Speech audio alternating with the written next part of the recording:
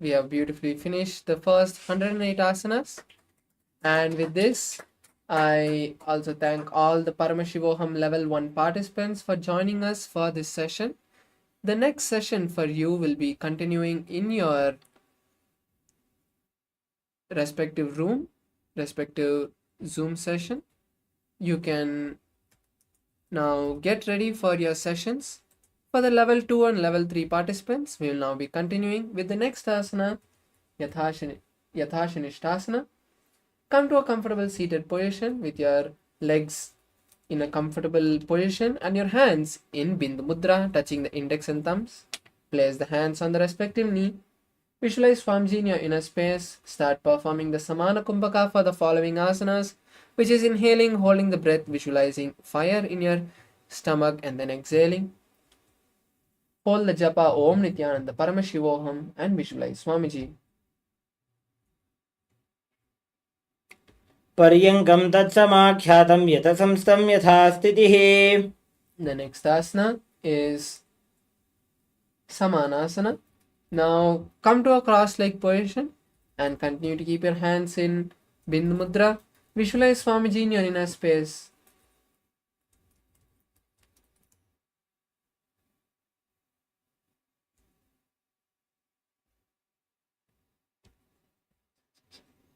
इदानीं गर्भिणीनां योगाभ्यासो यथा लघु सुखप्रसवलाभाय प्रोच्यते प्राक्तनेपथि. The next asana is Muktasana. Now place the right leg on the left thigh and place the palms on the respective knee.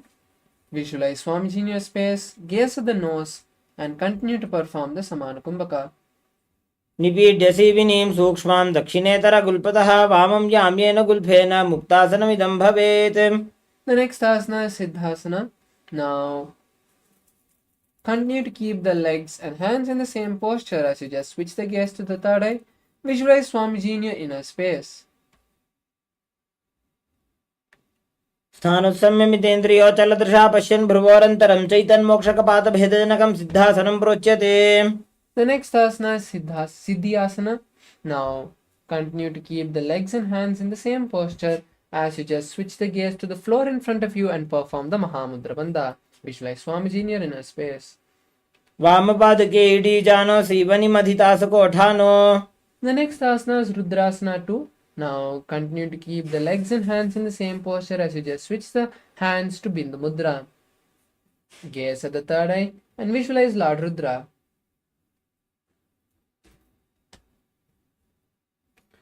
वामचरणपरिदक्षिणराखे एकजुगति ऐसे विदिदाखे. The next asana is Santadonasana. Now continue to keep the legs and hands in the same posture and switch the gaze to the nose. Visualize tranquility and unshakable nature. आसन की गुणमन की चंचलता meet. The next asana is Siddhasana 2. Now bring your hands together, cupping them in front of your navel.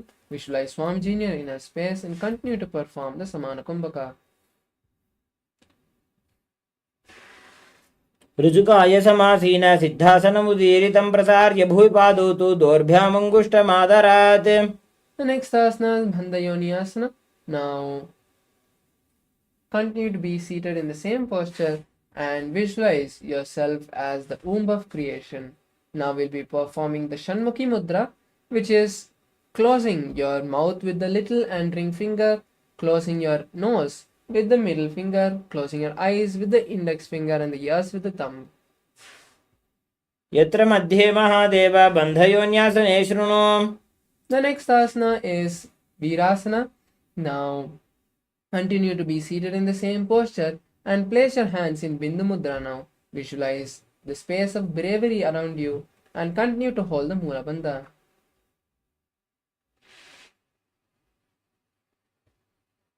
एकं पादमथैकस्मिन् विन्यस्योरुणि संस्थितः. The next asana is Valmikasana.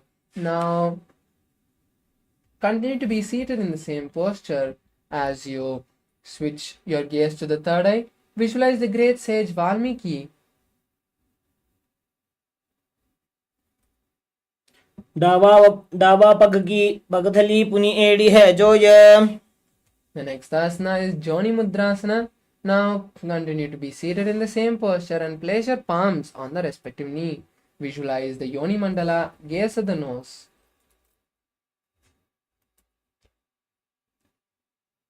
वामपाद की पकतली जाहि माहिली core. The next asana is Yoni Asana. Now continue to be seated in the same posture as you just switch the gaze to the third eye. Continue to visualize the Yoni Mandala. योन्यासनं पर्वतेन योगं योगफले नीलं तत्कालफललं तावत् खेचरो यावदेव हि. The next asana is Bhadrasana 3.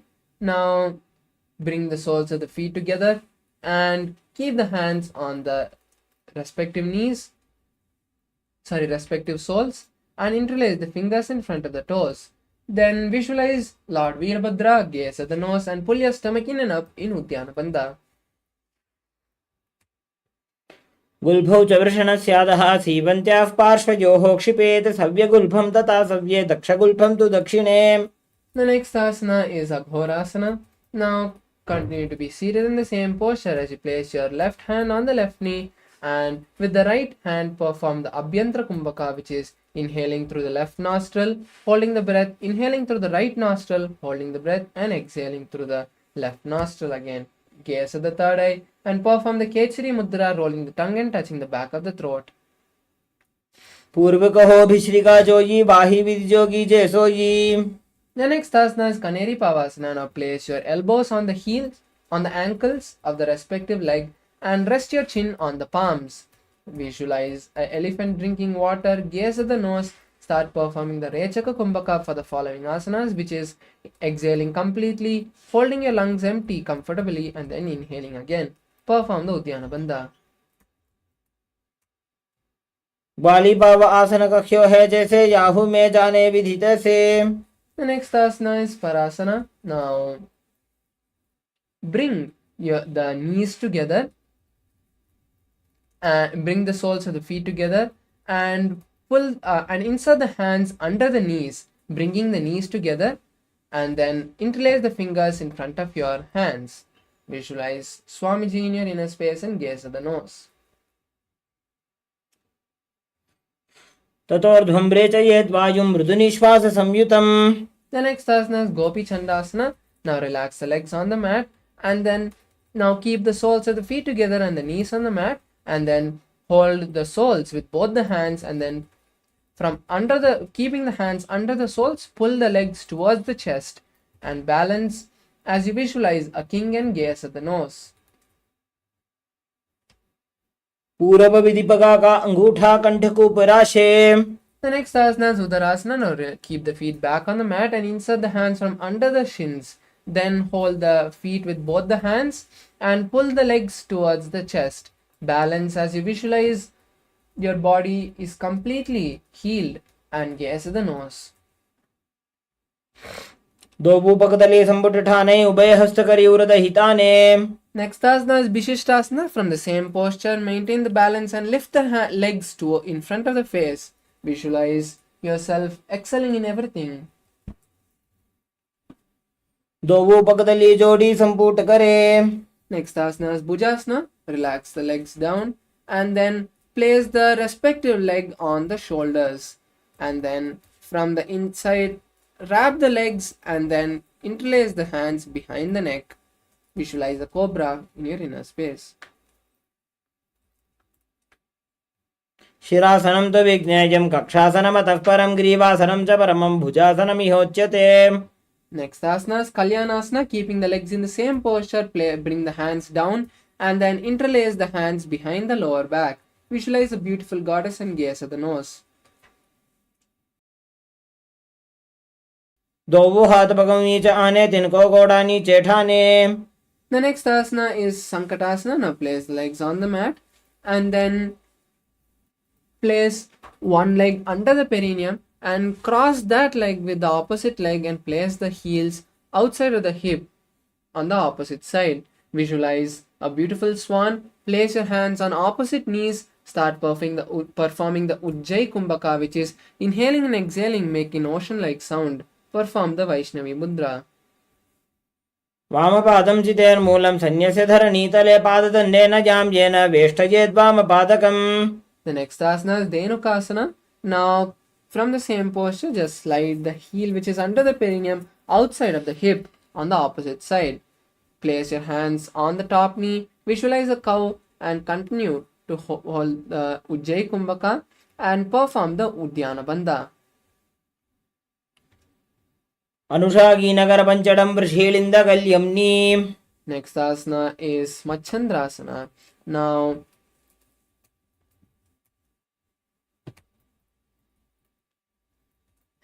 place one leg on the opposite thigh and the other leg on the opposite knee. Then place one hand next on one thigh and twist your body and place the other hand on the opposite thigh. Visualize Swamiji in your inner space and gaze at the third eye. Vamajangabharadachinatane Vamahastapishti Saane. The next asana is Machandrasana 2. Now untwist the body and hold on to opposite legs and lean forward and down, placing the forehead in front of on the mat in front of you.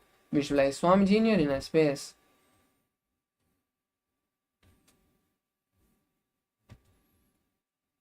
Prathamaji Manacharna Joji Vamajangabari Rakhe Soji. The next asana is Guru Asana. Now rise up and interlace the hands and place them on the top knee.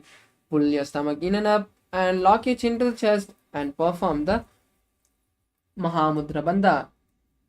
Then visualize Swamiji and continue to hold the Ujjayi Kumbhaka. Urmulaidrabhadasya Kanishtika Pradesha Kulbham Samsthapya. The next asana is Sankatasana on the opposite side. Now again place the opposite leg under the perineum and with the other leg raise it over this leg which is under the perineum and place it on the opposite side. Then place hands on opposite knees. Visualize a beautiful swan in your inner space.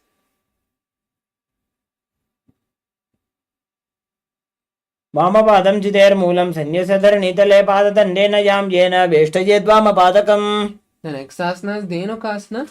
Now release the leg from under the perineum and place it on the opposite side near the opposite hip. Then place hands on the top knee, visualize a cow and perform the Udyana Bandha. Anushagi Nagara Panchadam Vrishilinda Galyamni. The next asana is Machandrasana. Now place one leg on the opposite thigh and the other leg on the opposite knee. Then twist your body, placing one hand on the opposite thigh and twisting your body, place the hand on the opposite thigh from the behind. Visualize Swamiji and gaze at the third eye.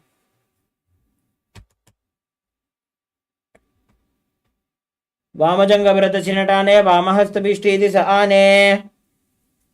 The next asana is Machandrasana 2.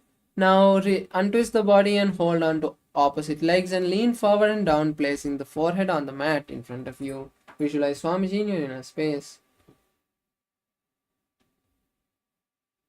Prathamaji Manacharna Joji Vamajangabari Rakhe Soji. The next asana is Guru Asana on the opposite side. Now rise up and then interlace the hands and place them on the top knee. Then we perform the Mahamudra Bandha and visualize Swamiji in your inner space.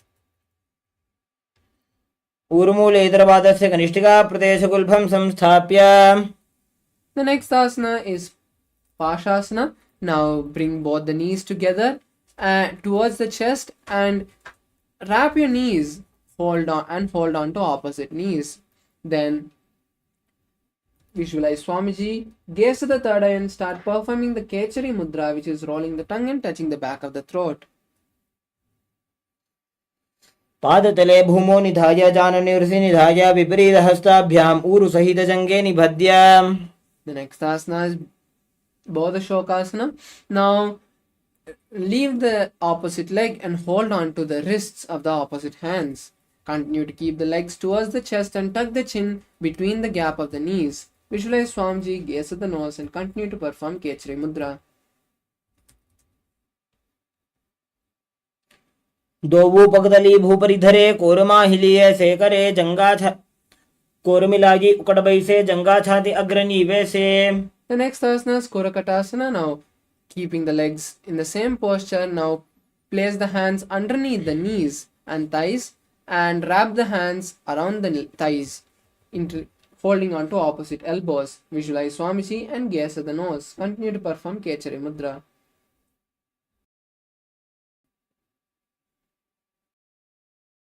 दोवो हाथ पग बाहर लियावे गोड़ा नीचे ले टहरावे. The The next asana is Sumati Asana. Continue to keep the body in posture as you cross the right leg over the left. Visualize the great sage Sumati and gaze at the nose. Continue to perform Kechari Mudra.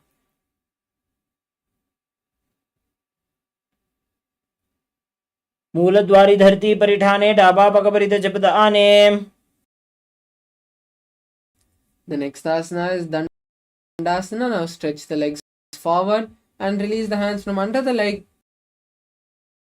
Then interlace the palms from the inside out and raise the hands above the head, keeping the elbows straight.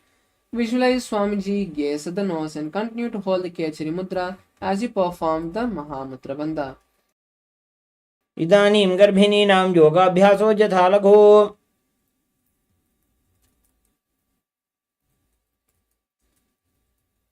The next asana is Arambhasana. Now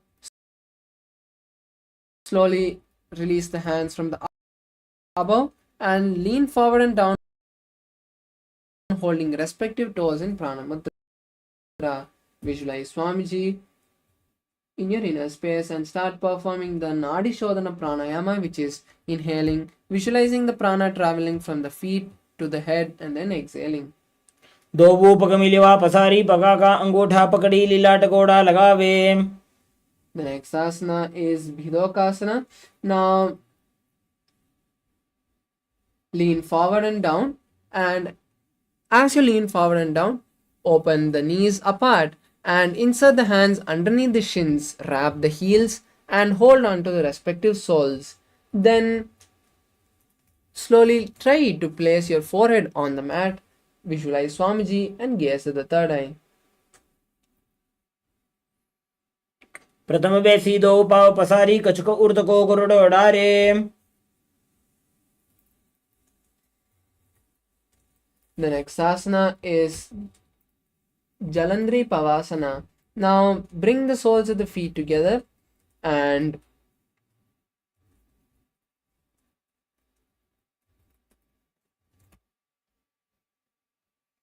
दो एड़ी मैली कह दीजिए हाथ पसारी. the next asana is Urdhva Paschimottanasana.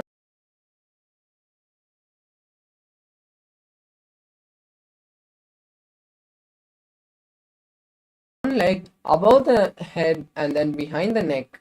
Then lean forward and down as in Paschimottanasana.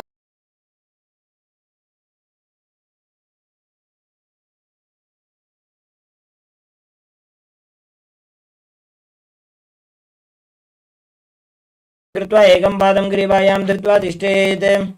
The next asana is Anantasana. Now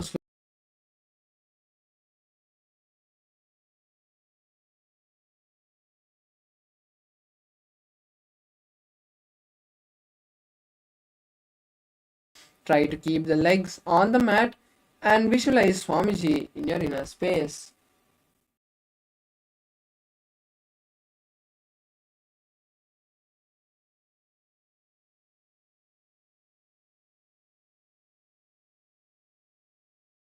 Leg behind the head and visualize your body having complete control. Gaze at the nose and continue to perform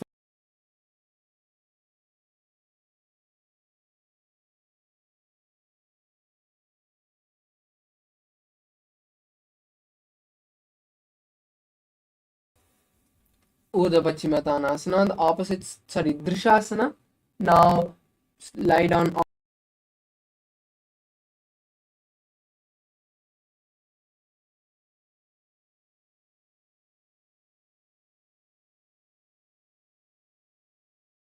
सहितो उरुनिकरद्वये बद्ध्वा. the next asana is Urdhva Paschimottanasana.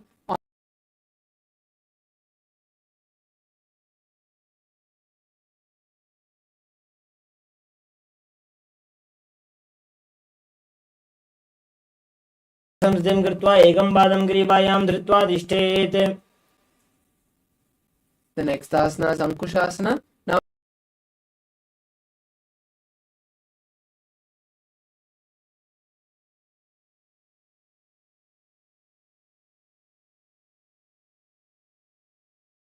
have You are the eternal one and gaze at the nose.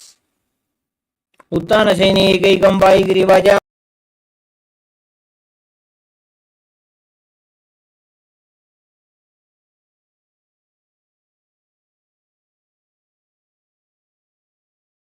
Gaze at the nose.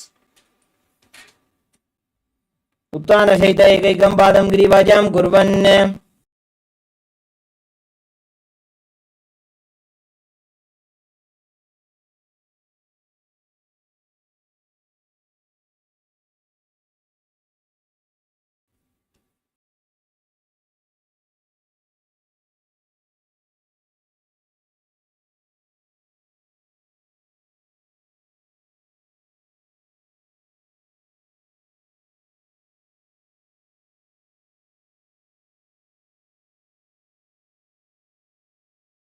Move to the next asana, Atma Ramasana. Now, lie on your back.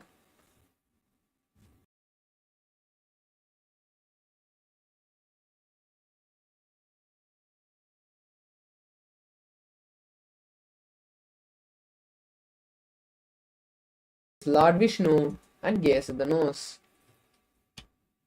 आत्मा राम आसन प्रथमसु धोसोवे The next asana is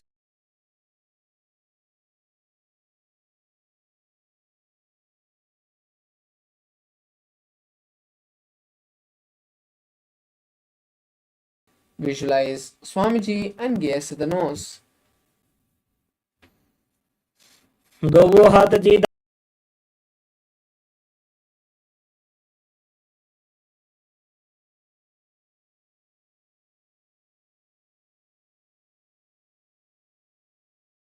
Jatra Parivirti 1.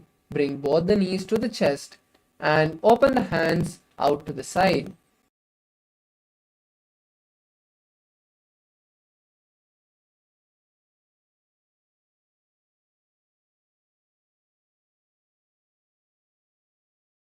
Bring both the legs to one side and keep the legs bent. And Jatra Parivirti 3. Stretch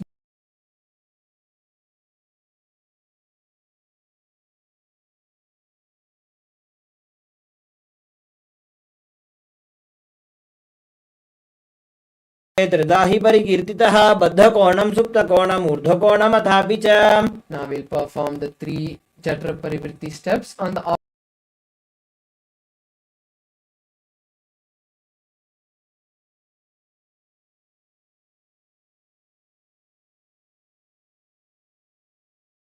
and Jatra Parivirti 3. Stretch the legs to one side and hold them with the hand on the respective side, gazing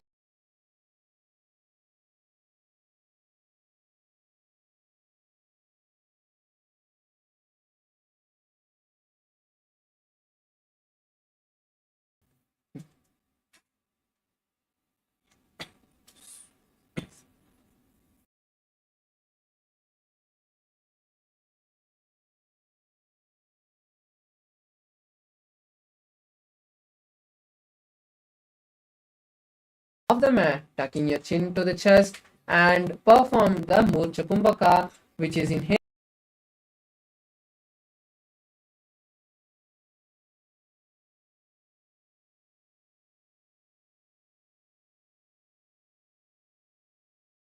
दुर्बलानाम् इति Gargi जगादनु. The next asana is Paryankasana. Now,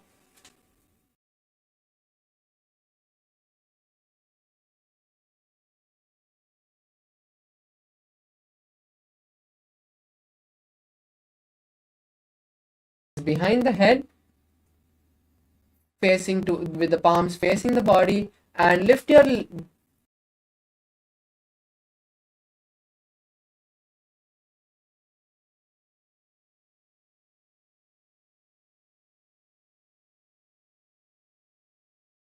उत्तानशयनं हस्ततलाभ्यां भूमिं वष्टभ्याम्. The next asana is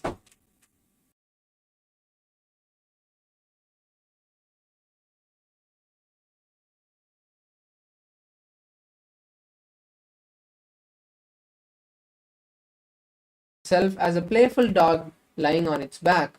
We shall continue to perform the Saja Kumbhaka.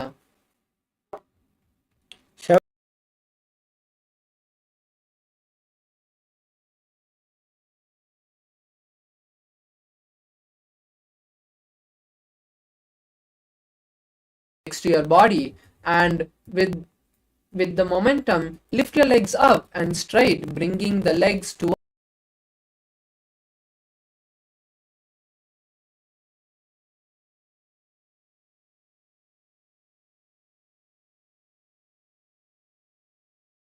the chest in Jalandhara Bandha, and inhale and exhale in Jalandhara Bandha, which is called Murcha Kumbhaka. Rotate your legs in a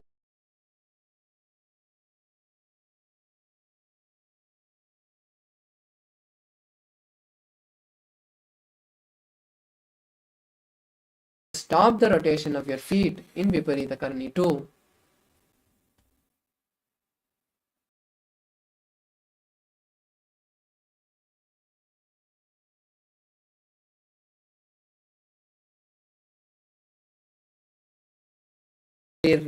Rest the legs on the mat behind your head. Visualize a flow and continue to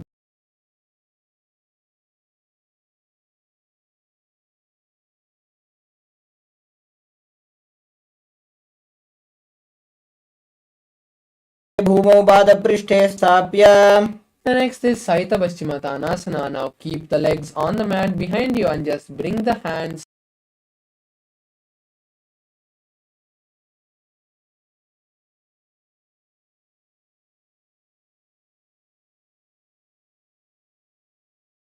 The next asana is Supta Konasana.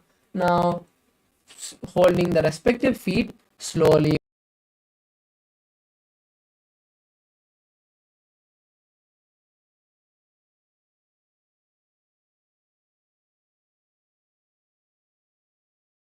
वीरभद्रकम्. The next is Chakrasana. Now, again, bring the feet together and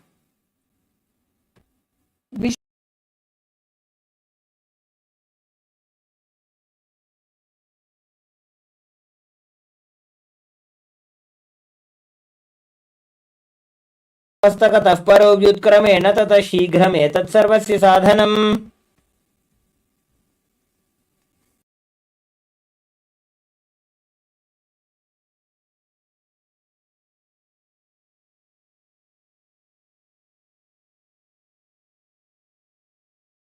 place the feet on the mat. Then raise the feet vertical towards the sky and then hold the toes of the feet.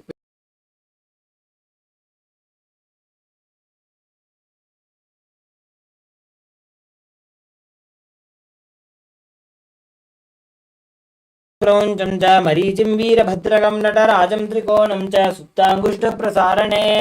The next asana is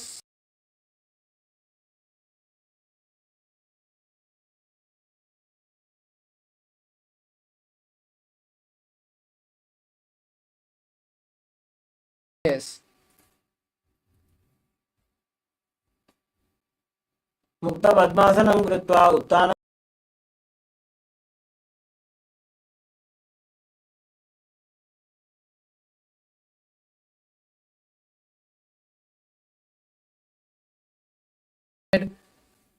as you hold the opposite elbows. Visualize Matsya, the fish avatar.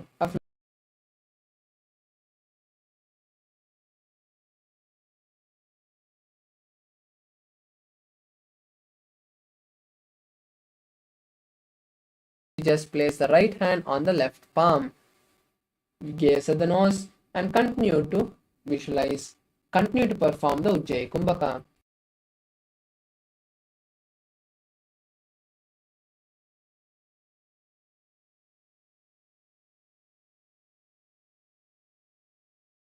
Asana as you place the hands on the hips and lift the legs off the mat. Keep the elbows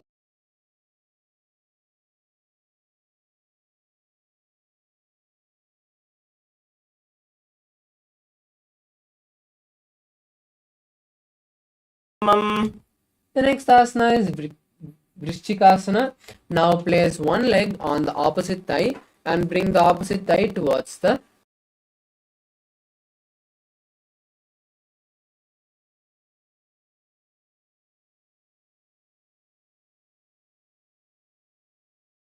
nose.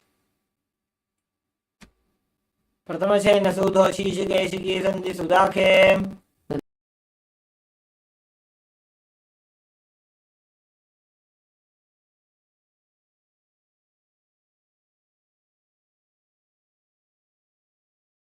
towards the chest. Then lift the head off the mat and visualize a scorpion. Gaze at the nose.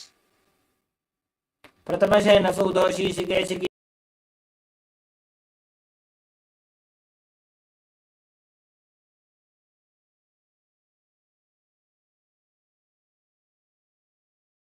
And simultaneously bring one knee towards the chest and with the opposite hand touch the knee.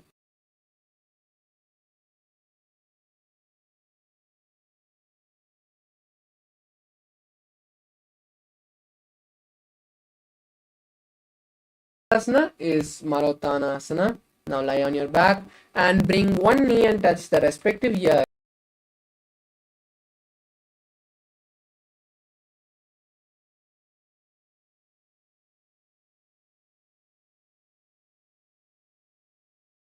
Asana is Brikasana. Now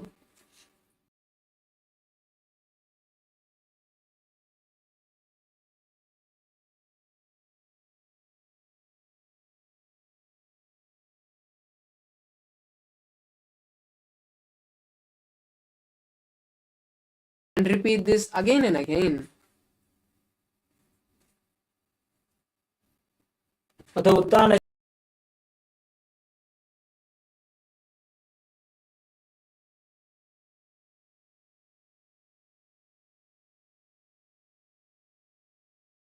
And perform a somersault behind and repeat this again and again.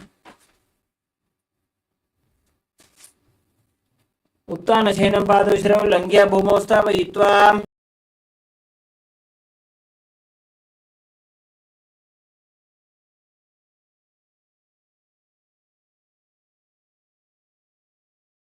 Is a chariot and make a whistling sound in Sarta Kumbhaka.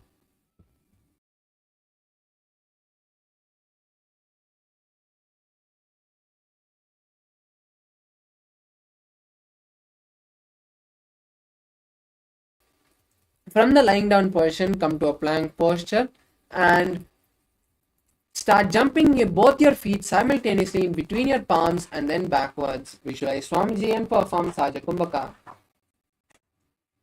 हस्तद्वयं बद्ध्वा तन्मध्ये चरणद्वयम् उड्डानेव बहिरानीयाम्. The next is Jatyasana. Now come to a standing posture and then lean forward and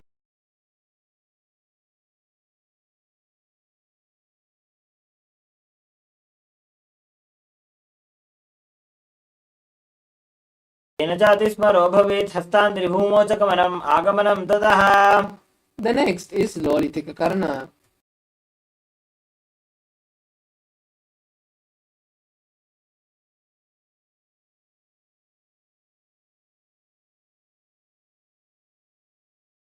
At a time towards the chest, making a circle with the palms. Visualize Lord Paramashiva in your inner space.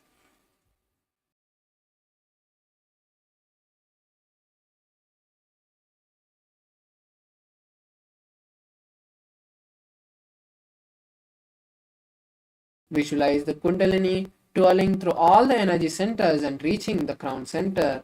Continue to perform the Saja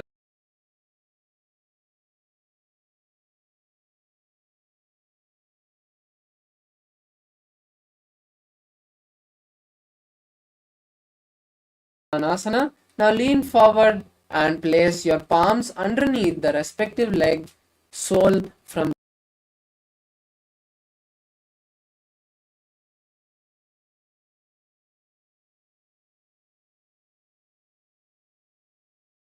निधाय उपरि पादतले संस्थाप्य. Next is Ashwasana. Now raise up and then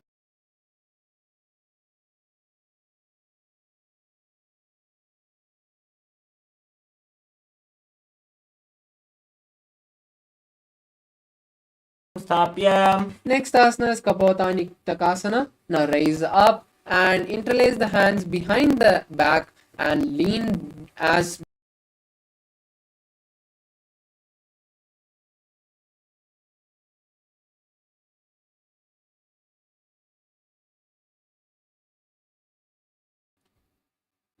पादतले भूमौ निधाय पृष्ठभागेन हस्तोजङ्घापर्यन्तं नीत्वा कपोतनिटकं भवति।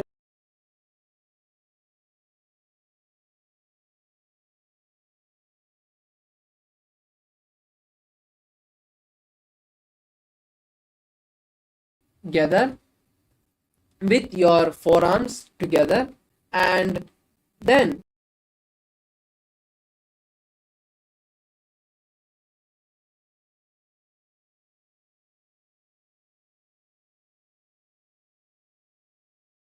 both sides. Relax. Now we move to the next asana, Khadgasana. Now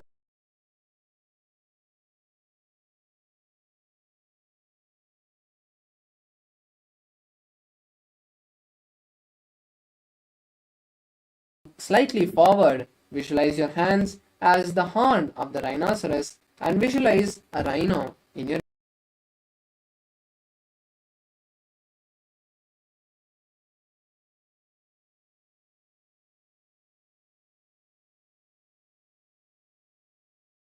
now come to a seated posture, come to a standing posture with the legs slightly apart and bring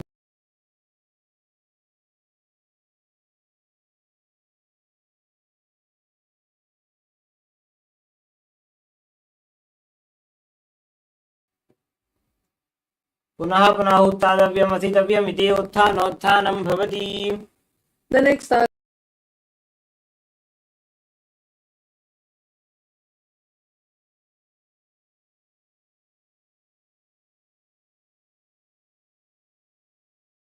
वारं वारम् उड्डयनं कृत्वा relax.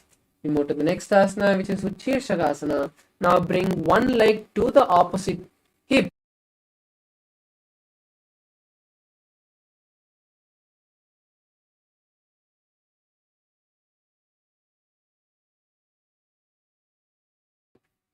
एकैकं पादतलं कुक्षौ निधाय तिष्ठेत् उत्शीर्षकं भवति। The next is Parshvajanukarana.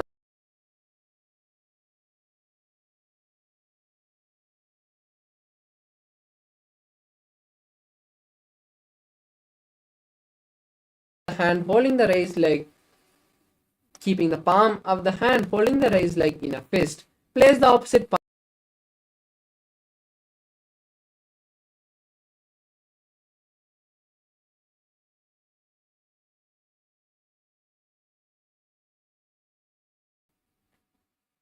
now stand on one leg and stretch the opposite leg forward, keeping the leg straight. Then sit down.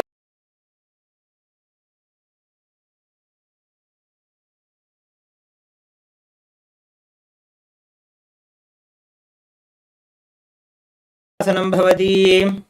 The next asana is Brahmanasana. Now place one leg on the opposite side and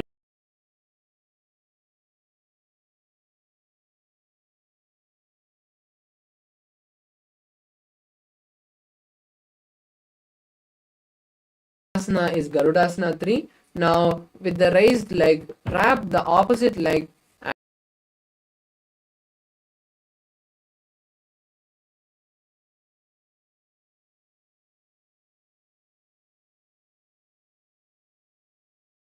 Vikramam.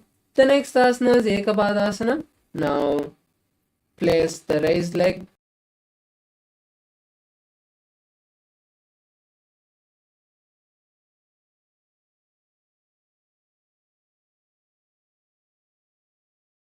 निधाय च।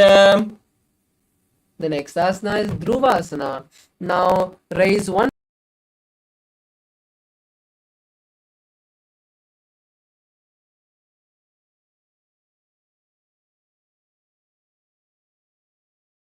एकस्य पादस्य अग्रं धृत्वा। The next is Trivikramasana.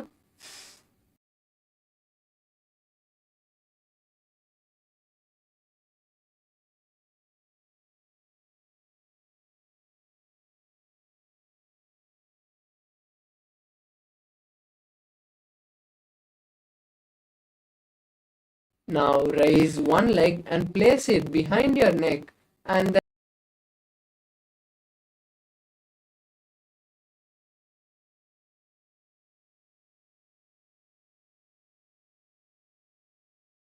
यां पादं संस्थाप्य स्थातव्यम् उत्थातव्यं त्रिविक्रमासनं भवति. The next asana,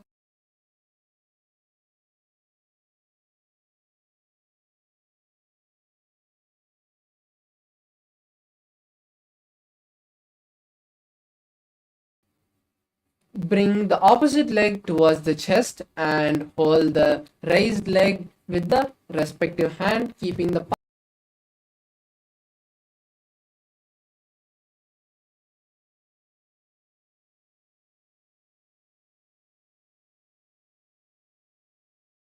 next asana, which is Tandavasana on the opposite side.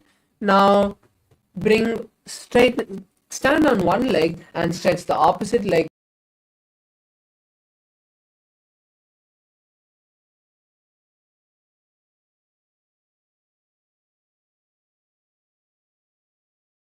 ताण्डवासनं भवति.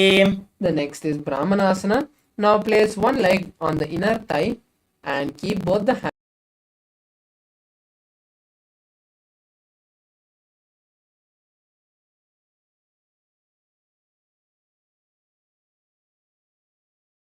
Opposite leg with the raised leg and wrap the hands, also bringing the palms together. Visualize Lord Garuda.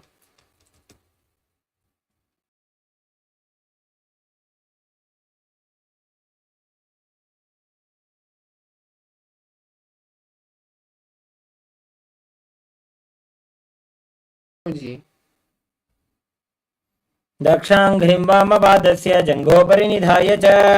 The next is Dhruvasana.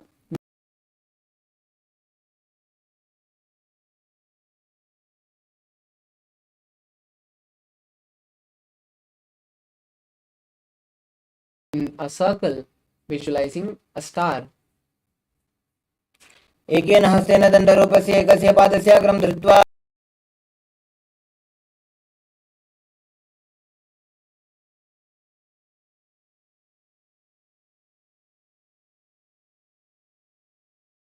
and then sit down and stand up.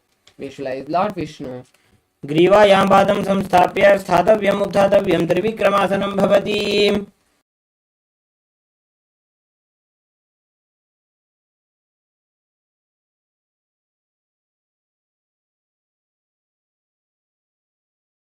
And visualize Paramashiva. Now we move to the next asana.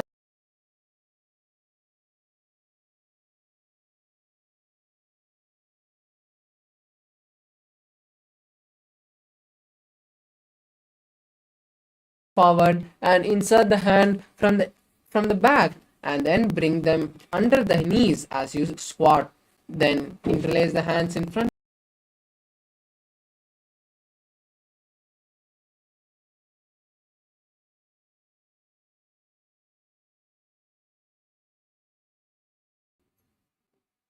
प्रथमैवोः ये बाहुरीनी च मुनिहोवे. The next is Kanchyasana.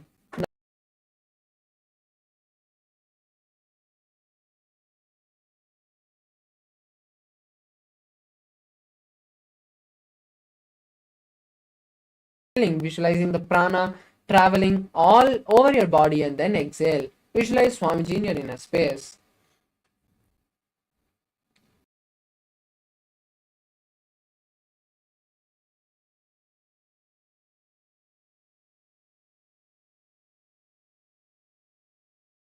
Now continue to be in a squatting posture as you bring the feet together.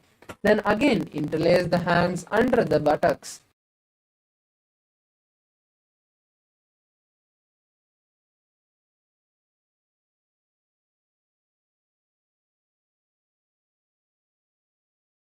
The next is Varahasana. Now continue to be in the squatting posture as you raise your hands and then place the hands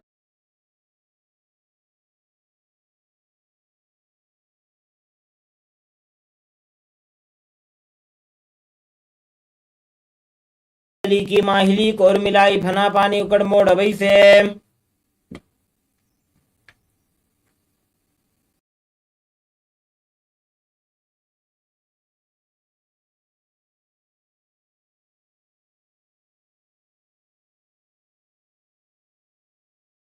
aligning it parallelly to the knees. Visualize Swamiji in your inner space.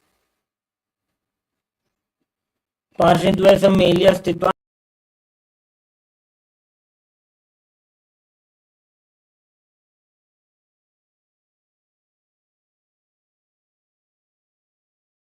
And place the legs on the side of the hands and then lean forward, lifting the legs off the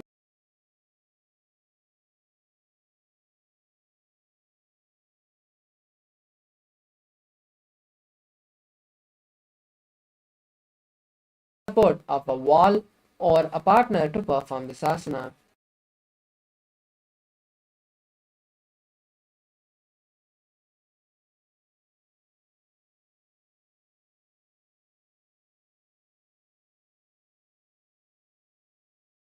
Place the crown, making a triangle with the hands and head. Then place the knees on the elbows.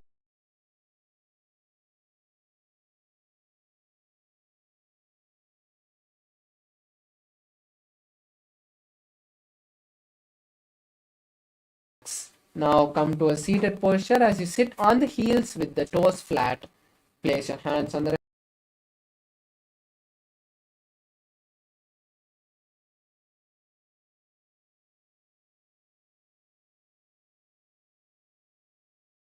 next asana is Vrikshasana 2. This is also an inverted asana.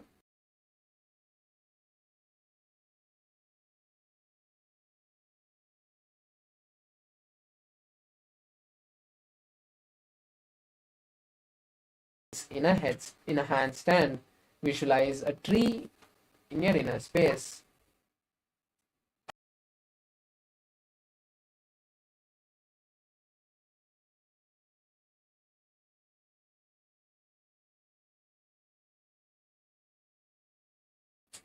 दोवोपगजोड़ी माही गुल्फ मिलाए.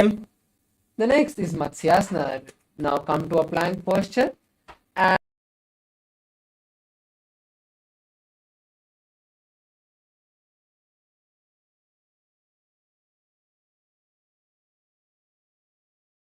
visualizing a fish. युज्यं शयनं कुर्वरो पार्श्वभागाय मूर्धकृत्य. Relax. We move to the next asana, which is Sarpasana.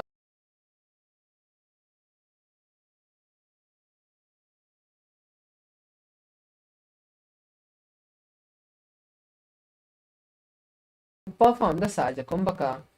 युज्यं शयनं कृत्वा हस्तौ नितम्बं संस्थाप्य पादौ दीघीकृत्य.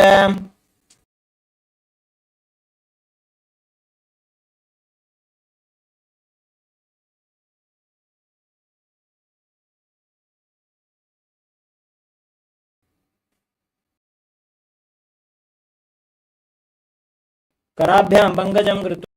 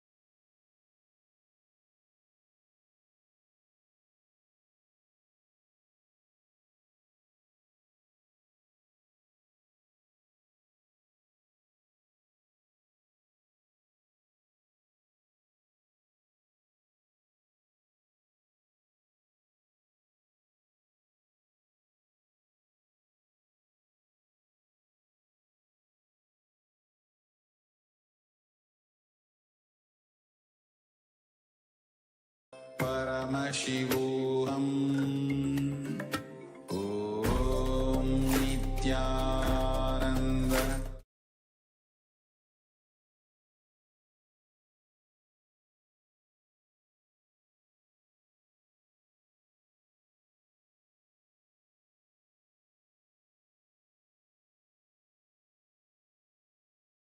Ananda Paramashivam. Om Nithyananda Paramashivam. Om Nithyananda Paramashivam. Om Nithyananda Paramashivam. Om Nithyananda Paramashivam. Om Nithyananda Paramashivam. Om Nithyananda. Sorry for the technical glitch. Let us now continue with the next asana, Niralambanasana. Now lie on your stomach with your hands, with your elbows on the ground and your neck resting on your palms. Visualize Swamiji in your inner space and feel completely independent and self-supported. कराभ्यां पङ्कजं कृत्वा तिष्ठेत् गुरुपरया सुधीः मुखमुन्नमनुच्चाये निरालम्बनमासनम्. The next asana,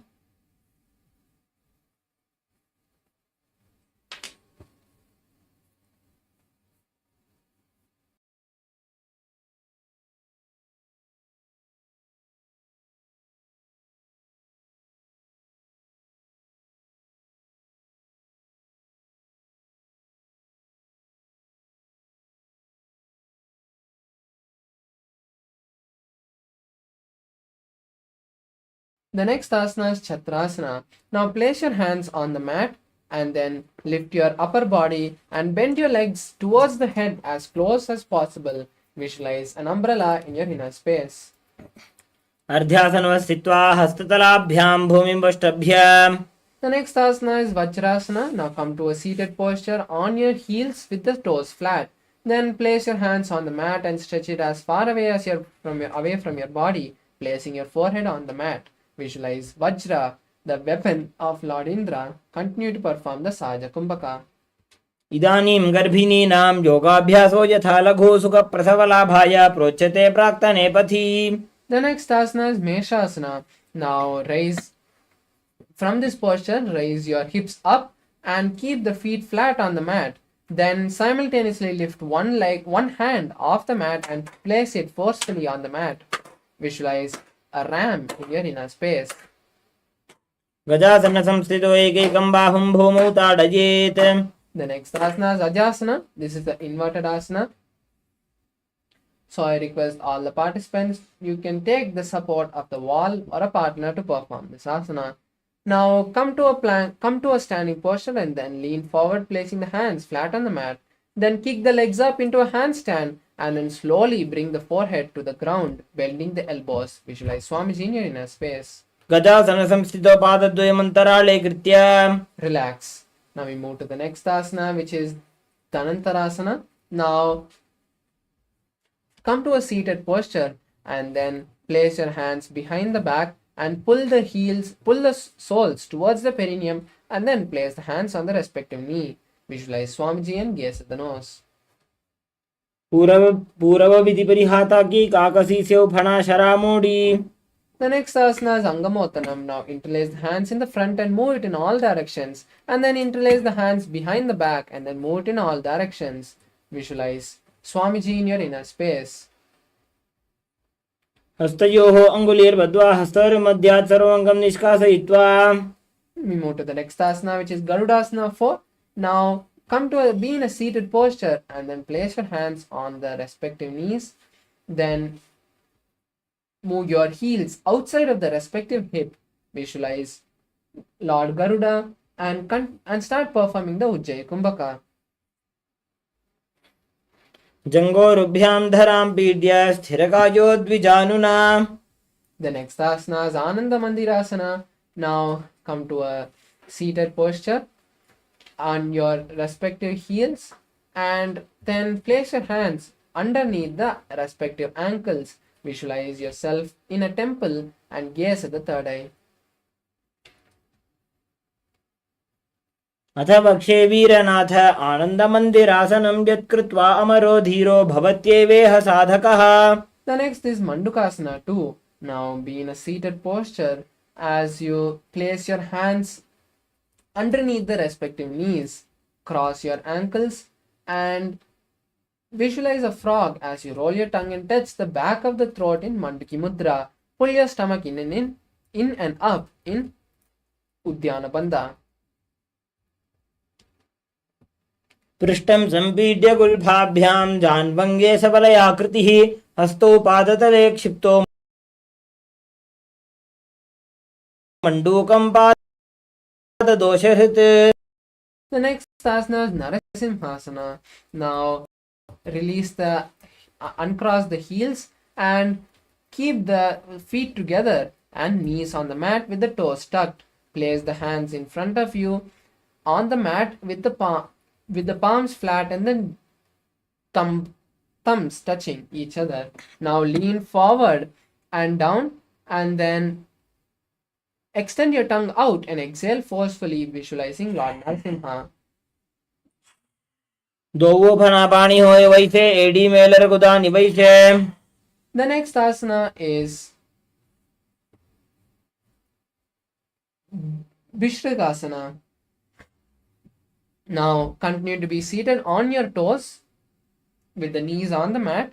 Place both your hands in front of your mouth, making a hollow with the palms, and then perform the Vishrika Kumbhaka, which is inhaling through the nose and left nostril and exhaling through the mouth. Visualize goddess Durga and gaze at the nose. दो पका की AD Joji घोड़ा फनोवान अपनी होई. The next asana is Makarasana. Now come to a seated posture on your heels with the toes flat and then bring your hands to the chest and scratch the side of your bodies, imitating a playful monkey. Gaze at the nose. दो पगदले संपट आने तिनके पिष्टि भूमि पर इटाने मूलद्वार एड्यां पर न्यावे मूढ़ात ऊंचा ठहरावे. The next asana is Vajrashankarasana. Now sit on your heels with the toes up and raise the knees off the mat. Then cross the hands behind the back and hold on to opposite elbows. Visualize a diamond and gaze at the nose. प्रथम बना बाणी होए वैसे दो वो AD Udai वैसे घोड़ा उभा राखे धीरे आड़े वाय पसारे धीरे. The next asana is Khanjanasana. Now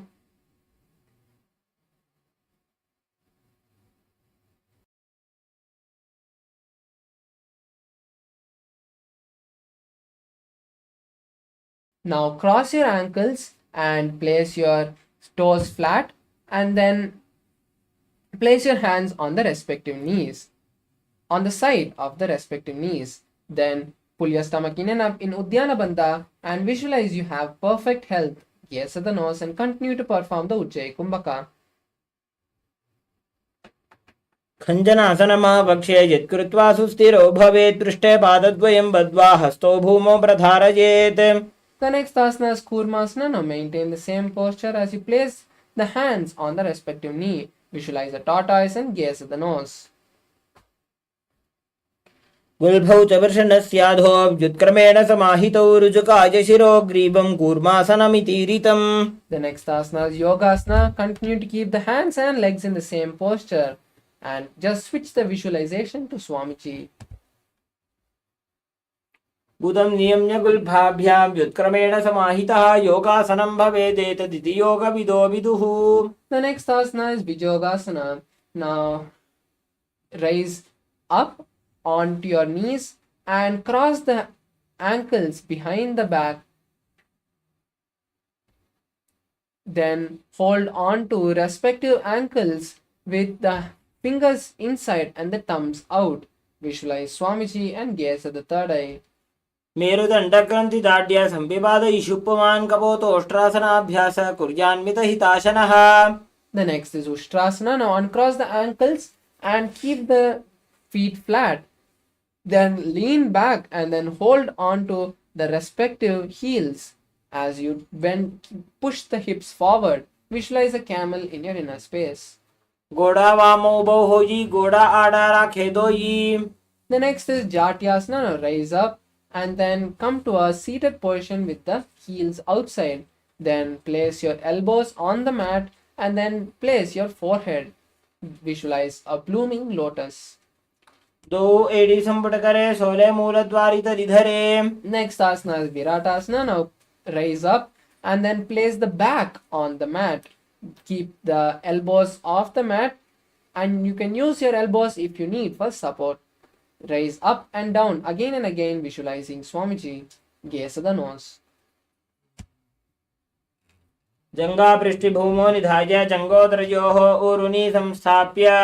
Relax. As we move to the next asana, Kapotasana. Now bring the soles of the feet together and then lift your hips and push the hips as high as possible.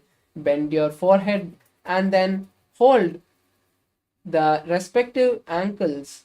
Visualize a beautiful dove. मेरुदण्डग्रन्थि दाढ्य संविपादयिषुप्पमान् कपोतोष्ट्रासनाभ्यास कुर्यान्मितहिताशनः. The next asana is Varasana. Now come to a kneeling posture with the feet together. Visualize, keep the hands together, holding opposite elbows in the front of you. Visualize receiving a boon from Paramashiva and gaze at the nose. जानुनि भूमौ संस्थाप्य हस्ताभ्यां बाहु परस्परं धृत्वा सरलं तिष्ठेत्. The next asana is Varahasana. Now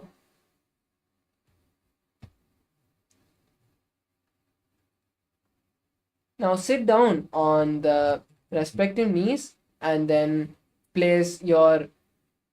keep the toes tucked and place your forehead on the mat.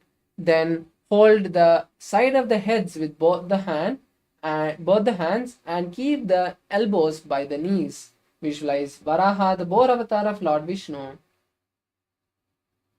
सूर्यं चन्द्रं भेदनानि आसनानि निकत्यते कुर्परौ भूमौ स्थापयित्वा. The next asana is Mundasana. This is also an inverted asana, so you can take the support of a wall or a partner to perform this. Now place your forearms on the mat and then interlace the fingers. Then place your crown between the interlaced fingers and raise the legs. Walk the feet forward and raise the legs off the ground, coming to a headstand. Then straighten the knees and balance as you visualize a lobed tree.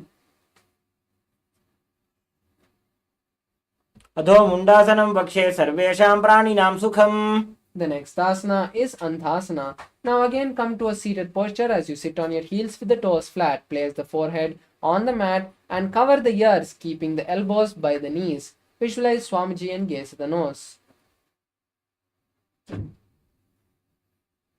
प्रथम भक्तले समटारावे कोरमाहिली उभे मिलावे. The next is Viparita Shalabhasana. Now lie on the stomach and stretch the hands forward.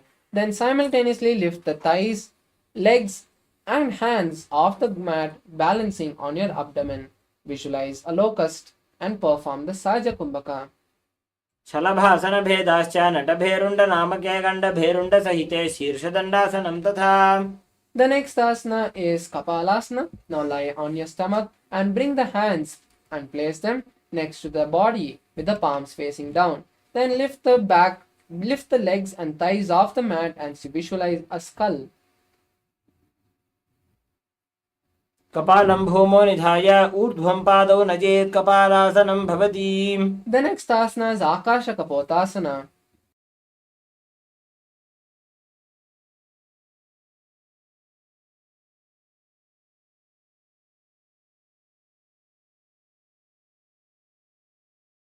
Now, from a lying down posture, kick the legs off the mat and bring the legs in front of the legs from the back and place them on the mat in front of the face. Keep the hands behind the body and visualize the beautiful dove.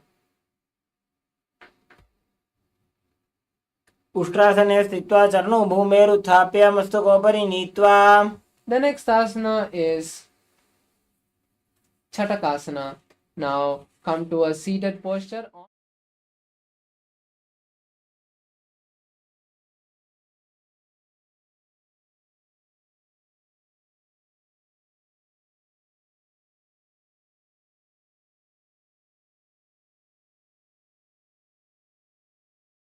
Now place the forearms on the mat and then kick the legs off the mat, slowly lowering the legs in on the head. Visualize a scorpion. विच्छेव पुच्छ प्रतिमां कृपाश्री धृत्वा स्वशीर्षे चिबुकं विधार्य कौ. The next asana is Vrishasana. Now come to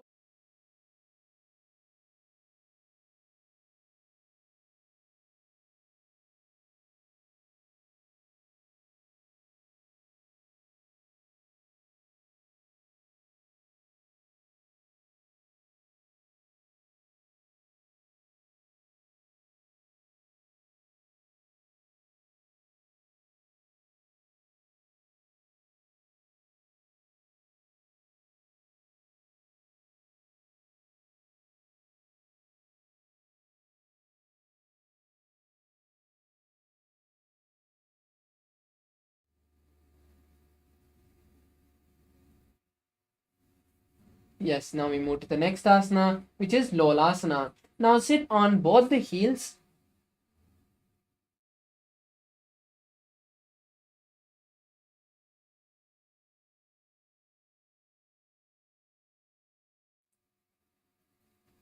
Now with the strength of the body, slowly lift the legs off the ground and then balance as you visualize Swamiji in your inner space.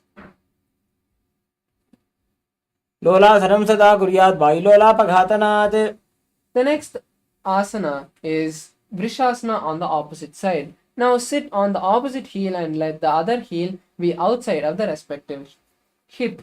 Then visualize a bull and continue to perform the Antaranga Kumbhaka.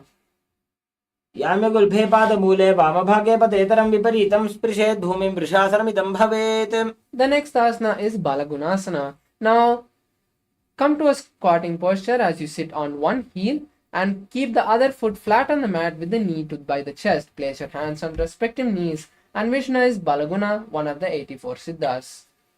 आसन को गुणजल विकार जायी. The next asana is Grahasana. Now stand up and then lean forward, inserting the hands from the front and wrapping the shins. Then hold the respective ankles. Visualize the planet Earth and continue to perform the Antaranga Kumbhaka. पादतले भूमौ संस्थाप्य जानुमध्ये कुरपरौ स्थाप्य. The next asana is Balakonasana on the opposite side. Now again come to a squatting posture as you sit on the opposite leg with the other leg flat with the knee to the chest. Place the hands on respective knees and visualize Balaguna Siddha. आसन को गुणजल विकार जायी. The next asana is Utkatasana. Now come to a squatting posture as you sit on both the heels with the toes tucked. Place the hands on respective knees and visualize Swamiji. युजास्पिजोस्तीयत ऊर्वजानुयत्रासने पादतलद्वयोपरि. The next asana is Vajrasankarasana 2 again, and now keep the knees spread apart and cross the hands behind the back and then hold on to opposite elbows. Visualize Swamiji this time. प्रथम बना पानी होए जैसे दोबू एड़ी गुदानी वैसे घोड़ा उभा राखे धीर आड़े वाज पसारे धीर. The next is Anilasana. Now come to a seated posture.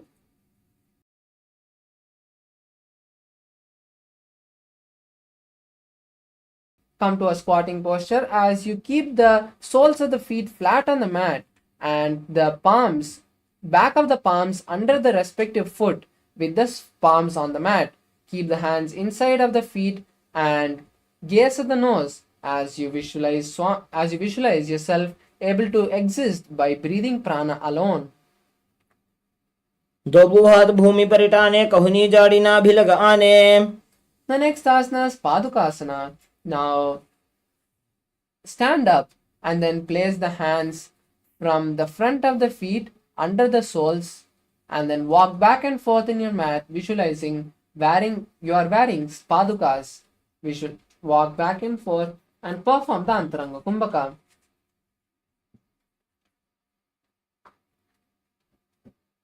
हस्ततलयोः पादतले कृत्वा तिष्ठेत् गच्छेत् पादुकासनं भवति. The next asana is Kukkudodana. Now place your hands, come to the front of your mat, and then place your hands on the mat shoulder width apart. Then kick your legs back and up and let it fall back on the mat again. Repeat this again and again, and visualize a rooster. हस्ततले भूमौ कृत्वा पादतले च ऊर्ध्वमुड्डानं कृत्वा. The next is Viparita Nrittasana. Now place your hands on the mat. This is also an inverted asana. So you can place the hands, so you can use the support of the wall or a partner to perform this asana. Now place your hands on the mat and kick your legs up into a handstand. Then dance, shaking your legs in all the directions. हस्ततलाभ्यां भूमिं वष्टभ्य ऊर्ध्वपादाग्रे कुर्वन्. The next is Kunjarasana. Now come to a standing posture with your legs wide apart.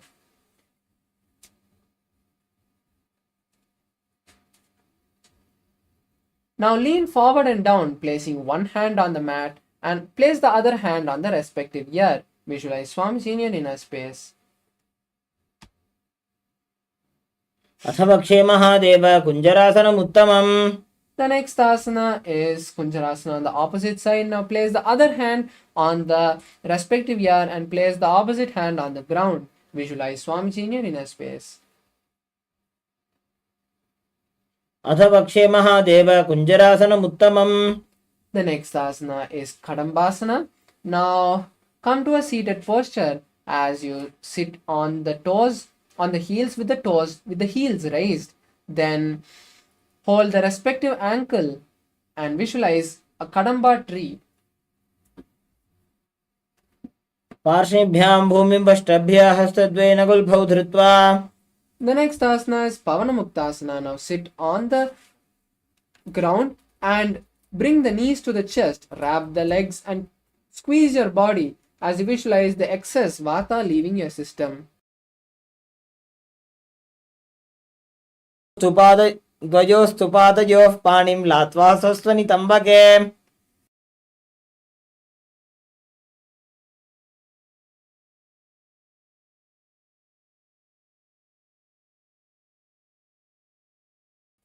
The next asana is Chakorasana. Now stretch both your legs forward and then place one leg behind your neck and then place the hands by the side of your body and lift the entire body off the ground. Then keeping the legs straight, visualize you are a powerful source of energy and gaze to the third eye. पूर्वतानं चतुष्पादपीठं वज्रासनं तथा. The next is Dhanurasana. Now remove the leg from the neck and then hold on to the leg and pull the leg towards the ears and keep the other hand on the respective leg with the leg straight. Visualize pulling a bowstring. पादाङ्गुष्ठौ तु पाणिभ्यां गृहीत्वा श्रवणावधि. The next asana is Ashtavakrasana. Now place one leg on the respective shoulder and then bring the other leg across the body and then place it on the leg which is on the respective shoulder. Then stretch the legs to the side as simultaneously lean forward and down and balance on the hand with the body off the ground. Visualize a flying crane. वासि ऊर्ध्वकुक्कुटवासिष्ठमरीचिहलमत्स्यकं परिवृत्तिं चोदरस्य विविधं धनुरासनम्. The next asana is Pranasana. Now continue to keep the leg on the respective shoulder with the hand under the leg. Then place the opposite leg on the leg which is on the respective shoulder and then place the other hand on the respective knee. Visualize yourself able to exist by breathing prana alone. एतत् प्रभेदं वक्ष्यामि करोति यस्य चामरः. The next is Parshamatsendrasana. Now continue to keep the leg on the opposite thigh and then place the opposite leg by the other knee. Then twist outside of the raised knee and then insert the hand through the gap of the thigh and then wrap your hands behind the back. Visualize the great sage Matsyendranatha and gaze at the third eye. पार्श्वाभ्यां धृत्यते जास्तु पार्श्वमत्स्येन्द्रमुत्तमम्. The next is Chakorasana, again on the opposite side. Now place the opposite leg behind the neck and then keep the hands by the side of the body. Lift the entire body, keeping the stretched leg straight as you lift the body off the ground. Visualize your powerful source of energy and gaze at the third eye. पूर्वतानं चतुष्पादपीठं वज्रासनं तथा. Relax. Next we move to Dhanurasana. Now keep both the legs stretched and then pull one leg towards the respective ear and keep the other leg straight with the hands holding the respective big toes in Prana Mudra. Visualize pulling a bowstring with an arrow. पादाङ्गुष्टौ तु पाणिभ्यां गृहीत्वा श्रवणावधिम्. The next is Ashtavakrasana. Now place one leg on the respective shoulder and place the opposite leg on this leg, wrapping the knees, wrapping the feet, then lean forward and down, simultaneously stretching the legs to the side. Balance and visualize a flying crane. वासिष्ठमथ कौण्डिन्यम् ऊर्ध्वकुक्कुटमेव च. The next asana is Pranasana. Now come to a seated posture and place one leg on the opposite thigh. Then place the other leg on the respective shoulder and then keep the other hand on the respective knee. Visualize Swamiji and gaze at the third eye. एतत् प्रभेदं वक्ष्यामि करोति यस्य चामरः. The next asana is Parshamatsendrasana. Now place the leg which is on the opposite thigh on the mat and then place the other leg outside of the leg which is on the mat. Then twist outside of the raised knee and insert the hand through the gap of the knee and then interlace the hands behind the back. Visualize the great sage Matsyendranatha and gaze at the third eye. पार्श्वाभ्यां धृत्यते जास्तु पार्श्वमत्स्येन्द्रमुत्तमम्. The next is Ardha Pachimatanasana.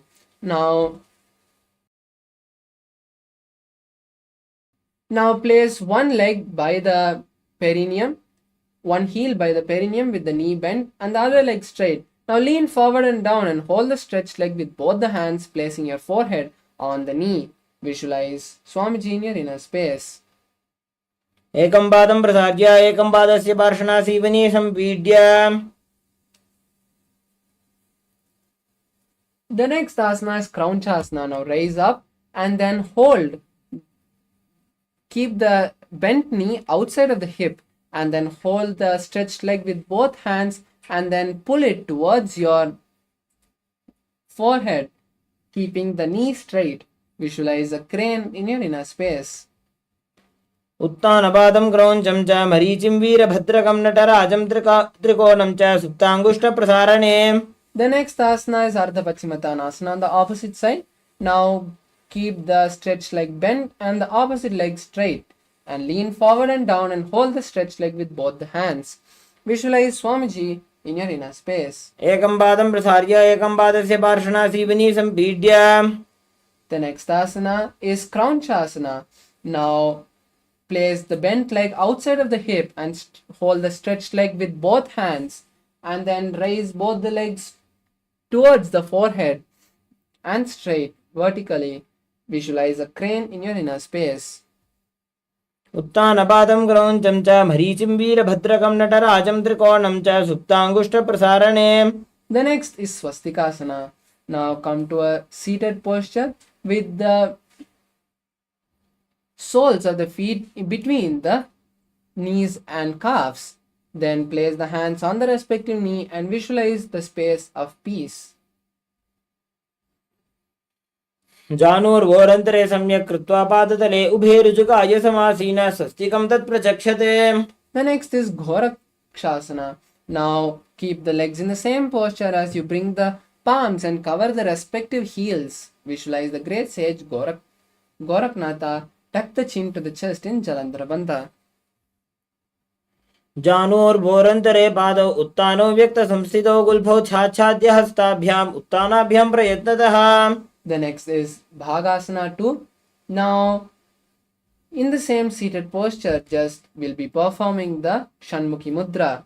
Now, close the mouth with the little and middle finger. Close the nose with the middle finger. Close the eyes with the index finger and the ears with the middle finger. Visualize Swamiji and case of the third eye.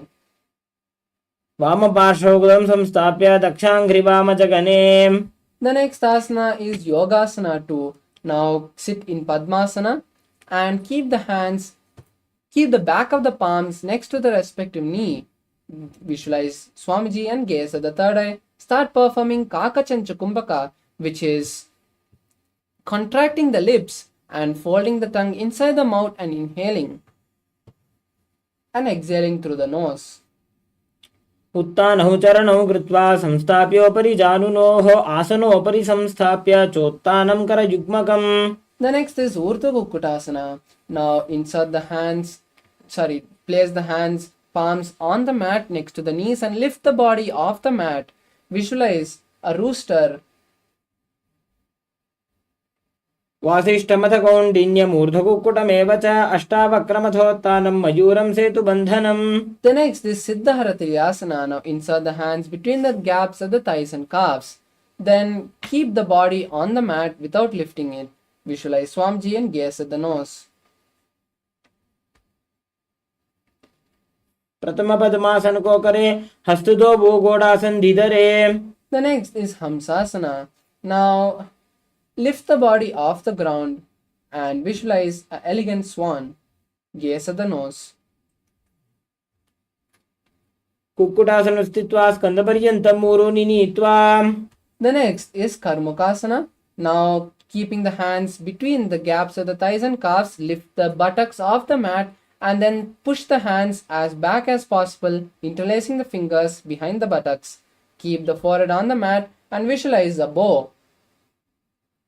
प्रथम पद्मासन को करे Ghodasan दिमाहि करिधरे. The next asana is Kurmasana 2. Now raise up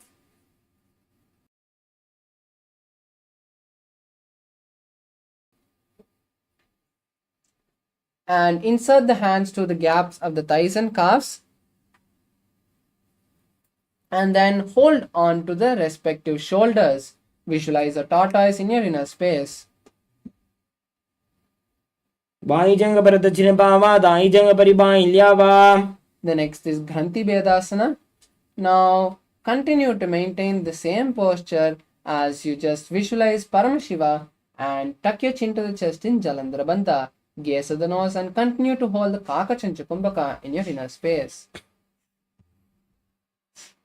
अथ पक्षे नीलकण्ठ ग्रन्थिभेदासनं शुभम्.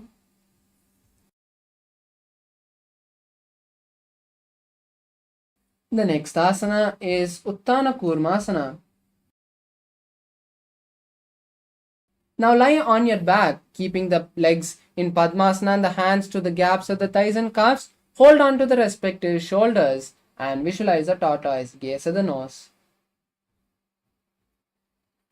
Kukkutasana बन्धस्थं कराभ्यां धृतकन्धरं पीठं कूर्मवदुत्तानमेतदुत्तानकूर्मकम्. The next asana is Pangu Kukkutasana. Now raise up and come to a seated position in Padmasana. Now insert your hand through the gaps of the thighs and calves and lift the body off the ground on one palm and with the other hand hold the palm which is lifting the body. Visualize a rooster. Kukkutasana स्थित्वा एकेन हस्तेन अन्यस्य मणिबन्धं धृत्वा. The next is Pangu Kukkutasana on the opposite hand. Now with the other hand lift the body and with the opposite hand hold the hand lifting the body. Visualize the rooster. Kukkutasana स्थित्वा एकेन हस्तेन अन्यस्य मणिबन्धं धृत्वा. The next asana is Gridhrasana. Now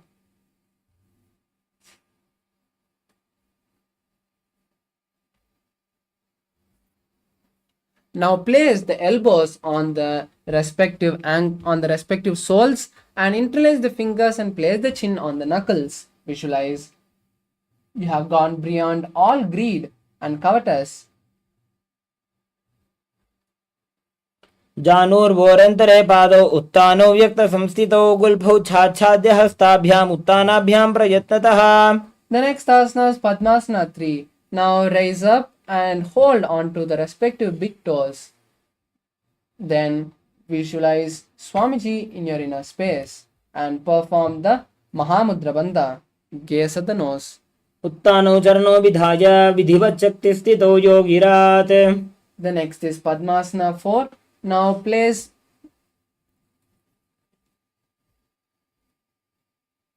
the hands on the respective knees and visualize Paramashivam in your inner space. Gaze at the nose. एतत् पद्मासनं कुर्यात् प्राणवायुप्रसिद्धये शुभासनं सदा ध्यायेत् पूरयित्वा पुनः पुनः. The next is Karmakasana 4. Karmakasana 2.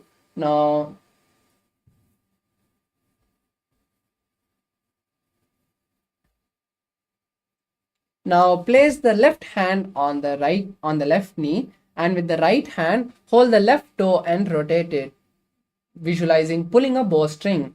Then place the right hand on the right knee and with the left hand hold the right toe and rotate it, visualizing pulling a bowstring. Visualize the bow and in your inner space. अथान्यासनमावक्षे योगपूरकरक्षणात्.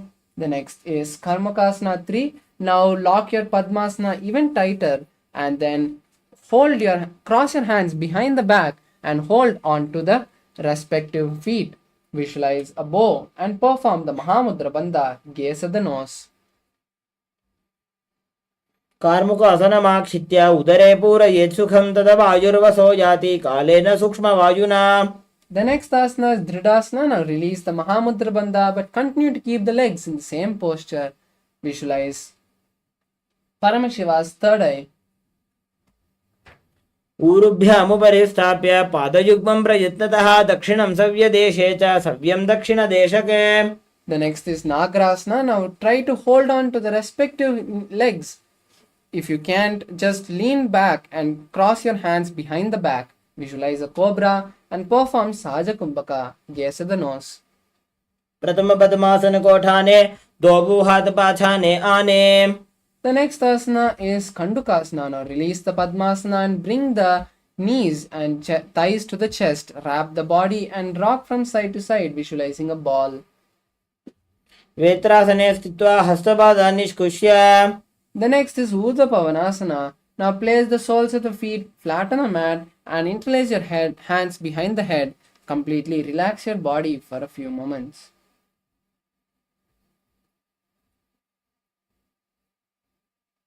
प्रथमे सूधो सैनकरावे घोड़ा उभा राशि मिलावे. The next is Markata Pitasana. Now place your hands underneath the respective heels and lift the hips off the mat. Tuck your chin to the chest in Jalandhara Bandha and perform Murcha Kumbhaka, inhaling and exhaling through the Jalandhara Bandha. Visualize a ape in your inner space. उत्तानशयनं पादतले उत्तानहस्तयोः स्थापयेत्. The next asana is Uttanashiki Pitakasana. Now place your hands on the hips and straighten the knees. Visualize Swamiji, gaze at the nose. जङ्घोरुबलहीनश्चेत् उत्तानशिखिपीठकम्. Now kick your legs off the mat and raise them towards the sky, keeping the legs vertical. Place the hands flat on the mat behind you and balance as you visualize going through Narakaloka beautifully. ग्रीवाकण्ठेन भूमिं विष्टम्भ पादाग्रद्वयमूर्ध्वमुन्नयेत्. The next is Tiryanavkasana. Now place your hands on the hips and slowly angle your legs forward. Visualize going on a boat. नौकावत् स्थित्वात् ऊर्ध्वं पादाग्रद्वयं नयेत्. The next asana is Dvajasana. Now place your hands back on the mat and balance as you visualize the KAILASA flag. तिर्यन्नौकावते ग्रीवापृष्ठकोर्परैः भूमिं वष्टभ्य. Now completely relax your body in Vritasana. Stretch your legs. Keep the hands by the side of your body and keep the palms facing up. Relax all the muscles. Completely unclutch from your body and senses. Visualize Swamiji and see the Kundalini travel from the root to the crown center. उत्तानं शववद् भूमौ शयनं तोषवासनं शवासनं श्रमहरं चित्तविश्रान्तिकारणम्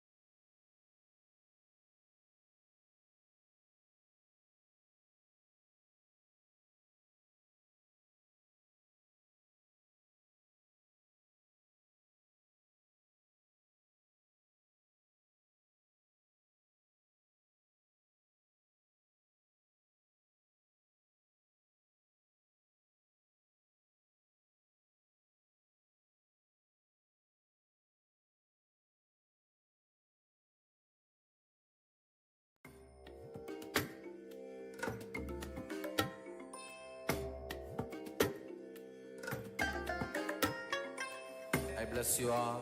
Let you all open all your three eyes and manifest the powers of Mahasadashiva. Om Nithyananda Paramashivam. Om Nithyananda Paramashivam. Om Nithyananda Paramashivam. Om Nithyananda Paramashivam. Om Nithyananda Paramashivam. Om Nithyananda Paramashivam. Yes, now slowly bring awareness to your body.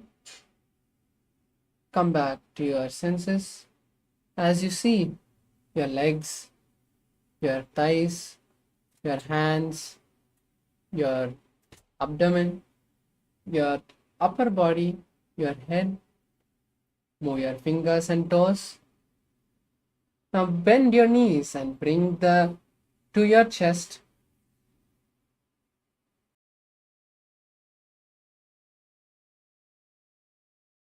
Rock from side to side. Bring some momentum and slowly come to a comfortable seated position. You have beautifully completed the 308 Dvitiya Vinyasa Krama. Let's now get ready to enter into the power manifestation session. The best thing that we can do after this intense asana sequence where our Kundalini has been awakened is to perform the power manifestation, where we can actually use the energy that we have got, this intense Kundalini awakening that we have got, to do something practical and manifest something in our reality. So let's now come to the conclusion with our head, neck and spine in a straight line. Let's bring our hands together in Namaskar Mudra. Close your eyes, visualize Swamiji, take a deep breath, and let's chant the Purna Mantra.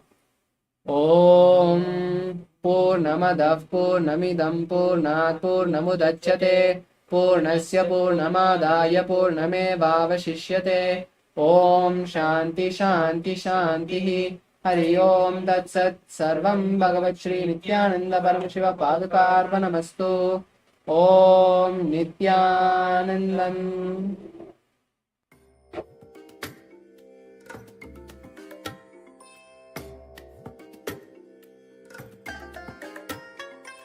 I bless you all. Let you all open all your three eyes and manifest the powers of Mahasadashiva. Om Nithyananda Paramashivam. Om Nithyananda Paramashivam. Om Nithyananda Paramashivam. Om Nithyananda Paramashivam. Om Nithyananda Paramashivam. Om Nithyananda Paramashivam. Om Nithyananda Paramashivam. Om Nithyananda Paramashivam. Om Nithyananda Paramashivam. Om Nithyananda Paramashivam. Om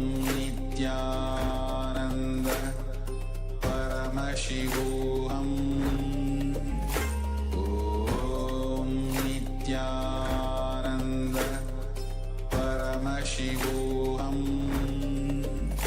Om Nithyananda Paramashivam. Om Nithyananda Paramashivam. Om Nithyananda Paramashivam. Om Nithyananda Paramashivam. Om Nithyananda Paramashivam.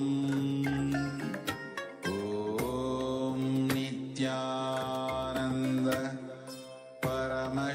Om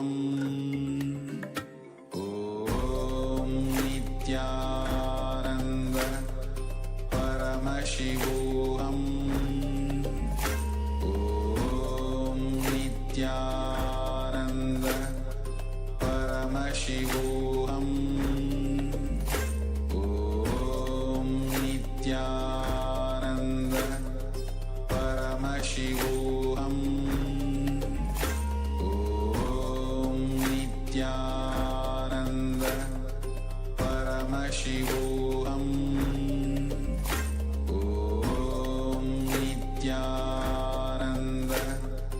Paramashivam. Om Nithyananda Paramashivam. Om Nithyananda Paramashivam. Om Nithyananda Paramashivam. Om Nithyananda Paramashivam. Om Nithyananda Paramashivam.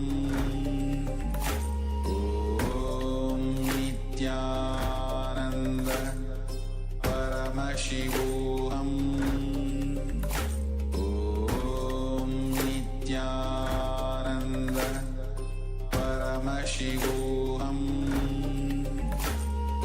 Om Nithyananda Paramashivam. Nithyanandam Paramasukadam Kevalam Jnanamurtim Dvandvatitam Gahana Sadrusham Tattvamasyaadhilaksham Ekam Nityam Vimalamachalam Sarvadi Sakshibhutam Bhavatitam Trigunarahitam Sadgurum Tam Namami.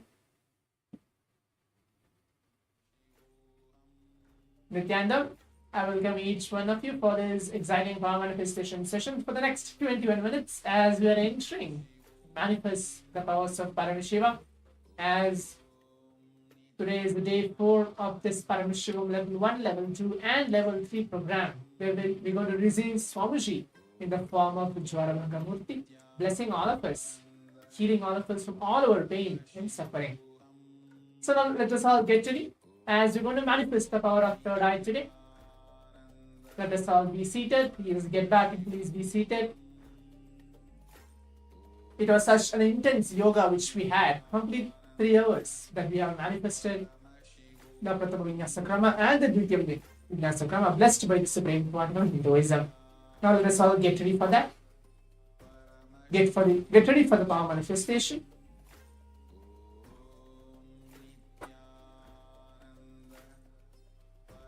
Now please bring your eye bands, pen and paper, and please be seated. Requesting all the participants to please bring your eye bands. If you don't have an eye band, something to keep your eyes closed, please bring that as well, and please be seated.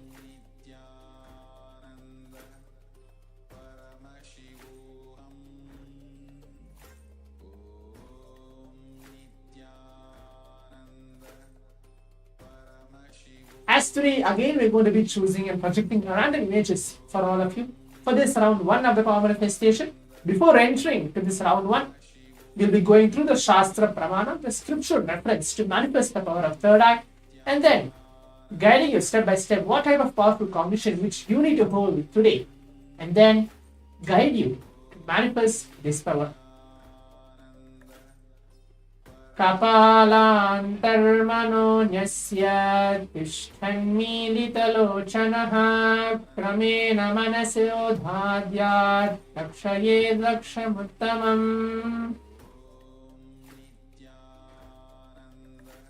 The translation goes for this verse is by fixing the mind on inner space within the crown center and sitting stably without any movement, having your eyes closed in succession.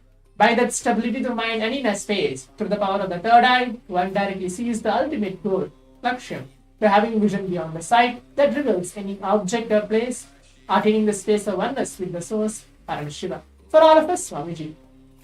So this is the verse directly revealed by Bhagavan Paramashivam from the Vijnana Bhairava Tantra about this very power manifestation, which is the power of third eye.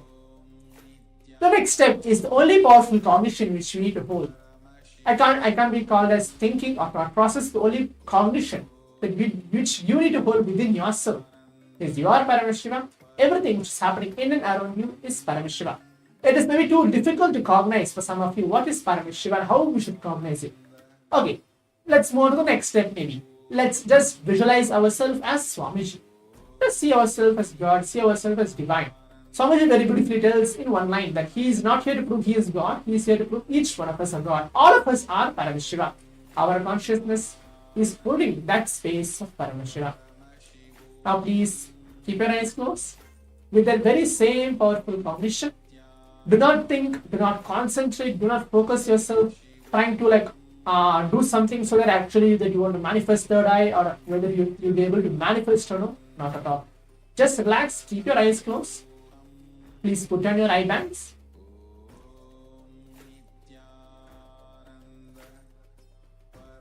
Please close your eyes.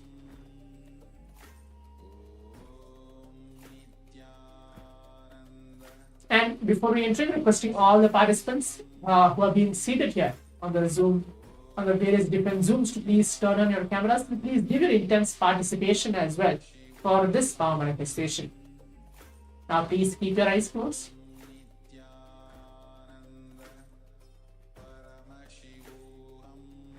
Remember, Swamiji, any form of the Supreme Pontiff of Hinduism, on your third eye,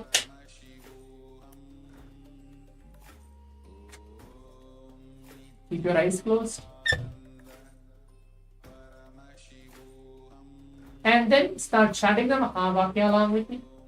Om Nithyananda Paramashivam. Om Nithyananda Paramashivam.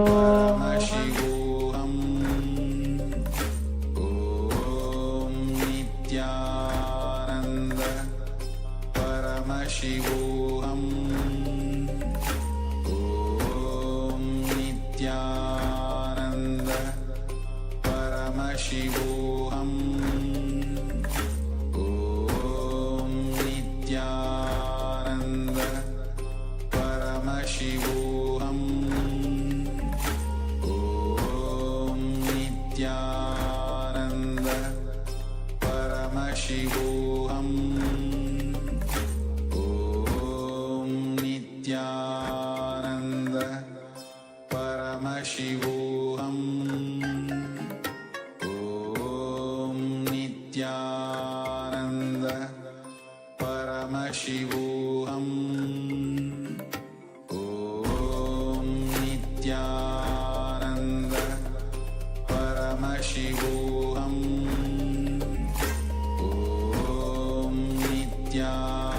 Om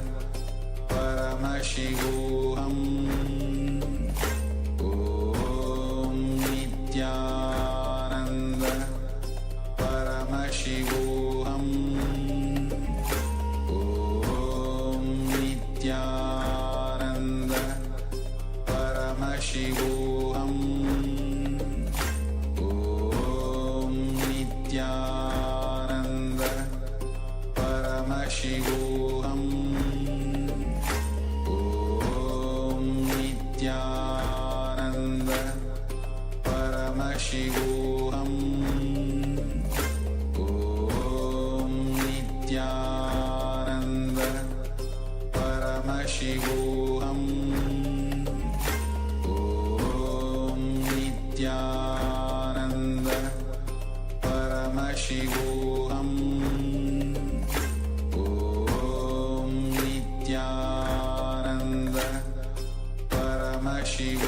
Om Nithyananda Paramashivam. Om Nithyananda Paramashivam.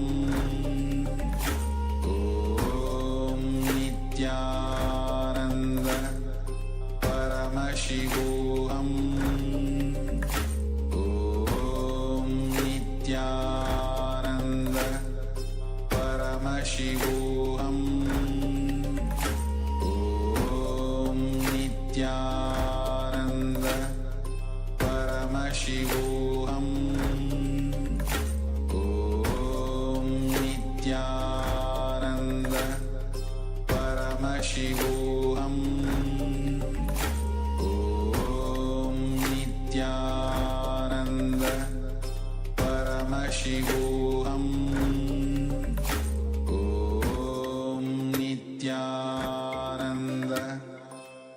Paramashivam. Om Nithyananda Paramashivam. Om Nithyananda Paramashivam. Om Nithyananda Paramashivam. Om Nithyananda Paramashivam. Om Nithyananda Paramashivam. Om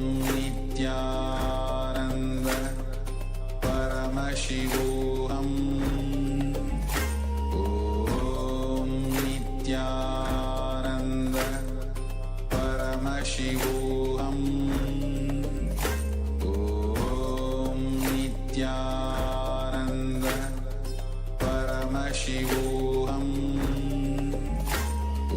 Om Nithyananda Paramashivam. Om Nithyananda Paramashivam. Om Nithyananda Paramashivam. Om Nithyananda Paramashivam. Om Nithyananda Paramashivam. Yes. Now, as a round one of the power manifestation has been completed, requesting all the participants to please relax and you can take off your eye bands. Please open your eyes. Please open your eyes as you have completed the first round of the power manifestation. So now let's move to the next step of actually verifying, typing out all our answers, writing down everything in detail, what Swamiji is revealing, and what our third eye is revealing to all of us for this first round of the power manifestation. Make sure you write everything down. You know, sometimes Swamiji very beautifully tells that third eye doesn't work only when you just close your eyes and you try to able to see something actually through your third eye. But even actually, if you're closing your eyes, it can work either through smell or a touch or even just by listening. You can just keep your eyes closed and you visualize Swamiji and you keep chanting Mahavakya. For example, if you hear maybe a sound of a fish or sound of a dog, for example, you hear and you feel, oh, it might be a dog. It might be a picture, that picture might be a dog picture. And then when you open your eyes, you actually see, oh, that's a dog picture. So you don't know how actually the third eye functions. For each one of us, Swamiji is channeling for all of us in a very different way. When you're keeping our eyes closed, when you're seeing it, either you can see, visualize, or guess. Or sometimes you'll be able to feel, smell something, and you might just catch it, telling, okay, maybe this is the object, or maybe this is the item will be there for me to actually manifest. For each one of us, it might be complete different, unique way how we are manifesting. How Swamiji is blessing all of us to manifest this power of third eye. So make sure you write everything down. Whatever, when you are keeping your eyes closed, it was like complete 3 minutes of this manifestation. Whatever you are able to see, make sure you write everything down. In that span of 3 minutes, whatever Swamiji has shown you.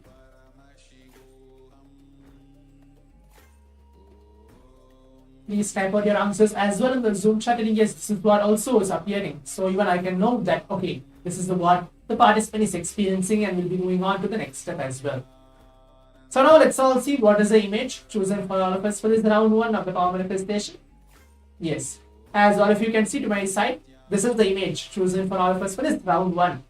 So it's an apple, it's a fruit, it's a complete fruit. It has red color behind, I think so there is light green, dark green. So this is an image which was chosen for all of us for this first round of the power manifestation. So let's now check and see how we have manifested the first round. So if you are actually manifesting, go ahead and leave your message as well on the Zoom chat or on the social media telling, yes, this is what I've been manifesting and this is what is the image. So please take a few moments for that to type out your answers in the Zoom chat, telling what you have manifested in this first round of the power manifestation.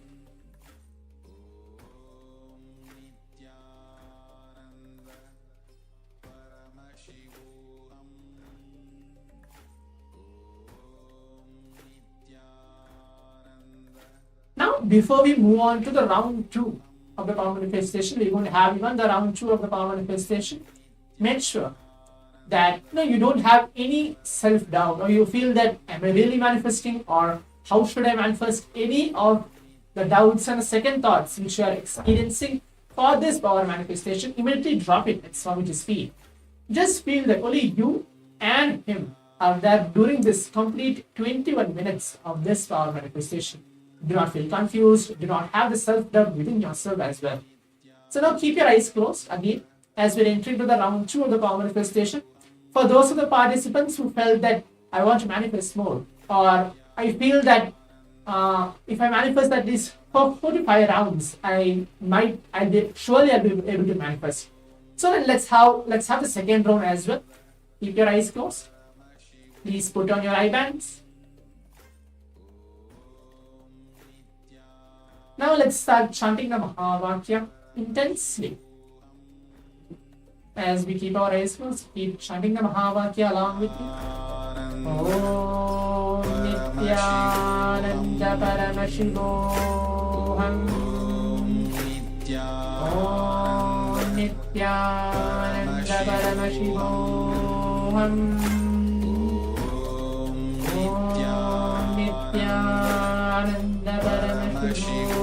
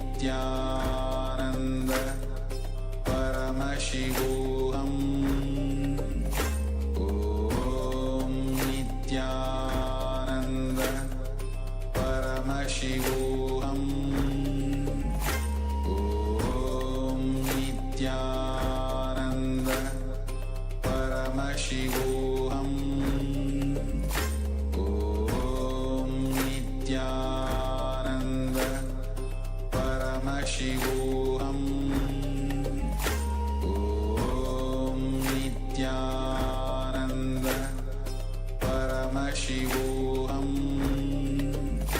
Om Nithyananda Paramashivam. Om Nithyananda Paramashivam. Om Nithyananda Paramashivam. Om Nithyananda Paramashivam. Om Nithyananda.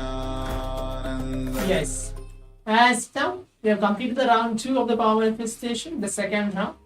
Please relax and take off your eyebrows. Please open your eyes. Please open your eyes. And now let's move on to the next step of the power manifestation, is writing down, typing out all our answers on the Zoom chat or wherever you're actually watching this power manifestation session from. Make sure you write everything in detail. Write everything down. Type out all your answers, telling this, yes, this is what Swamiji is revealing to me. This is what my third eye revealed to me in this round 2 of the power manifestation. Not worry that whether you will, do not think that you're going to manifest it or not, whether you're going to actually get it right or not, or am I actually in the right path of the manifesting? Because you are not doing anything, everything is just being done by Swamiji. So please write everything down.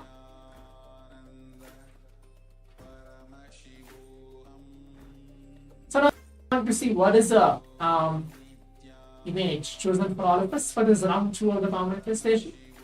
As all of you can see, yes, this is the image chosen. As you can see, it's completely nature-based image where you can see a ship, complete white color ship, and I think so there's like different colors as well in it, and there's the waterfall, and there's many greeneries behind, and there is an ocean as well. So this is the image, and if you're able to actually relate either color-wise or pictures or anything, even though you just saw a flash of a waterfall coming and you just saw, okay, maybe it can be a waterfall, I just saw water, even that is actually correct, that you are actually manifesting it. So as we come into the conclusion of this complete 21 minutes of the power manifestation, let's move on to the next step of the power manifestation of going ahead onto our social media and sharing our experiences, telling yes, this is what I'm experiencing for this complete 2 rounds. And tag Swamiji's account, either you go to the Facebook, Instagram or Twitter, share your experience of this power manifestation. With this, as we have a long day to go, as we receive Swamiji, prepare Swamiji to have us in our life today. Let's all get ready for that. Stay tuned. Thank you, Nithyananda. Om Nithyananda Paramashivam. Om Nithyananda Paramashivam. Om Nithyananda Paramashivam.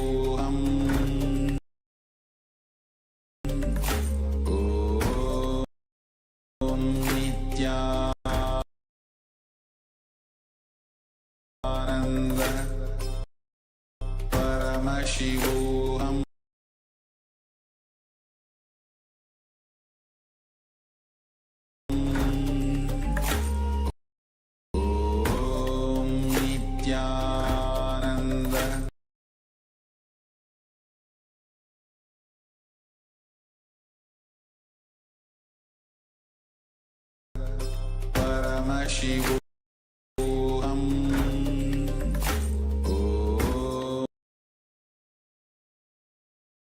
Om Nithyananda Paramashivam.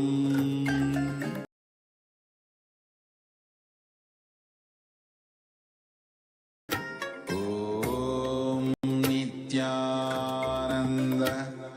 Paramashivam.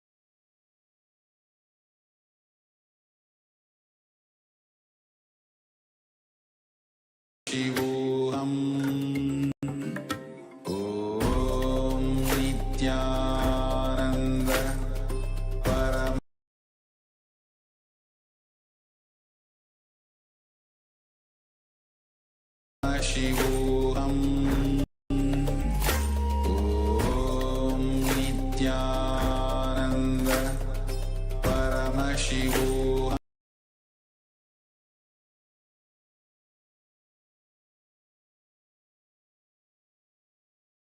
Om Nithyananda Paramashivam.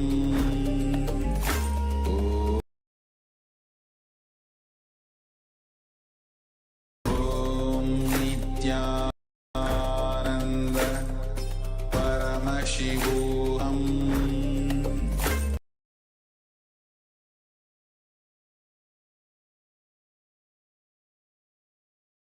Om Nithyananda Paramashivam.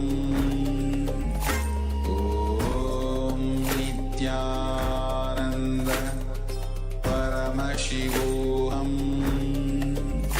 Om Nithyananda Paramashivam.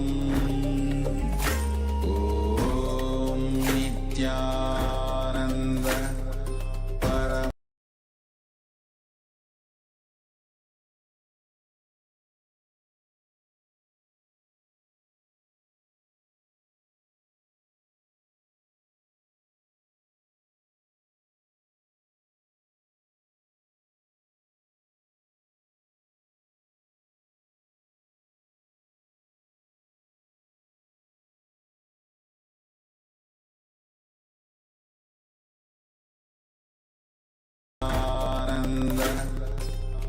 Paramashivam.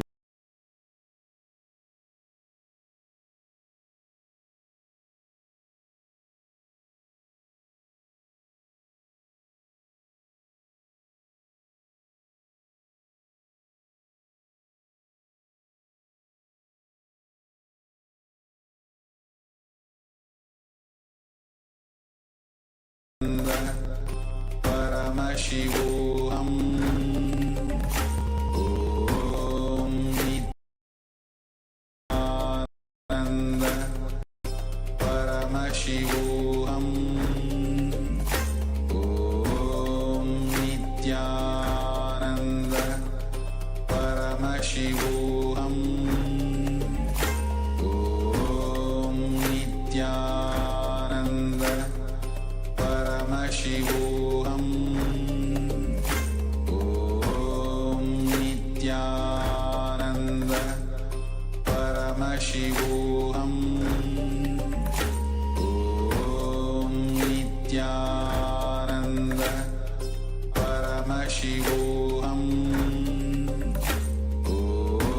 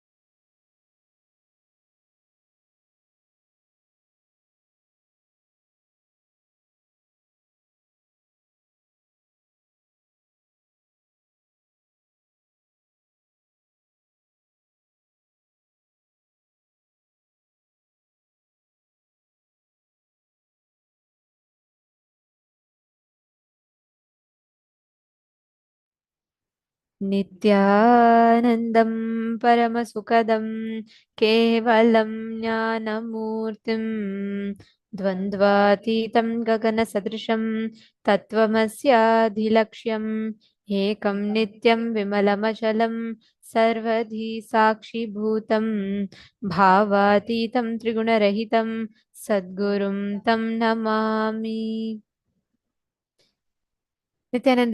Nithyanandam to all the participants, all the viewers that are watching us on YouTube, Facebook, Kailasa Nithyananda TV, Kailasa TV, and the two-way video conferencing. Welcome to Paramashivoham Level 3, Day 4. To all the participants that are here with us today, we are having a very, very important, a very special day today, because today we are going to be learning about one of the most important aspects of our life. We're going to be learning about how you can experience completion with your own body, how you can experience completion with your own self, your health, how you can have a breakthrough in the dimension of your health.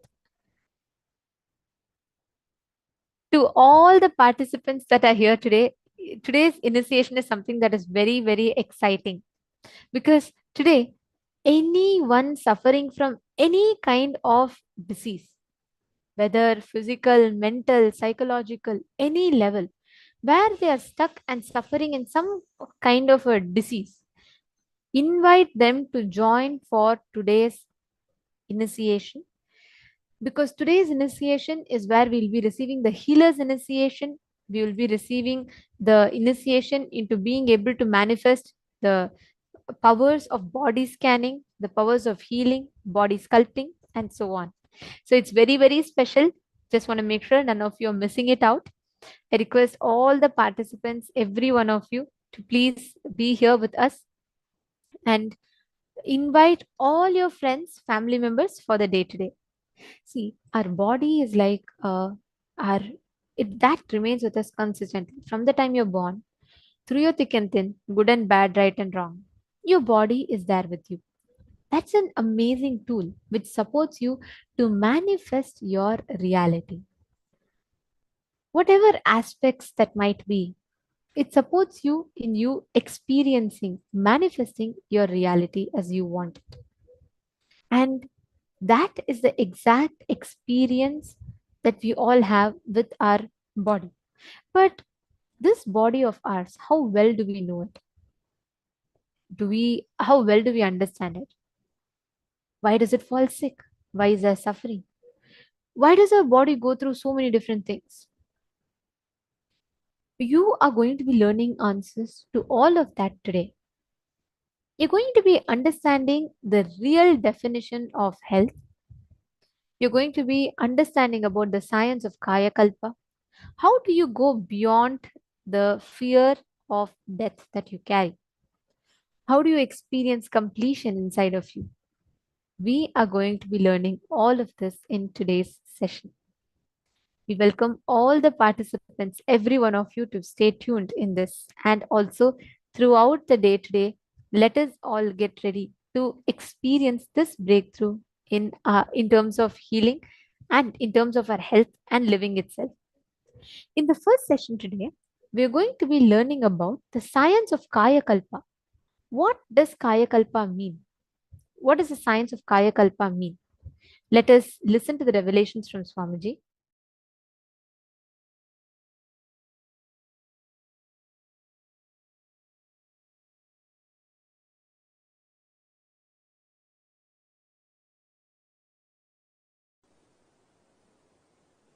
The sacred secret science of Kaya Kalpa is Paramashiva's message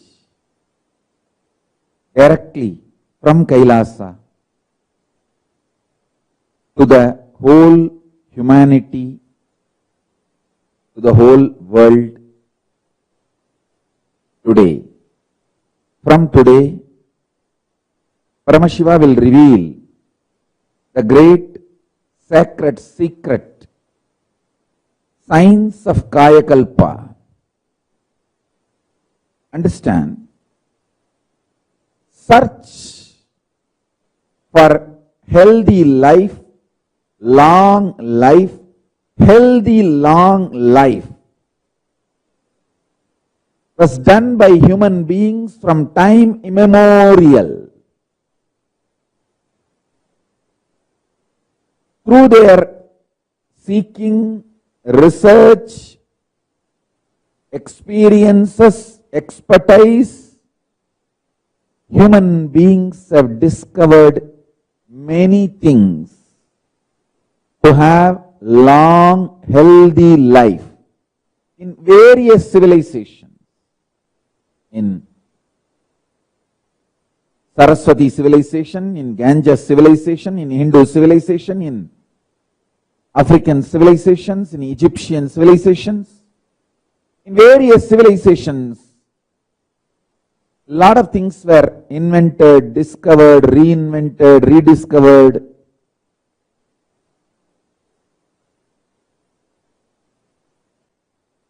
Listen, when these revelations happened in me, I was so excited, inspired, energized. I tried to see various other knowledge traditions. Have they did any work in this field? What all the knowledge they have? After going through everything, the Atma Pramana given by Paramashiva and Shastra Pramana given by Paramashiva, then Apta Pramana, the great masters, earlier incarnations of Paramashiva and the enlightened beings, all their Apta Pramanas and various other knowledge traditions, their experiences and expertise.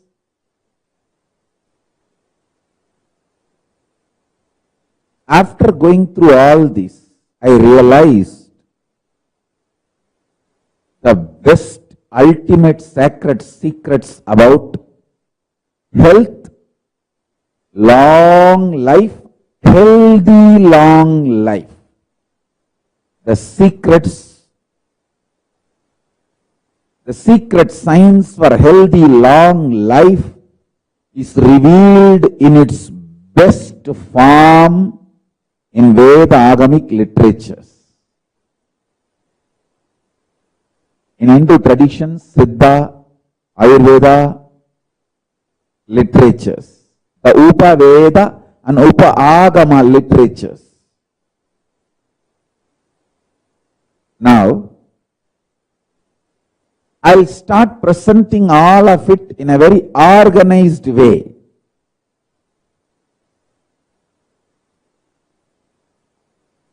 In a very presentable way, in a very user-friendly way, to all of you in the satsangs. First and foremost, let's bow down to Ganapati, who is the manifestation, the greatest manifestation of Paramashiva.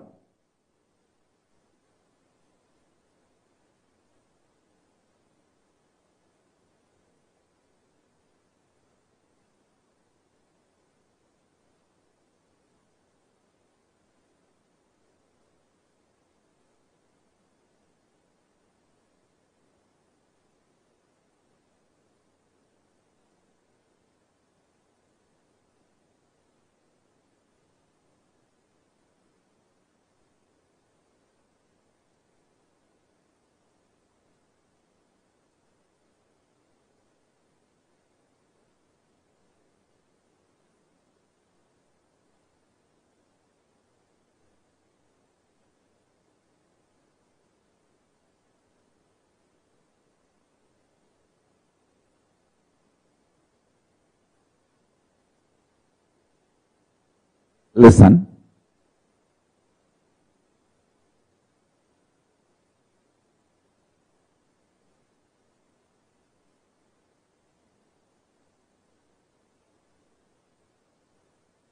out of your consciousness,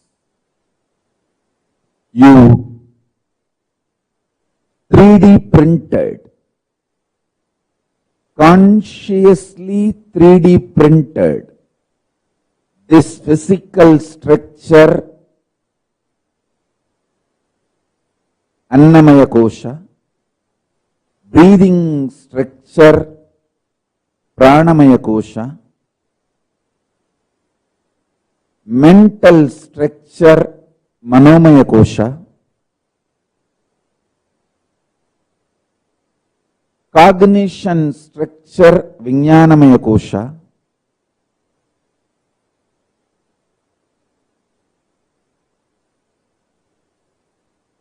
conscious structure, Anandamaya Kosha,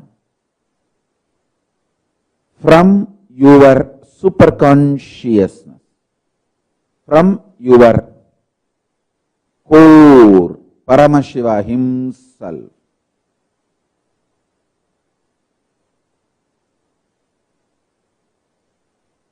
Understand?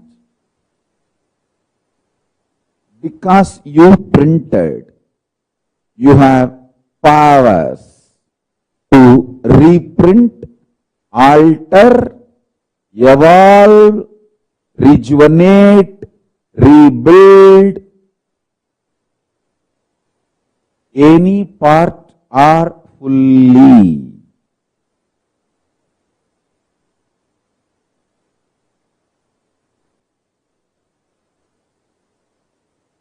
I studied everything.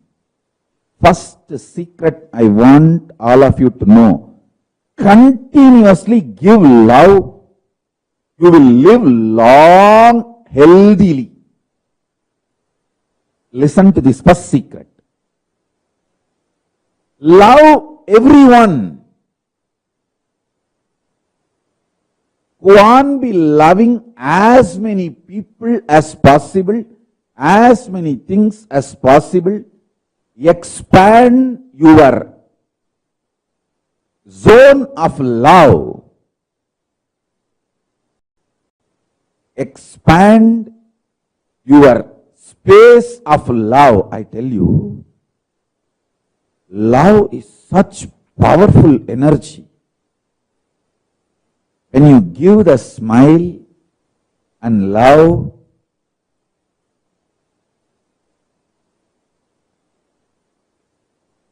the way others respond to you, react to you, and the way you start feeling about yourself, and the way again you experience you, and the kind of chemicals and hormones you release inside you, and the way you feel secured about yourself and others, it just becomes virtuous circle. Listen carefully. Giving love to yourself, giving love to others, more and more people, more and more situations, more and more beings.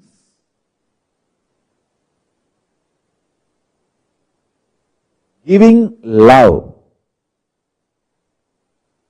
taking intense decisions to enrich world, enrich others, Tyaga.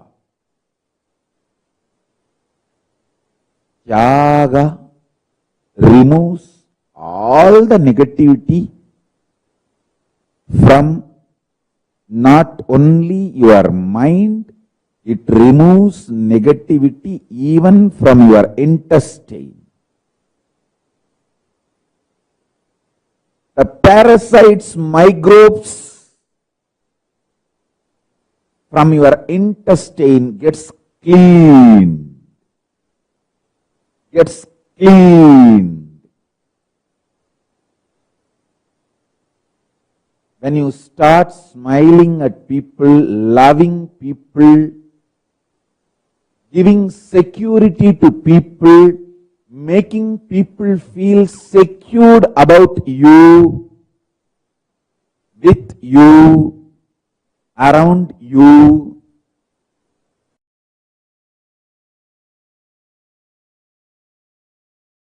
This Kayakalpa Yoga is fundamentally the science of Jiva Samadhi, Swarupa Samadhi and Jiva Samadhi. See, Jiva Samadhi means you can decide when you want to leave the body. You can live as long as you want, 100 years, 200 years, and leave the body when you want. And when you leave the body also, it will not be dead. It will be like a living, like how Paramahamsa Yogananda's body never deteriorated.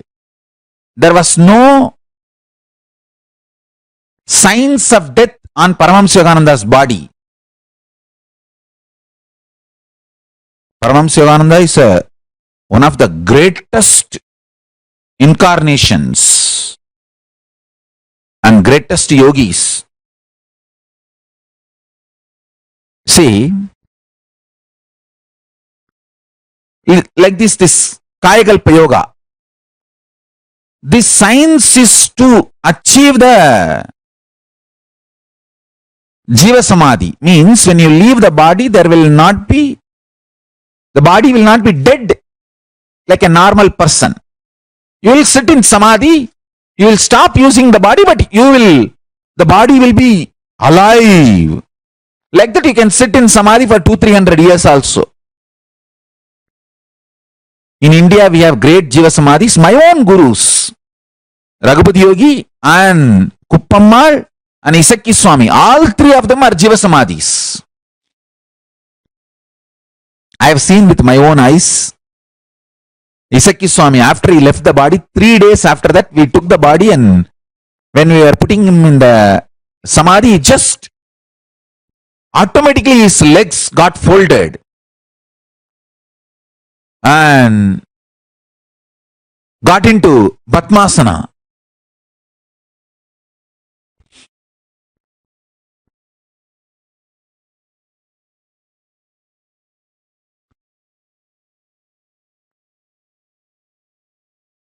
Not only I saw, there are many eyewitnesses. Even now in Tiruvannamalai they are there. All of them saw that. It happened in open place. So this science is downloaded now. I am going to share this science with the world. For this kind of downloading and sharing,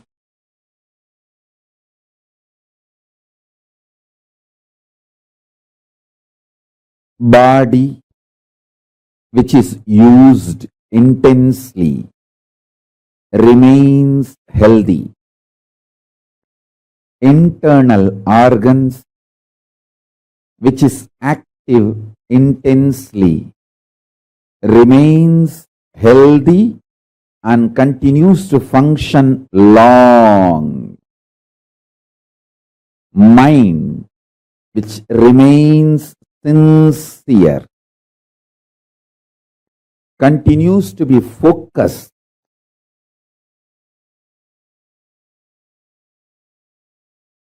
on the goal of life.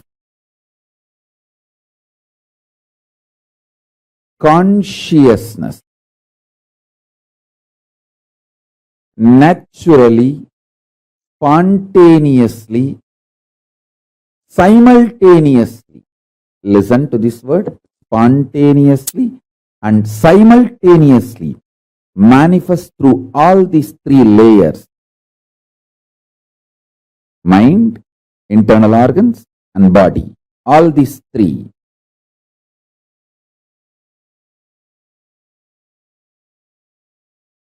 When they remain sincere. Let me give you deeper explanation. Use the body more and more. You will be very healthy, energetic.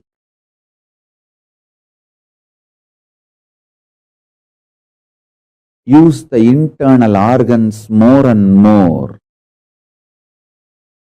Every time when you fast, all the internal organs of your body starts working. Every time you fast for 24 hours, the whole system becomes alive, activated. That is why I insist at least 2 times do this to you every week. Understand? Be good to yourself at least 2 times a week. That's the best pampering you can do to you. Anyone who wants to live royal life, listen. Eating like a pig, whenever you can, whatever you get, is the cheapest way of treating yourself.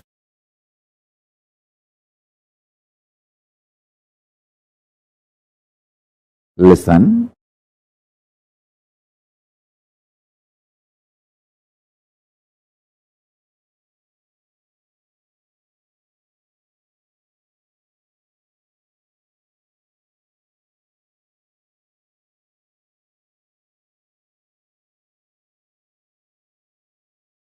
It's like treating yourself like garbage bag, garbage can, dustbin.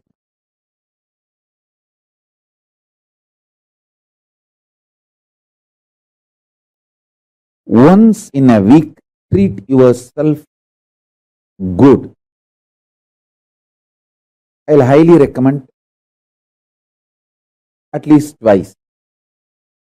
If you are an initial level seeker, once a week. If you are very sincere about enlightenment, twice a week. Treat yourself royal. It means stop eating. 24 hours, just absolutely no food. If you can, dry fasting. If not, just water is okay. Water fasting. All your internal organs will become alive. As I said, the best food for your body is what is already gathered and stored inside your body. Allow the body to eat itself without giving food from outside. Listen carefully. I have seen people who don't eat because they don't have, but people don't eat even though they have for a purpose, higher purpose they don't eat. I have seen both kind of human beings. I have seen extreme poverty. I have seen very powerful royal people who don't eat not because they don't have, but because they have a higher purpose to exist, they stop eating. The difference I have seen in both the bodies, people who don't eat because of poverty, their body doesn't shine. People who don't eat because of the higher purpose, their whole skin shines because the cognition, purpose adds sincerity, shraddha, and shraddha as capacity to generate ojas and tejas. Ojas means pure energy. Tejas means shining power.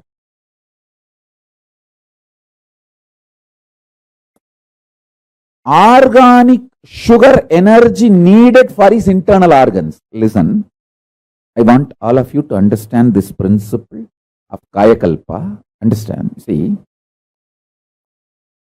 when your intake becomes subtler and subtler, the availability becomes eternal. When your food is solid, it will not be available all the time, and digestion is a big job, and excretion, too much of work.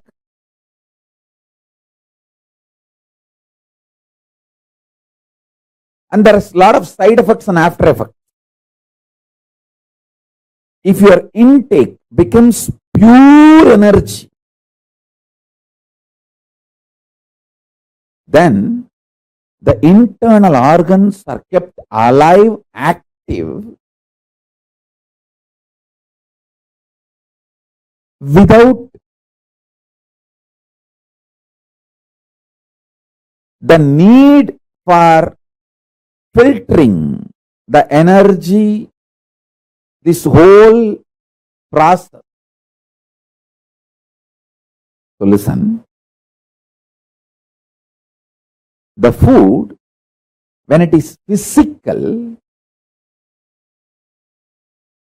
your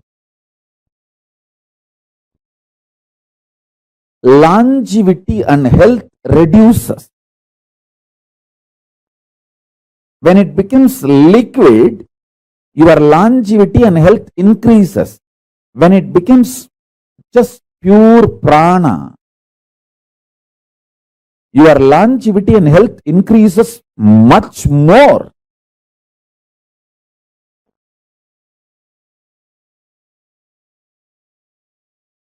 This Mauna Swami, he used to sit in that Ilippai tree breathing space. The Ilippai tree, it used to be a tall tree. All trees have their own breathing space. To the level, to the length, to the circumference, they spread their flower, fruit, smell is their breathing space. So this temple tower in which this Mauna Swami was sitting comes within the breathing space of that Ilippai tree. So when he sits there and does his pranayama, that Ilippai tree's smell, breathing space, goes into his body, his internal organs receive glucose, sugar, directly just from that prana without taking any white sugar, brown sugar, anything from external source. I tell you, just if you do the detox properly, cleanse all the parasites and microbes, your whole system will become such healthy.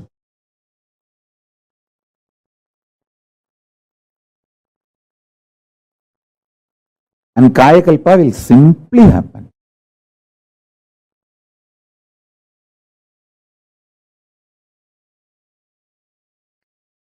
Arunagiri Yogeshwara has given me a very sacred secret about biochemistry of Turyatita. Listen. Rasavada, alchemistry science mapped to your body is biochemistry science. Biochemistry of Paramashivatva. I will repeat these words in Tamil because I heard it in Tamil Tamil from him. Kabam உயிர் கபடப்பா கோழையறுக்க உயிர் கோழையரும். It means the kava energy, kava component of the vada pitta kapha doshas. In Ayurveda there are three doshas, vada pitta kapha. The kapha dosha, it's an energy also if you know how to use it. This kapha dosha will destroy the life energy. There's one more word he used, kolai. Kolai, that word has two meanings. One, mucus. Another one, coveredness. He said, the mucus in you will make your consciousness covered. When you become covered, you start thinking there are multiple people in your life and there are multiple people paying in your life, and you start continuously blaming others. Understand? Blaming others is the quality of the covered. Even if others are attacking you, if it is reality, even if it is fact, taking responsibility and solving the problem is courage. Whether others are attacking you is your imagination or fact or reality, taking responsibility for it and solving is the quality of courageous being.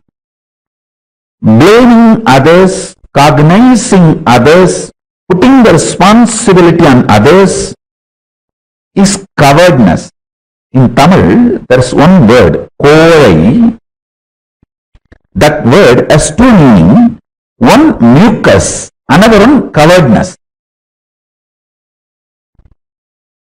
My guru told me, kolai உயிர் கோழையப்பா, கோழை உயிர் கோழையாக்கும். It means, I'll give you the gist of what he transmitted to me, what he blessed me. As the biochemistry of science of waking up to Turyatita, if you practice this science for 1 month, Paksha, we can make the Samyama, Turyatita Samyama. For Paksha, do this alchemy.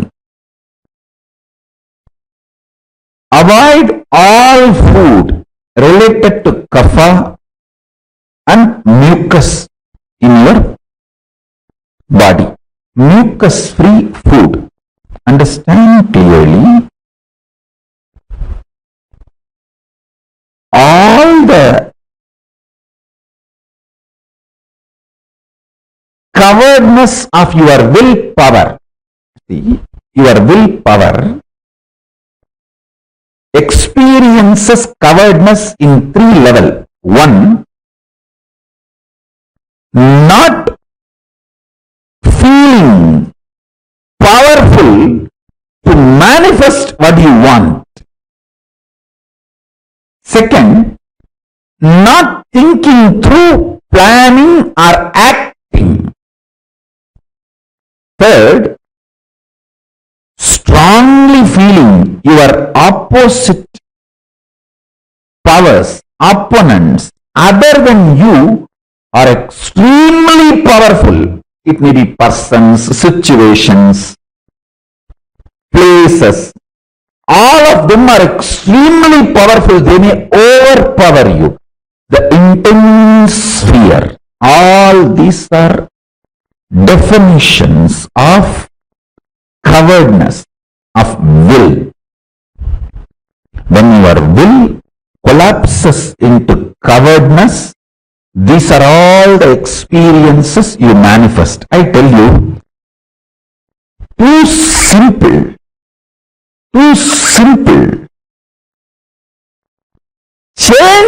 your biochemistry, the whole problem will be solved.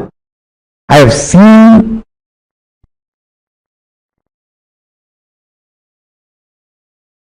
when I applied my Guru's words in my life, I have seen this in my life. Whenever my disciples obeyed me and used these methods and techniques, I have seen them going through amazing transformation. Other than you are extremely powerful. It may be persons, situations, places. All of them are extremely powerful. They may overpower you. The intense fear. All these are definitions of cowardness, of will. When your will collapses into cowardness, these are all the experiences you manifest. I tell you, too simple. Too simple. Change your biochemistry, the whole problem will be solved. I have seen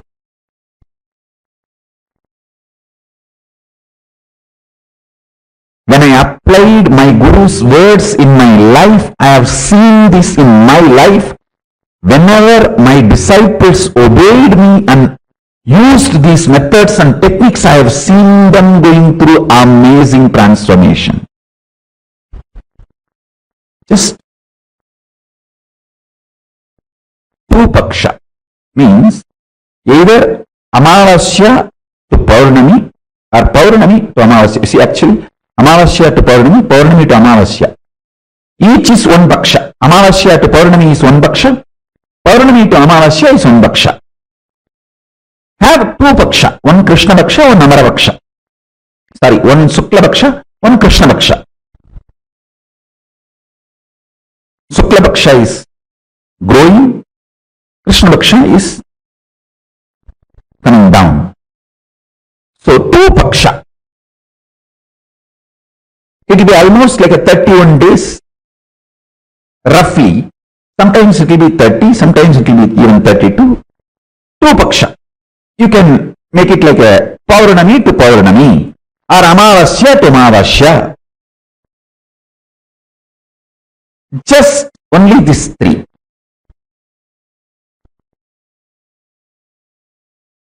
No grain, no animal products like a milk or honey, nothing else. Just these three. Fruits.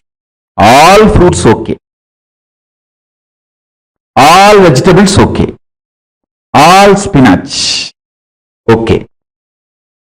1 month, just this diet. Listen carefully. Mucus is not something which affects only the activity, functionality of your lungs. It goes and settles even in other vital organs and starts making the fat accumulation, inflammation. For fatty liver, mucus is the first reason. Fat, you see, inflammation in your liver and fatty liver, mucus is the first reason. Then fat gets built. That's secondary. I have a very powerful natural recipe to cleanse all the inflammation, mucus, kapha from your body. Just take 5 pieces of garlic and 1/4 spoon turmeric powder, all organic. 1/2 spoon jeera. I can project this recipe. I am projecting this recipe. 5 parts of garlic, 1/4 spoon of turmeric, 1/2 teaspoon jeera. Boil in water. crush all ingredients in mortar and pestle and drink at night. It can really detox you. I will say this is one of the nectar for Kayakalpa. Jeera is cumin seeds, Geera. Cumin seeds.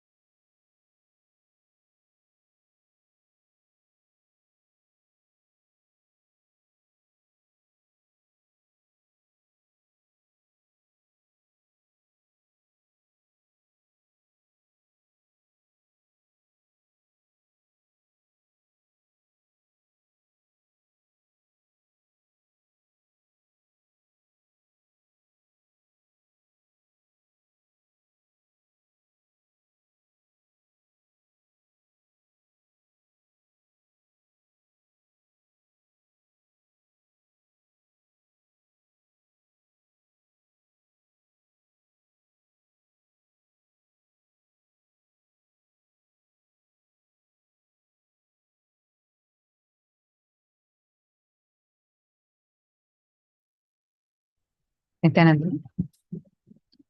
The science of Kaya Kalpa, very beautifully, elaborately, Swamiji had explained this to us. I hope all of you also got a chance to note down the recipe that Swamiji gave, that detoxes your liver completely, removes the mucus of your liver.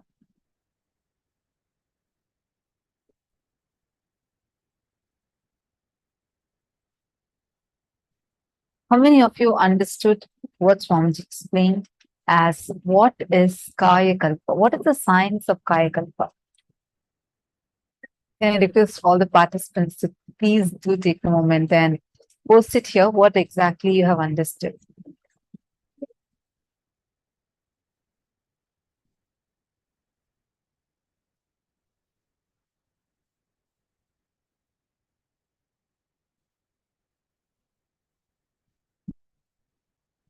The science of Kaya Kalpa, we all were learning about it today.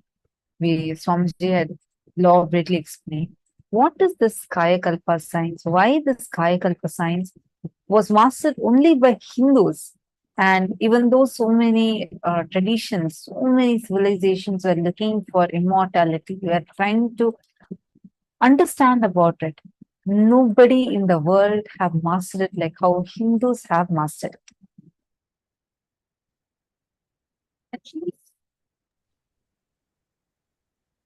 Actually, the science of Kaya Kalpa is something unique to Hinduism. Only Hindus have been able to master this science. To this day, there are so many deities, there are so many different temples which clearly demonstrate this science. On an average, our ancestors lived at least for 200 to 300 years. The definition of health, healthy living, was very, very different in Hindu lifestyle, how Hindus lived. For each one of you that are sitting here with us, the science of Kaya Kalpa, where you experience your body's own ability to live, to digest, to rejuvenate itself, and which will in turn enable you to live for eternity. There's a very beautiful story in Mahabharata of King Yayati. In his life, he lives for 27,000 years. You may wonder what? That must be a joke. You need to know, these are all not mythology. This is history. And we had this very clear signs. To this day, we have Sri Ramanujacharya's body in Sri Rangam, where he's sitting. His physical body, you can see the hair and nails on the body. It is preserved for more than 1,000 years. To this day, in Sri Rangam, this body exists. It is not mummified. No, it is not a mummified body. It is a living, alive body. You can see his eyes closed, him sitting in Jiva Samadhi. And he is a great Avatara Purusha. He's a great enlightened being, an incarnation. His body to this day it has a proper Jiva Samadhi, the mummification, not mummification, the deification process done, which to this day he's sitting with his physical body in Sri Rangam. You all can Google it. It's a common fact that's available for people. Hindus had this unique science. There are tons of references I can give like this. We all know Mahavatar Babaji, who to this day is alive, who lives, who is young, who ceased to age, and he's been living. He still gives darshan for many people who go to Himalayas, and he is the one who gave the name Paramahamsa Nithyananda to Swamiji. Like this, there are so many people we can go on naming. Because in Hinduism, our definition of health, healthy living, and our definition of what is defined as an ideal optimum health is very different from what world today describes. Today, if you are having borderline, within the borderline, if you have your sugar levels, blood pressure levels, everything, and you're told you're healthy, no. If your body has the ability to digest and digest all the emotions, digest all the food, and to live continuously by consciously rejuvenating itself, that is defined as health. The way you relate with your body, how you understand your body, how you experience your body, all of this determines your ability to live long, to live for eternity in this body. Now, I request every one of you to post what you understood about Kaya Kalpa. Have any of you heard about Sri Ramanujacharya? Have any of you visited, read about him, seen his shrine?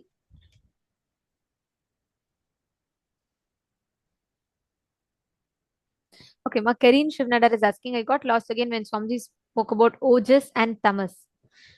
One of it is making us shine, the other. Okay.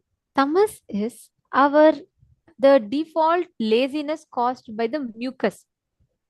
See, when the mucus buildup is too much in the body, ma, your involvement with life drastically drops. How involved you are with life drastically drops when you are in when you're having a lot of mucus. That is why if you see your decision making ability, your ability to process information, your ability to act upon information you receive, all of that has a very serious dip. It is because the mucus buildup in the system causes it.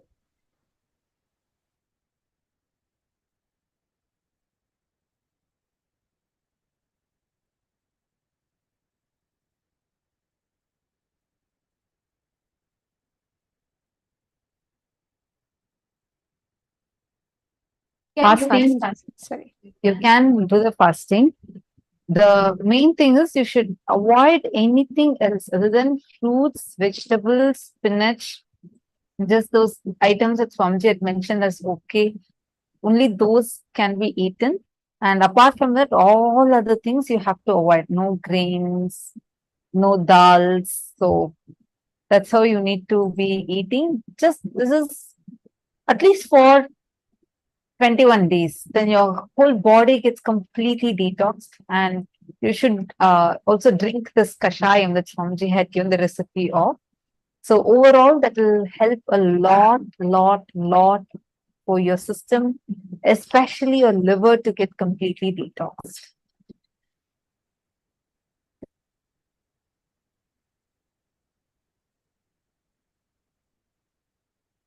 Ma Karin Shivanada, it's Ojas and Tejas. It's not Ojas and Tamas, it's Ojas and Tejas. The Tejas is what will be radiating through you. Ojas is what is the fuel to lift you up to the parallel universe. All right. Hope the questions are answered. Any other question any of you have? Please feel free to post it and ask.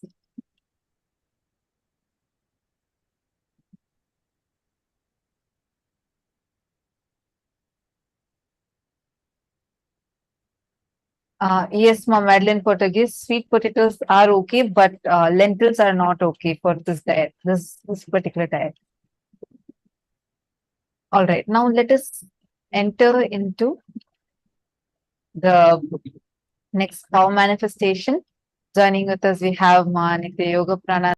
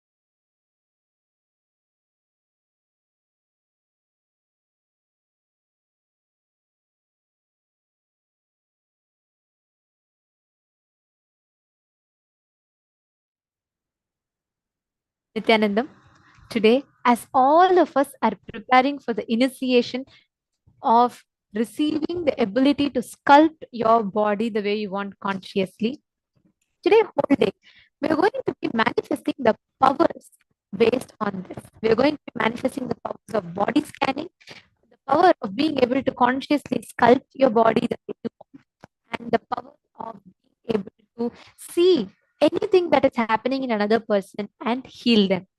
So, are we all ready? Shall we all enter into the power manifestation?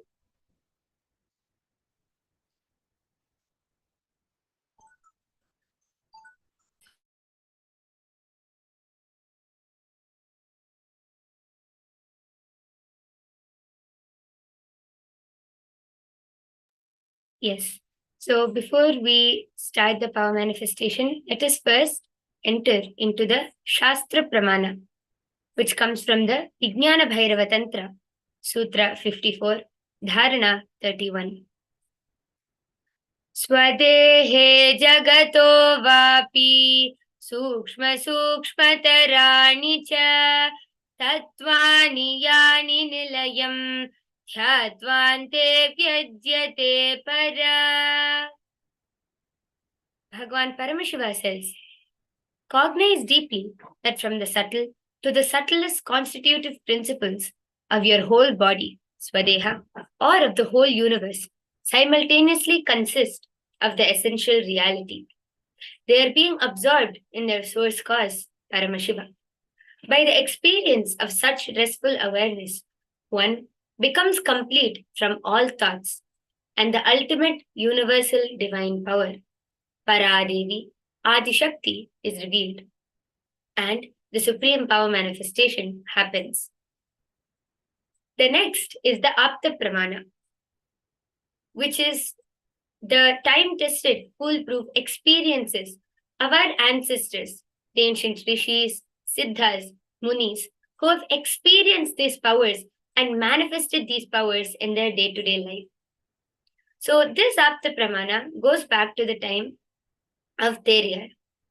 Teriyar was a siddha and one of the most prominent disciples of Agastya. One day, a man suffering from a severe headache comes to Agastya for healing. Agastya uses the power of body scanning and identifies the root cause of the headache. He reveals that there is a small tere, a type of frog, sitting in the person's brain. Agastya immediately instructs Teriyar, his disciple, to perform an open head surgery and remove the frog. After the surgery is completed successfully, the person is completely cured and healed of the headache. Thus, he gained the name Teriyar.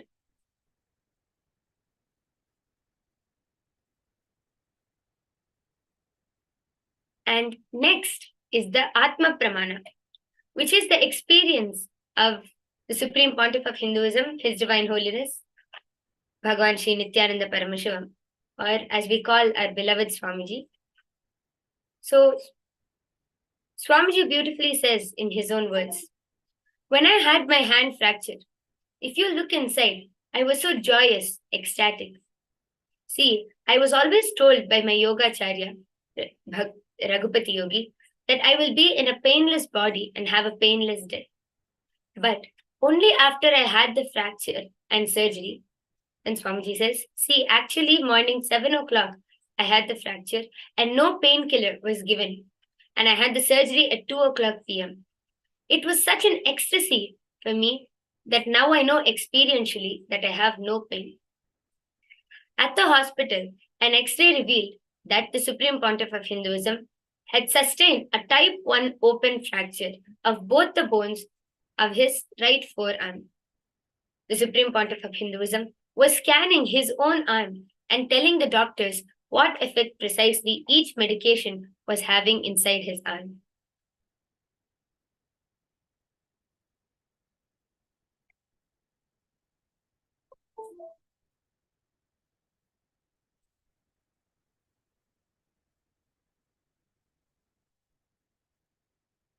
And the last is the Sakshi Pramana, where all of us, including you and me, are going to be manifesting the power of body scanning. So, what is the power of body scanning and how can we manifest it?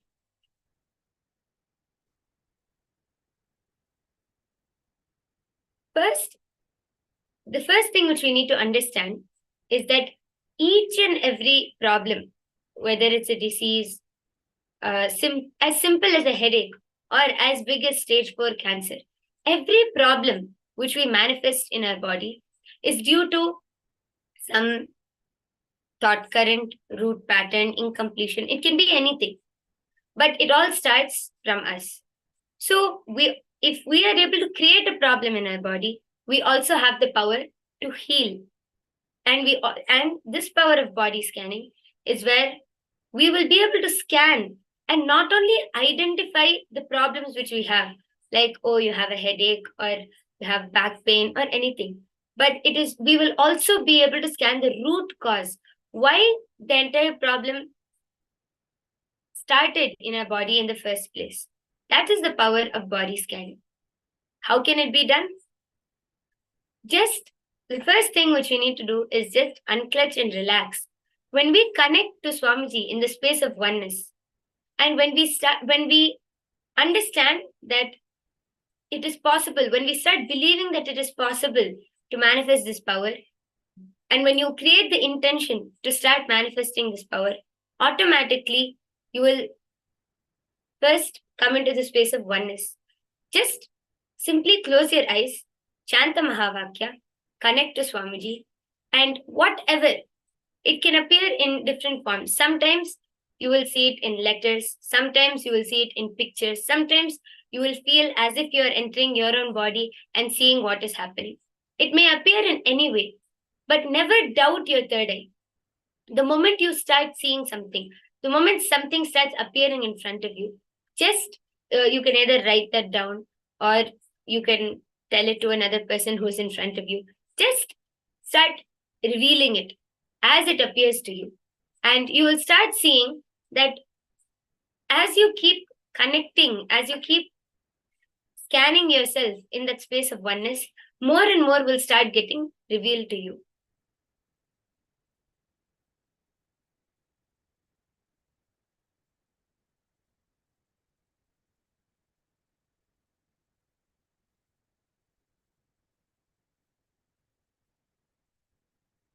So let's all take a few minutes, sit straight. So what we're going to be doing now is we're all going to be scanning our own bodies. So just sit straight, be relaxed,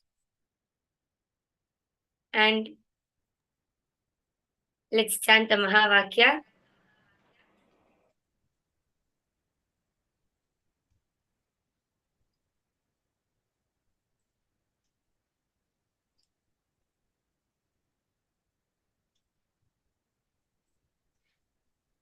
Like my Yoga Prana was beautifully explaining now to all of us, each of us are going to be now manifesting this power of body scanning. Like she was saying, so you will be able to see, identify what exactly is happening in another person's body. Now imagine if you take a sip of, if you take a bite of food, how exactly it is getting inside, how exactly the digestion is happening, the whole thing, you will be able to see it 3D live as it is happening. You will be able to see the whole thing exactly as it is happening inside of you.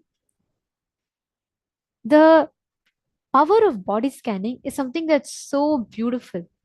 Hinduism had mastered the science of being able to do non-invasive surgeries, being able to see and identify what exactly is happening in which part of the body.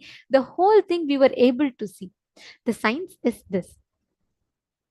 We were able to identify, or I should say, have a 3D live scan of what exactly is happening in a person's body. I'd like to show you all a beautiful reference for this. We have a temple called Tirupperundurai Temple in Tamil Nadu. If you see the temple, you can see these carvings here. The Tirupperundurai Temple in Tamil Nadu has these carvings in their temple. This is the exact process of fertilization. You can see a sperm entering into an egg. You can see the fetus forming, you can see the baby growing, and you can see the pregnancy, the different stages of pregnancy. They were not just able to tell till few centuries back. People didn't know the exact process of how a baby was formed. People didn't know what was the reason. We have a clear Upanishad on it called Garbhopanishad. Our Hindus were so advanced, they were able to clearly see the stages of fetus evolution, and this is carved. You can claim a book as a mythology.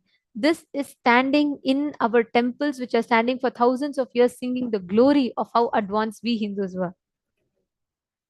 Please understand this. You will be able to see 3D live. You will be able to learn anatomy. You'll be able to learn how your heart functions. All of this just by scanning through the third eye. Each of us will be able to clearly see this. Please understand, every one of you that are sitting here, now spend a few minutes, just close your eyes. First, start with scanning yourself. Scan your whole body part by part by part. How your lungs are functioning, how your heart is functioning. You'll be able to see the blood flow. You'll be able to see how your stomach is digesting the food. Each thing, part by part, you will be able to precisely scan and identify. Yes. And to add on to that, not only I would like to share my own experience of how vivid the third eye will reveal, I also want to tell all of you guys that it is possible for all of you, as Nithyananda said, to see it in 3D form. You will be able to literally go on a virtual tour of your own body, and you will be able to explore your body just through your third eye without any external equipment or anything. All you need to do is just sit, relax, and the first thing you need to do is connect to Swamiji, sit in the space of oneness, and just close your eyes. Start feeling, just understand and cognize yourself and Paramashiva as one and the same. As you start doing that, slowly you will see images or letters, whatever starts appearing in front of you. Just observe it as a third person. Don't think that you have to do something for it. Just sit, relax, and observe it from a third person's point of view. And you will see that slowly more and more images, more and more pictures will start appearing. It will start appearing in color. And however you want, you can ask Swamiji through your third eye, and Swamiji can give you a complete 3D virtual tour of your own body. So just sit, relax, and you will start seeing, even if you want to see how your heart is pumping, how your lungs are taking in the oxygen, or how your digestion is happening, each and everything, you can literally command your third eye and you will start being able to see it. So I hope all of you are excited for this. We can all start by sitting straight and let's chant the Mahavakya. Yes, sit straight. Let's all close our eyes with our hands in the Atmanjali Mudra so we can chant the Mahavakya.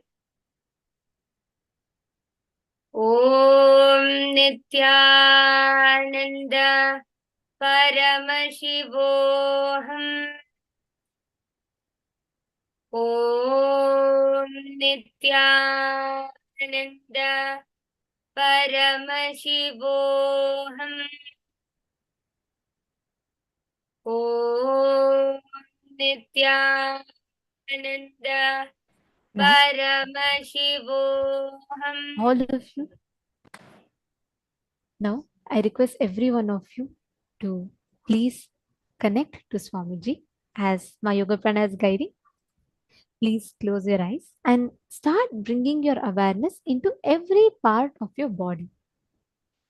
Scan. When you visualize Swamiji and when you close your eyes, you'll actually be able to see every part by part of your body, how exactly your heart is, how your stomach is. Each one you'll be able to clearly see it. Just bring your awareness, visualize Swamiji, center yourself in your Ananda Gandha. Start with your head. Scan your head, scan your face, scan your forehead, eyes. If there's some problem in a specific part, you will be able to clearly see what exactly is happening there. You will be able to clearly actually see what you'll be, your third eye will highlight that part for you. Let's say you have indigestion, your third eye will sometimes highlight the stomach for you. It, for each one it is different. Sometimes you'll just see the organ stomach flash, or you'll hear the word. It could be in any manner, but it will start manifesting like that for you. Please chant the Mahavakya. Now, bring your entire awareness from the Ananda Gandha, visualizing Swamiji in your inner space. Scan every part by part by part. Scan your forehead,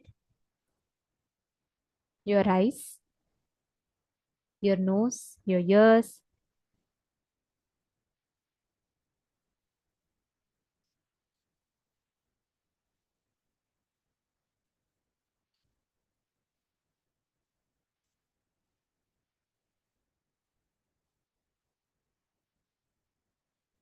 Scan how your heart is functioning, how your lungs are functioning, the stomach.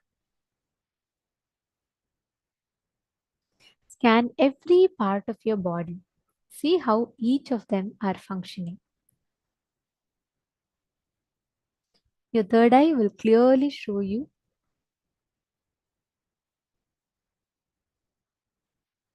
the exact issues as it is happening.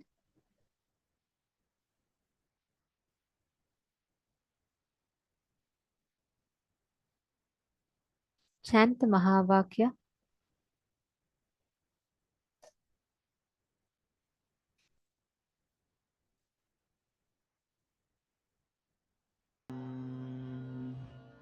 As you scan, each of you can post what exactly you are seeing in your third eye. Paramashivam. Om Nithyananda. Paramashivam. Om Nithyananda. Paramashivam. Scan every part and identify what exactly is happening and describe.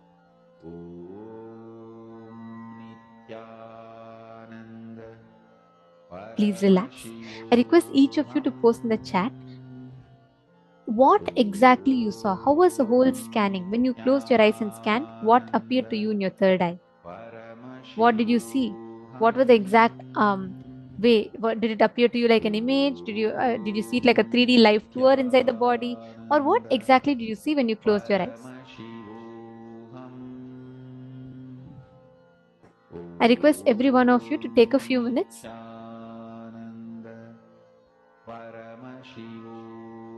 Please describe in the chat.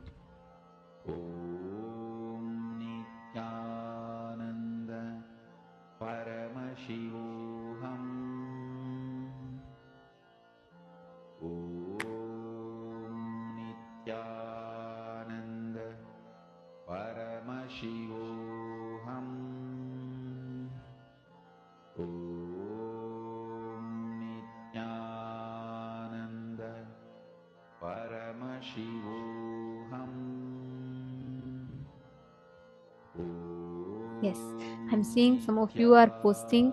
You saw it. Okay, I request you all to describe how exactly it appeared for you. Were you able to, did it come as a feeling for you, or were you able to clearly see what is happening inside the body? Come on, all of you, please take a few minutes and describe Ma Mahabhairava Jnana, Ma Xianging.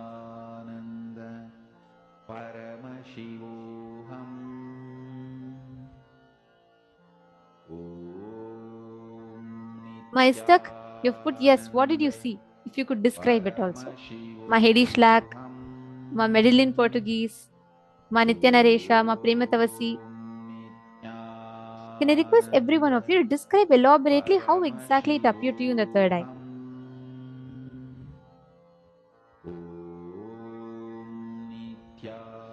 Okay, Mastak is saying it was appearing in different ways. For instance, I start scanning head and I saw, okay, you saw seeing different objects. See, Ma, understand that is the way you start manifesting. When you scan your through your third eye, you're seeing random objects. For every part, you're seeing some nuts or some fruits or something like that. And okay, like you said, for brain, you saw the relevant nuts for which is head good for brain. Now, what happens is when we initially scan, especially with powers like body scanning, many times our logic will interfere. Again and again, go back, chant the Mahavakya, where you are able to precisely see the exact words. The way you can use, the scale you can use to differentiate between the two is, if you feel the conclusion that you are coming to is derived from certain logic, which means, okay, you're scanning your brain and then you are seeing something coming, making a conclusion, okay, the nuts, which is good for the brain, it is coming from logic. When you're manifesting powers, what will happen, you will be able to precisely see the moment you chant Mahavakya, there will be no thinking process. Right now, there is a certain logic flow that is happening. When you chant the Mahavakya, the first thing that comes in your inner space comes from the third eye. And also, Ma, you will start seeing the exact issue you are having in the body. It will start appearing for you very clearly. Since it's your own body, first you will start experiencing. Your body will actually reveal about itself to you. So start with that. And when you start scanning others, it will go into the next level. Sometimes it will start as visualization. Sometimes you will feel in your own body, but you'll actually see the exact issues getting revealed to you. You understanding? This also helps in you experiencing tremendous healing.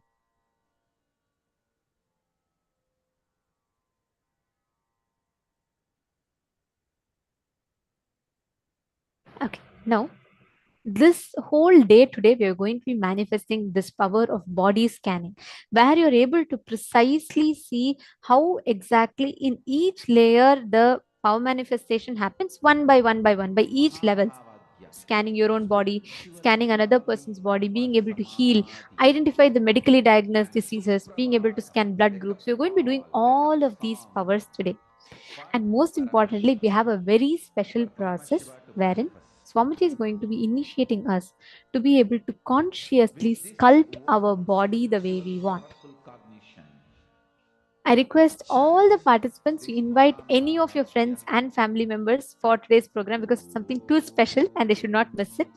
And now we're all going to be entering into the next session. We will be continuing to manifest this power in the further rounds.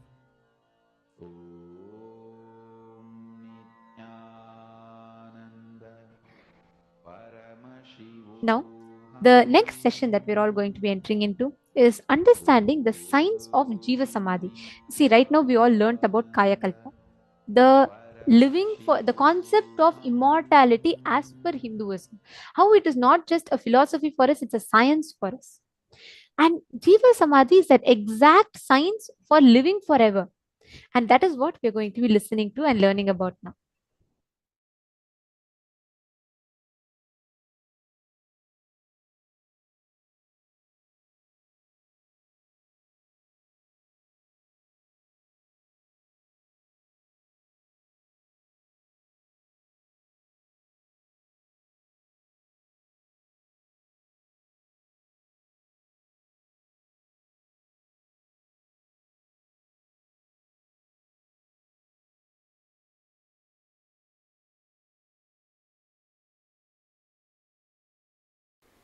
See, there are various samadhis in Hindu tradition. Jiva Samadhi is a place where the enlightened master enters into samadhi while he was breathing. Nobody took his body and put it in that. He himself went and sat. That is called Jiva Samadhi, like Raghavendra Swami. Palaya Swamigal of Tanjavur, Dakshinamurti Swamigal of Tiruvarur, Paramahamsa Yogananda, all of them are Jiva Samadhis. Then there is another type, Videha Samadhi.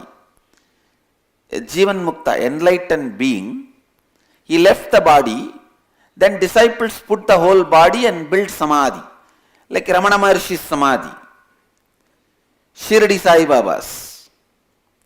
These all will be Videha Samadhi. They are all called Videha Samadhis.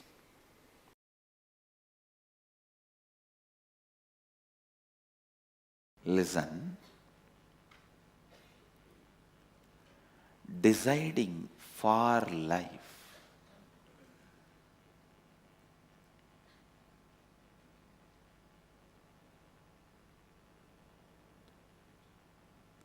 This truth, deciding for life,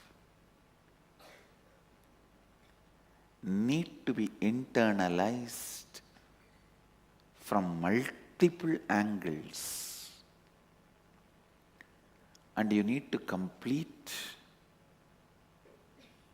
from multiple angles. I have seen whenever people get pain, they say, Swamiji, death is much better than this pain, please. People come and tell me, I tell them, no. This pain itself is because you decided many times earlier to die. Now stop. Stop deciding death. Decide life. You will walk out of this pain. You will burn this pain, melt this pain and get out. If you decide always for life, even if your body is not functioning, you will be in Jiva Samadhi, eternal life.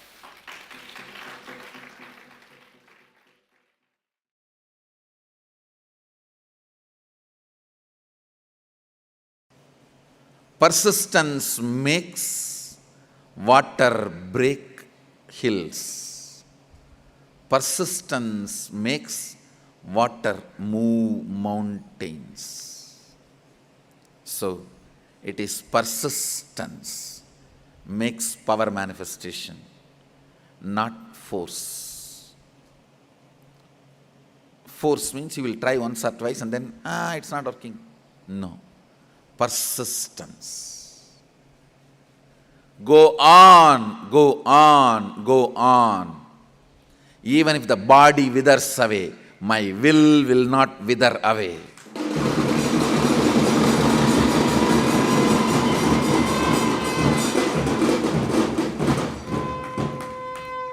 Even if body withers away, my will not wither away. Is living even when you are dead. Jiva Samadhi.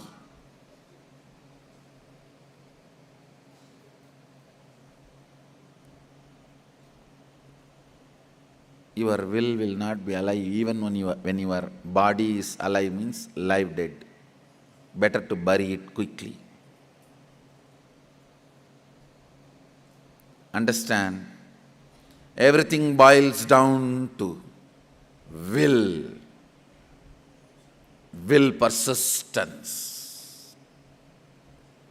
It is by persistence powers manifest, not by force.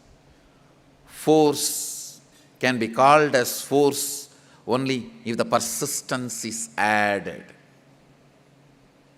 Persistence is life. Persistence is the best wealth you can accumulate in your life.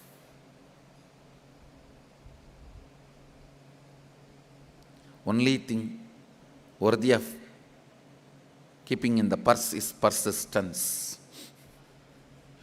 Nothing else need to go in purse. The only thing worthy of keeping in purse is persistence. Anybody who persists manifest powers in inner world, outer world, everywhere. Whether Ishwaratva or Sadashivatva, everything manifests by persistence. It is by persistence. It is by persistence. It is by persistence. Even the way you utter the word, your whole body should get excited. I should become big. Only then the third eye will become big. Science of Jiva Samadhi. When I say not taking energy from the space means desires. Desires are the energy from the space. Prana is the energy from air. Fire is the energy from sun. The heat you feel in your stomach, Jadaragni. The digestion fire is the energy from the sun. And blood flow is the energy from water. And the mass, bone marrow, muscles, these are the energy from the earth element. Let me give you the process for Jiva Samadhi. Jiva Samadhi means all the 9 fluids which are running your body. See, there are 9 fluids as per the Siddha tradition, yogic tradition. There are 9 fluids, body fluids, responsible for running your body. They are called Navapashana, 9 poisons. Please understand, in Siddha tradition, the word Pashana not just means poison which kills you. It's like a certain high quality alive chemicals are called Pashana. But the Pashana word is unfortunately translated as poison. In English, we don't have any other word. So I am just allowing that word. Maybe I can use the word catalyst agent. Instead of the word poison, I can translate catalyst agent. The word for Pashana means these 9 body fluids, if it is properly handled, will keep you alive. If they are imbalanced, will kill you. Blood and the water in the eyes, saliva and the kaba in the nose,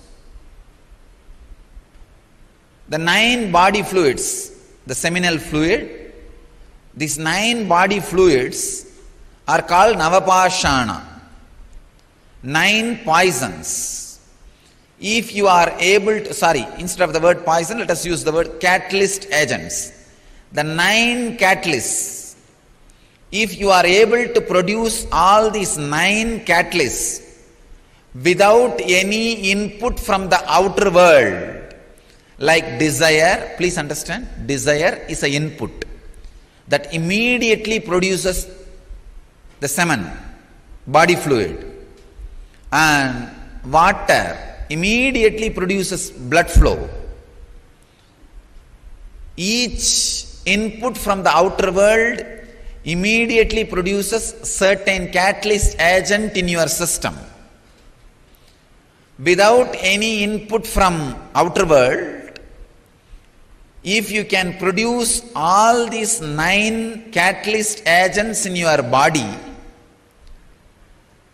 you are a Siddha who can sit in Jiva Samadhi. Means your body can be buried, but you will be alive forever. Even without your body, you will be alive forever. Understand this science? Now let me continue on this samyama. So any catalyst agent of your body, if you are able to produce without any input from the outer world, please understand, then you are liberated from that sense. For example, a man whose seminal production or the egg production, in the women's body the egg production, or in the men's body seminal production, is independent of the desire, fantasy. He is liberated from the urge to reproduce, and his love becomes such pure. His love is not controlled by the hormones. If your love is controlled by the hormones, it will always be related to blood relationship. Understand? All blood relationships are hormone relationships, not blood relationships. We are using a polite word, blood relationship. It's hormonal relationship, which came from hormone. Whether you are your wife or the son or the daughter, or all the relationships happened because of the hormones. Then his love is beyond the hormonal relationships. Only he can radiate universal love.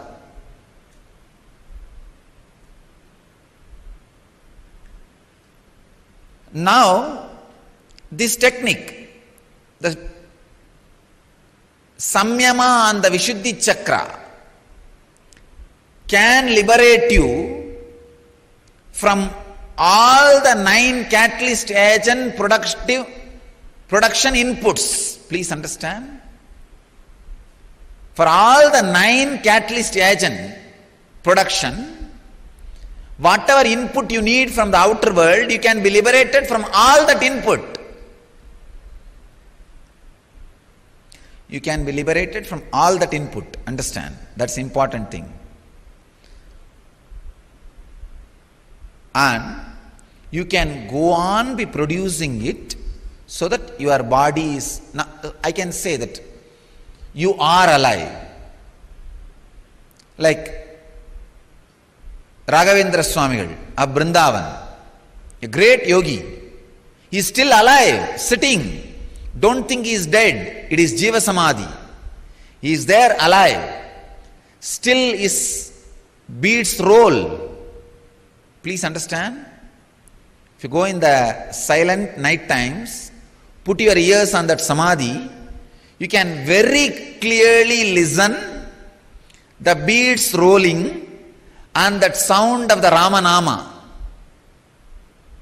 that mantra, that some murmuring. You will not be able to hear exact Rama sound, but that somebody is sitting there and humming or uttering some words in rhythmic way, that can be heard very clearly. I am not promoting any superstitions.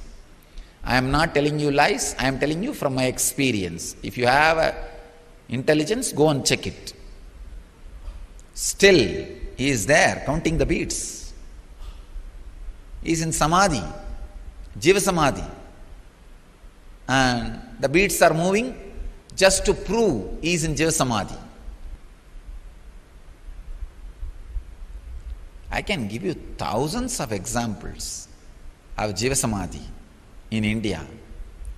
Trilinga Swami, he will be sitting and meditating on the Ganges. Suddenly flood will come and he will be completely covered inside. After the flood recedes, maybe some 5 months, 6 months, then people will search for him and start digging out. He will be sitting inside 10 feet in the mud. 10 feet when they dig, he will be sitting in Samadhi, they will get the body out and he will just shake and come out. Ask, hey, how are you, what happened?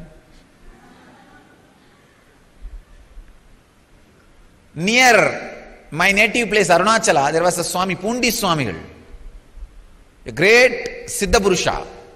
Same way only, he will sit on the banks of the river and simply flood will cover him and the whole body will be covered by the river sand.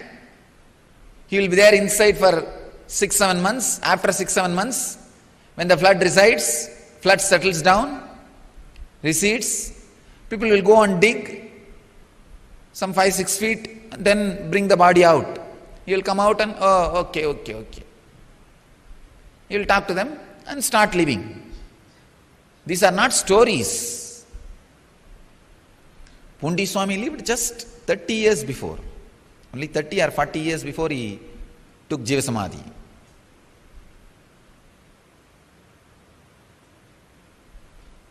He's a next generation to Ramana Maharshi. Must be 30 to 50 years only. He would have had Jiva Samadhi. And Trailinga Swami, he also lived. He was seen by Ramakrishna had darshan of Trailinga Swami. Vivekananda had darshan of Trailinga Swami. Means 100 years before.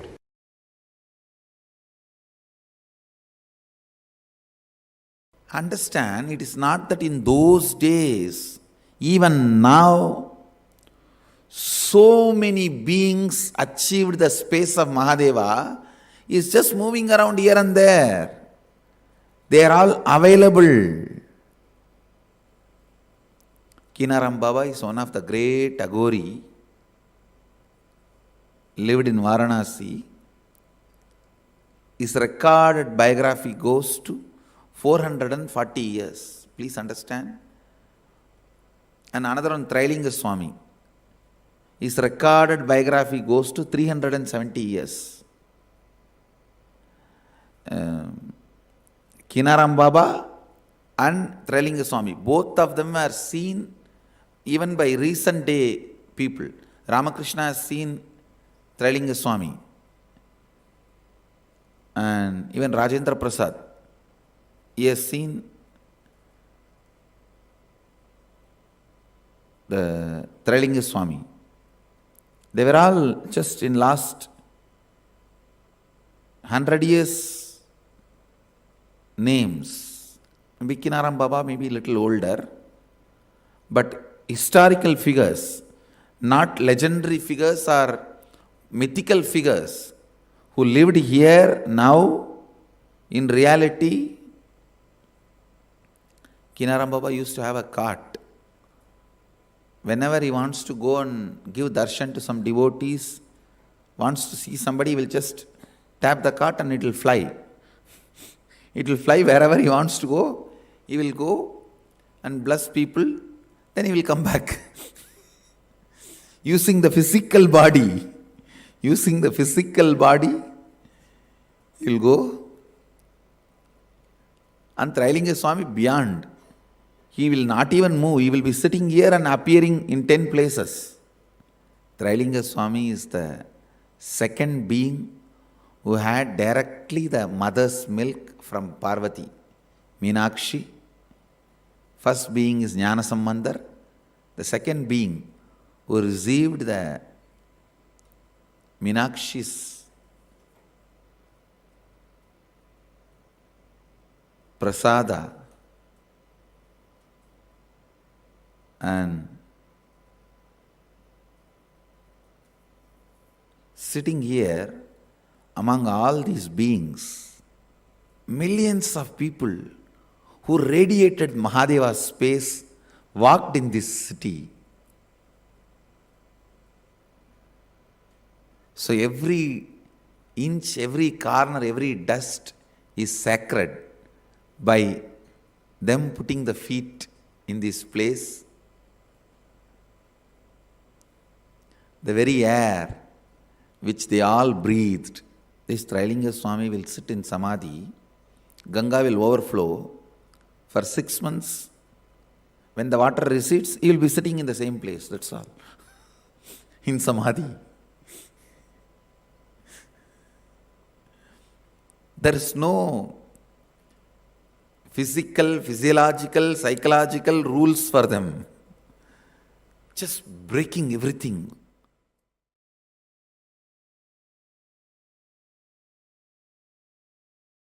The Jagannath temple is the place where Krishna, Balarama, Subhadra's bodies physically is in Jiva Samadhi. The deity represents, see the body, after Krishna leaves the body, it floats in the ocean and goes to that side as directed by him. That body filled with the salt water. Natural mummification.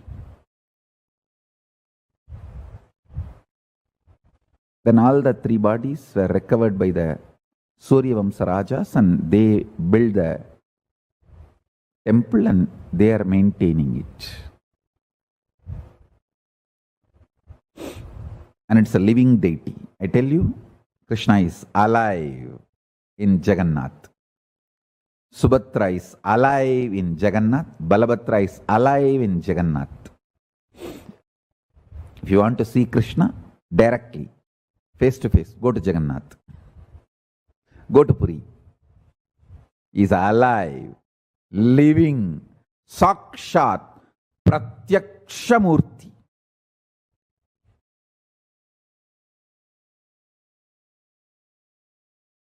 It's a science.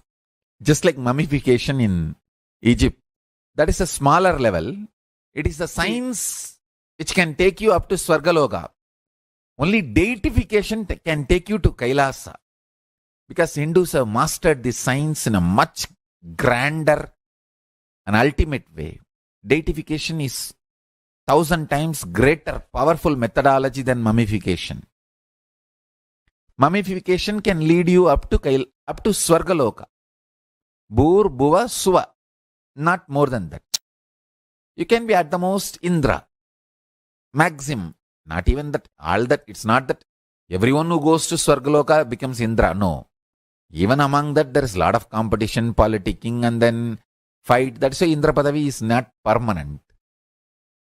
Every yuga, Indra changes and all that. No, I'm not saying Indra is less powerful. No, surely he is much beyond anything you can imagine. And he is worthy of worship and our reverence and everything. But deification takes you directly to Kailasa. It can take you up to Kailasa.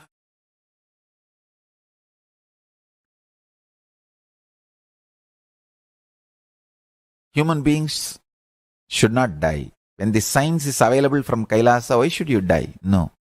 No death. Blessed are those who achieve Swarupa Samadhi, but at least Jiva Samadhi. At least Jiva Samadhi. Jiva Samadhi means your body will be left after you stop using. It will be there, but it will not show any of the symptoms of death. It will not decay, it will not stink, it will not go into any deformity. Just it will be there as if you are in Samadhi. Swarupa Samadhi means like Jnana Sambandhar, Andal, Vallalar, carrying the body itself. Body will not be left. It will just dissolve into the light.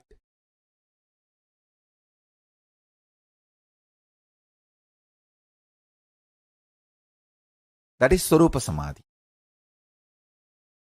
Whether you achieve the state of Swarupa Samadhi or not, at least Jiva Samadhi. Human beings should achieve at least Jiva Samadhi state. Because the science is available to all of us.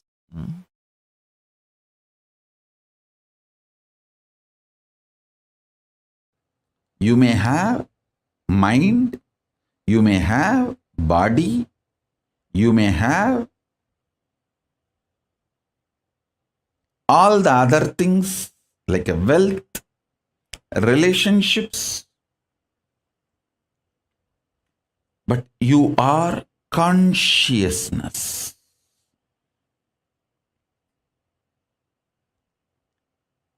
Second, consciousness is the ultimate. Third,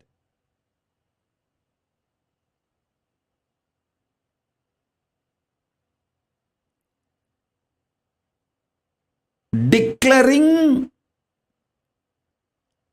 the sovereignty of your consciousness. Declaring sovereignty of your consciousness. Your consciousness is the supreme, most powerful, highest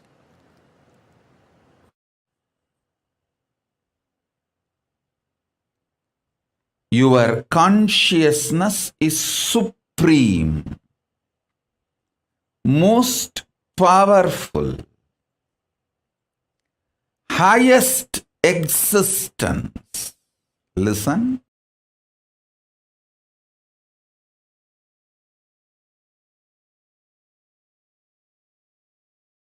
Whether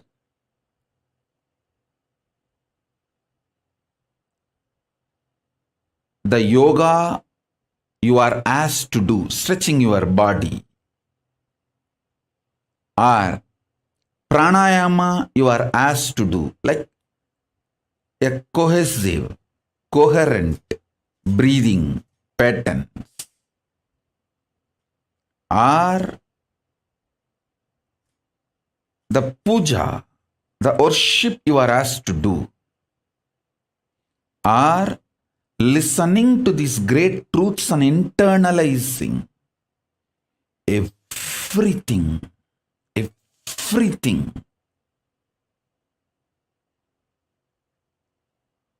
in Hinduism, everything is to make you express your conscious sovereignty, manifest your conscious sovereignty. Listen. From your conscious sovereignty, when you manifest your health, the health becomes eternal, permanent. From your conscious sovereignty, if you manifest economical independence, that becomes eternal, permanent, and good to you and to the society, because a conscious sovereign being will never harm society and generate wealth. Understand?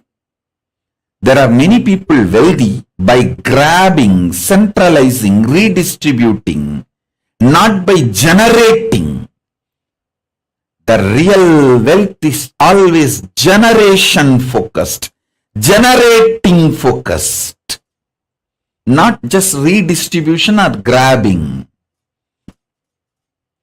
A conscious being will be wealthy by generating, not by grabbing or redistribution, being part of this redistribution loop. So understand, a conscious being, when he declares his conscious sovereignty and manifests health, it will be an absolute perfect health. He knows how long to live and he knows when to leave. I can give the example of Paramahamsa Yogananda. Even after leaving the body, his body did not go through any symptoms of death, deterioration of death. My own guru, Isaki Swami, 3 days after death, his body was just fresh, alive. My guru Kukumal asked, Bhagavan, please do Padmasana, we have to keep you in Jiva Samadhi. His body just locked itself in Padmasana and we kept in Jiva Samadhi.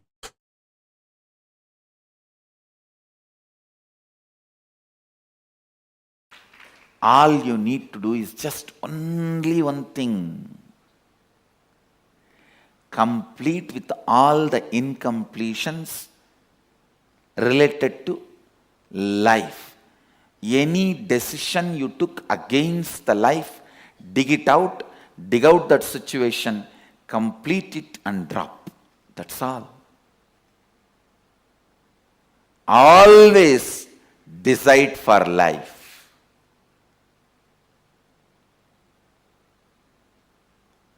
You have a right to live. With this context of Ishavasyam idaggum sarvam yatkincha jagatyam jagat. Even if you have not achieved that context, decide to live and align that context to you more and more. Because you have not yet achieved that context, don't decide not to live or against the life. No. Decide to live. Declare. Decide. My DNA, I have the authority to reprogram, deprogram, program as I want. Decide to live. And even if one corner of you has self-doubt, I have decided many times not to live, what to do?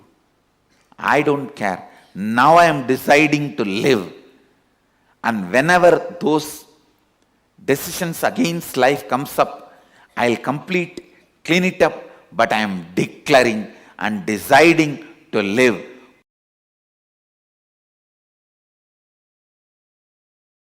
This is the bamboo stick for healers to heal others. This stick has a big story. First time I started initiating others into healing in a Jiva Samadhi, means a living tomb called Neru Sadasiva Brahmendral Samadhi. In Tamil Nadu there is a Jiva Samadhi of a great enlightened master, Sadasiva Brahmendral. I went to his Samadhi after I realized my Sadashivatva to have his darshan. He himself appeared and gave the Dhruva grass and said, with this, start initiating anybody, they will all be able to heal. He gave me that science and Dhruva grass. And I brought the Dhruva grass and put it on in our ashram, the bamboo grove. The bamboo grove was dead at that time. I put the Dhruva grass, whole thing came back to life, and the bamboo came back to life. From that bamboo, you are all given a stick. So, it represents the energy of Sadashiva Brahmendral's Dhruva grass. So, with this, if you touch anybody, they will be healed.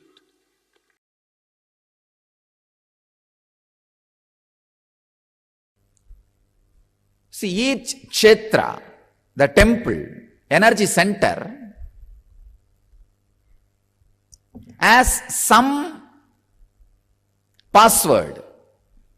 That's the right thing. Some password to access the energy installed in the kshetra. You see, each kshetra, each temple is an energy circuit, energy mandala created by some enlightened being. For example, the Parni is the energy circuit created by a great Siddha called Bohar. Bohar and his Guru Dandamani Swamigal, both of them lived there. That's a kshetra created by Bohar, the energy circuit. And Tanjore temple, the energy circuit created by a Siddhar called Karuvurar. Tirupati, enlightened master called Konganavar. So each temple is energy circuit created by an enlightened master, and always near the Garbha Mandir of the temple, that master's samadhi will be there, because that is an energy circuit. Even if you go to Tanjavur, just behind the temple, the Karuvurar samadhi will be there. In Parni, just near the Subramanya Sannidhi, the Bogar's tomb, the samadhi will be there. You see, tomb is not a right word. Tomb is a place where the dead bodies are kept after mummified. But the samadhi is the place where the body, which is no more required to do what they want, is kept. Understand? There is big difference. Tomb is a place where the body is no more useful, is kept. Samadhi is the place where the body no more required is kept. No more useful is different and no more required is different. No more useful means dead. But no more required means whatever they want to do, they have done, and they can go on doing what they want to do without that body. That's what we call samadhi. All the great kshetras is great incarnations, Avatara Purushas, Siddhas, energy field, the sacred energy mandala, energy circle, energy circuit created by them.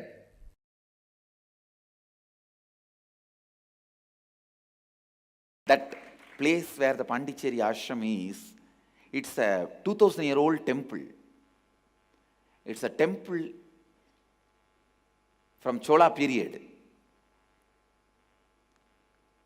So the moment I started the Shivoham process, that original energizing done by Karuvurar woke up. That very energy field woke up, because energy field cannot be killed even if the deity is removed and the temple is removed. The energy field continues to exist as long as the Garbha is there, which is planted usually around some 40 to 50 feet down below the ground. So the Garbha is planted. Garbha means the solidified mercury with other other traditional herbs, 30 to 40 feet depth. As long as that is there, energy field cannot be removed. And in Pondicherry ashram, still that is there. 8 Garbha is there inside. Means 8 Garbha mandirs Garbha is inside. It is there. So the moment I started the Shivoham process, all the 8 Garbhas came to life. It has come back to life. Now it is like a 9 Shivoham process going on. Garbha is a energy battery planted by the enlightened beings before they install deities. All around Biddi I have installed 108 Garbhas.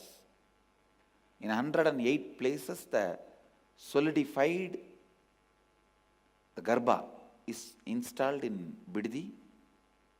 Now we made it into compound wall. Earlier, under the each pole I have installed.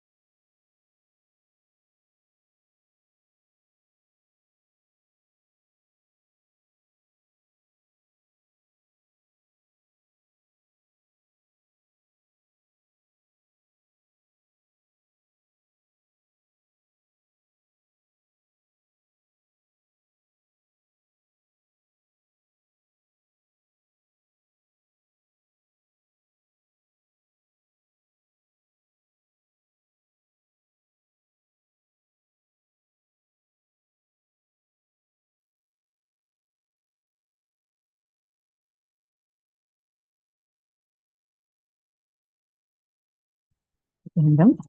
Now, what all of us just listened to is a detailed revelation of the science of Jiva Samadhi, an extremely advanced revelation concept for us to even understand, because this is literally the science of immortality, living eternally, where you have the power to be able to exist as long as you want in this body itself, and to exist even after you stop operating through this body.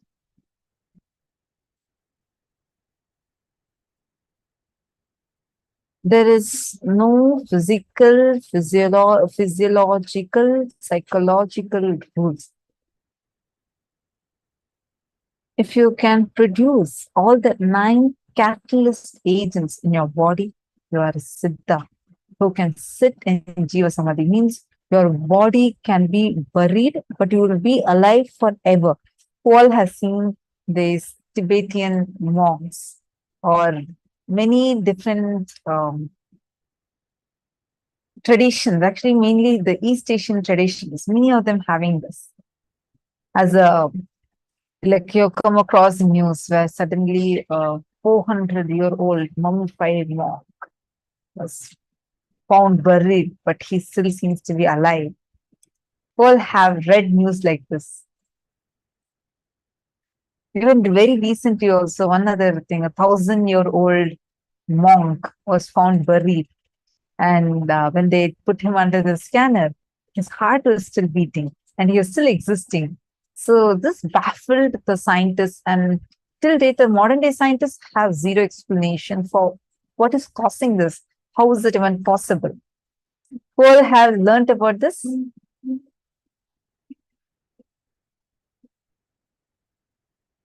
Like who all have heard about this? Come on, Nithyanandam. Why is there silence, Nithyanandam? Listening should be there. Silence shouldn't be there. All the participants that are there with us, please take a moment, because this, what you're learning right now, is very, very, very advanced. You need to be realizing and understanding, cognizing what just now Swamiji had revealed as the science of Jiva Samadhi. Because this is an extremely advanced science that we are having. The science of Jiva Samadhi is literally where the body will exist forever. You will be able to exist forever in this very form. You'll be able to exist forever and choose to operate your body whenever you want to operate. That is what is the science of Jiva Samadhi.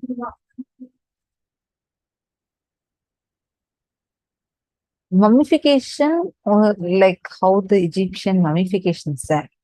This mummification can lead you up to Swargaloka, but only Jiva Samadhi can lead you all the way up to KAILASA itself. It can directly open the gates of KAILASA itself for you. So that is what is the science of Jiva Samadhi. First, I request all of you to kindly please post, what do you understand as when we say the word Jiva Samadhi? What is it ringing a bell inside you? I say, what exactly is it that you're understanding it as?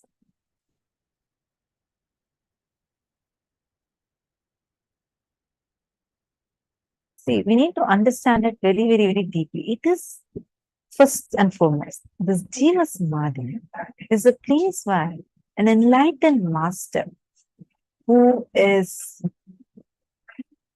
breathing, living, and enters into a state of samadhi while he is breathing. Nobody took his body and put it there. He himself goes and sits. That is called as Jiva Samadhi, like Raghavendra Swami, Palaya Swamigal of Tanjavur, Dakshinamurti Swamigal of Tiruvaru, Paramahamsa Yogananda, all of them are in Jiva Samadhi.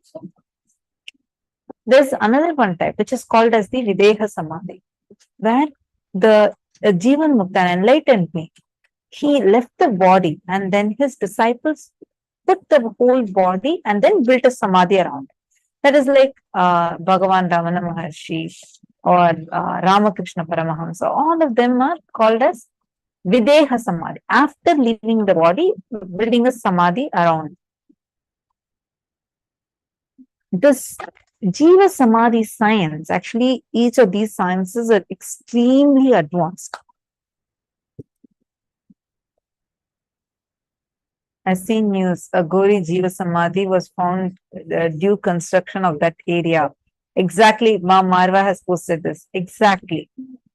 See, you yourself can also manifest that power as a science. It's a science. So first, learning these powerful cognitions, Swami has given the exact manual of how to enter into Jiva Samadhi. Ma Vinita Nagaraj has posted, Ma, in one video, Swamiji said to see everything happening as auspicious and miracle. However, I listened to the other talk of Swamiji, where he said, whatever happening is your own mistake. I was practicing what Swamiji was saying, but this place I am stuck. Okay. I just wanted to clarify this to you, Ma Vinita Nagaraj. If you're listening, could you please wave your hand? Okay, I don't see you on camera. Can I please request you if you could please come on camera? Ma Vinita Nagaraj. Nithyanandam, nice to see you. Okay. See, first thing, when Swamiji is saying, see everything as auspicious, it is absolutely true reality. See everything happening in your life as auspicious. Does not mean you can disown something as not being your responsibility. Understand? Taking responsibility is not called as taking blame on yourself. The context of life should always be absolutely life positive. See, that is why Swamiji even told now in this revelation, right? When you constantly say yes to life, even during your death, you will not die, but you'll enter into Jiva Samadhi. Saying yes to life. Every cognition you should only operate from saying yes to life. When you say that you should take responsibility for all your actions, it is not actually contradicting with seeing life as auspicious. Every moment, when you take responsibility for every action of yours, saying that, okay, this thing I'm doing, this is all I am responsible for it. I am the source, therefore I am responsible for it. The way you approach life will be from the angle of solving it, from the angle of fixing it. Okay, you will be like a person who will want to fix it, find solutions. I've always seen Swamiji, even in the most difficult situations. I can never forget this.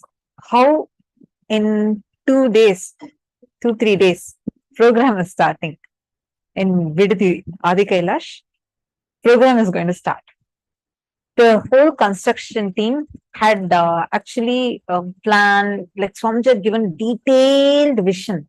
Swamiji's vision will never even be a vision statement. No, it will be a vision document, because Swamiji will give like step-by-step, detailed, micromanaged level instructions.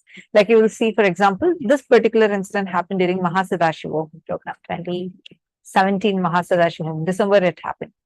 So, Swamiji wanted a completely new building to be constructed. And already the basement was ready for it, and Swamiji himself told what hall needs to be where, how the structure needs to be, everything. And Swamiji himself, actually a week prior to, actually 2 weeks before that itself, Swamiji kept telling, Swamiji will actually go personally inspect every single thing. So Swamiji told the construction team, hey, when I see, I can very clearly tell this measurement is not right. Check with the engineer and check the construction. This building will not happen. You will not be able to add one more floor to it. I feel so blessed because I was there in that conversation. At that time, I think I was 16 years old, 17 years old. And I was really blessed as one of the Gurukul kids to be around Swamiji and learning how Swamiji, micromanages, takes responsibility. And Swamiji kept telling that team, but the team was so strongly saying, no, Swamiji, we thoroughly checked all the calculations. Just 3-4 days before the program, it's 1,000-2,000 people were attending that program.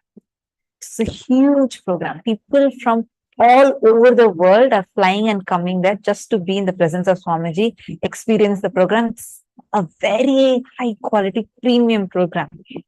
People are all going to be coming. Many people already started flying in. Just 3 days before, the construction team comes and tells Swamiji, it's not possible now. What Swamiji told was right. The measurements are not proper. And now the engineer who sat and studied engineering, it's his profession, and supposedly has done so many projects and very adept in his profession. He comes and says, I don't know, Swamiji. I have been doing this as my career last 20 years. Swamiji just saw it in one site and identified the mistake. I have actually had a calculation error, and that is the reason why this whole thing, he spent the whole thing, and he actually, it is half semi-constructed.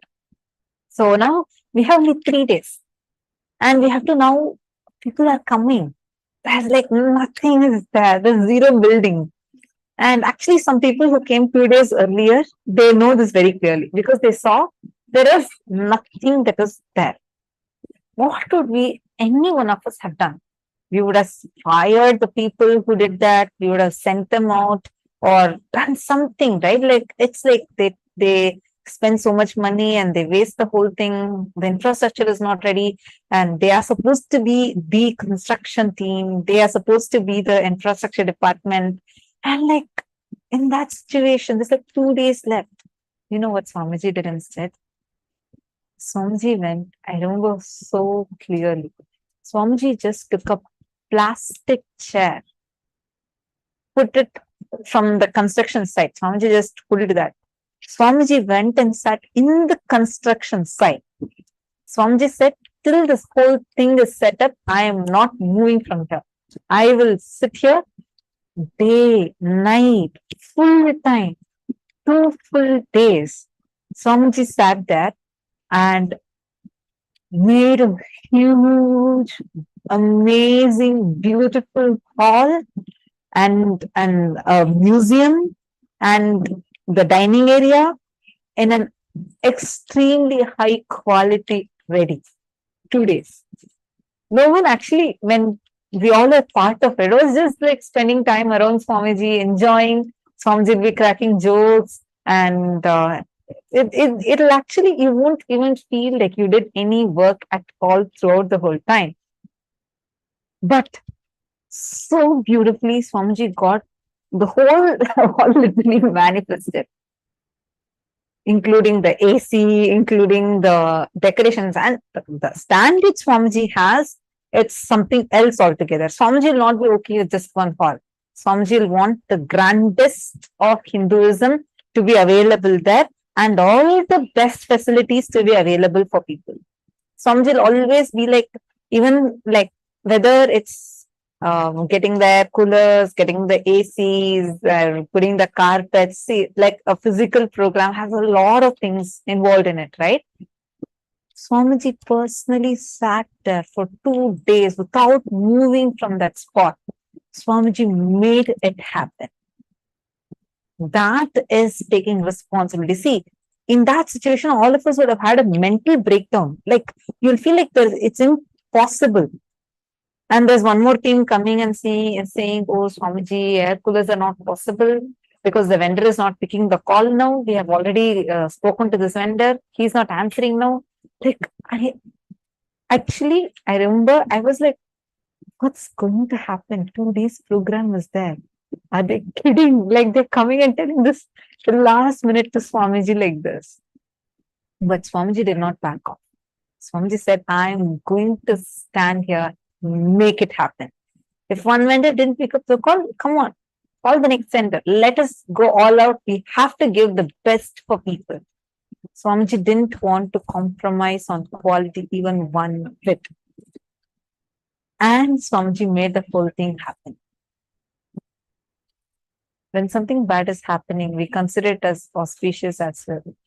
Whenever something bad is happening in your life, tell yourself clearly, Swamiji, I know very clearly this again is also part of your Leela. Right now, I may not be knowing why this is happening to me. Right now, I might be feeling that this is such a bad thing, such a worst thing happening to me. But I know there is an auspicious reason why this is happening. And I'm going to open myself up for it. Be open for it. That's all. Just open yourself up and tell very clearly, you know, this is all. You are just waiting to be showered, auspiciously showered. You know very clearly this is going to be auspicious, whether now you realize or not. Take any 10 situations and write down and see. You yourself will understand. 10 situations where while it was happening, you felt it was so bad, really cruel happening to you. This should have not at all happened. But now you see how that same situation actually only became a good for you. Either you learned a great lesson for your life, or suddenly it turned out to be something good, like you lost your job, but you manifested a best job for you. See everything from that context. Identify, if not even 10, at least 5. Then you yourself will start having this as your understanding, and you will cognize how even now what's happening is for auspiciousness.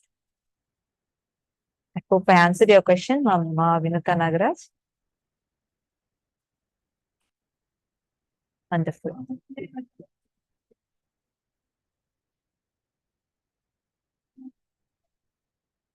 Susan Davidson, you're saying it's not obvious when things are not working out for you and people around you are not holding this cognition. Yes, I understand that. Actually, that is the reason why the ecosystem is too important. Anyone that is here who is looking forward to living these principles as a part of your life. See, like I was sharing one experience, right? Like this, if you want to have all these as your experience, like Ma Susan said, see, one, you yourself need to have this as a cognition as one. But honestly, if this has to be like really emboldened inside you, ecosystem is too important. Only in an enlightenment ecosystem, you will be able to start really living these cognitions as your lifestyle. Whoever wants to be a part of this, whoever feels like I really want to be a part of this, I highly recommend jump up and become a KAILASA. We're actually having opportunity opening up for sannyas. Anyone, whoever wants to take up this lifestyle, you feel like you want it. You may be having some problem, you may be wanting to talk to someone, all that is okay. Even slightest intention or even curiosity you have about sannyas, do let us know in the chat. We will connect with you and we will help you understand about it a little more, and you can take your decision, because this time we're having really many auspicious things happening, and being part of KAILASA, especially as a sannyasi. If you are single, then don't even think. Just jump up and take sannyas. Sannyas is the best, coolest, royal way of life. See, when I joined Gurukul, I was just 14 years old. And at that time, I was like a teenager who just wanted to, like, live my teenage dream, I used to think. And I never thought that I'll become a spiritual person. I never thought I'll take sannyas. I never thought that I'm going to be part of a mission like this. Never. People ask me, but after I joined Gurukul, many people ask me, don't you miss living like this? Don't you miss living like that? But I tell you, really, the way how life around Swamiji is, every moment is so blissful. Like your life is so juicy. You will never miss out on anything else. You never ever even remember. You won't even have time to remember something that you're missing out on, because you'll never be missing them. And your life will be so joyful. Instead of you feeling like you're missing out on things, you are missing out on something, you'll actually be inspiring people to be a part of your lifestyle. Whoever wants to live this, even if you have slight interest, inclination towards it, and you want to know more, do let us know in the chat. Just tell that, yes, ma, I want to know about sannyas, or I want to take sannyas, and we will connect with you and help you further to understand it further. Oh, Susan is asking. Okay, so in the interim of becoming sannyasi, can Swamiji just smooth things out for you? Okay, see, Ma Susan, Swamiji is actually, if you see the initiations, continuously being available to us, empowering us, and every step being with us. All these things that Swamiji is doing is to support us, right? Like giving us these classes, continuously being with us. But whatever said and done, the physics of guru-disciple relationship is living around Swamiji. That's it. It is living around the master.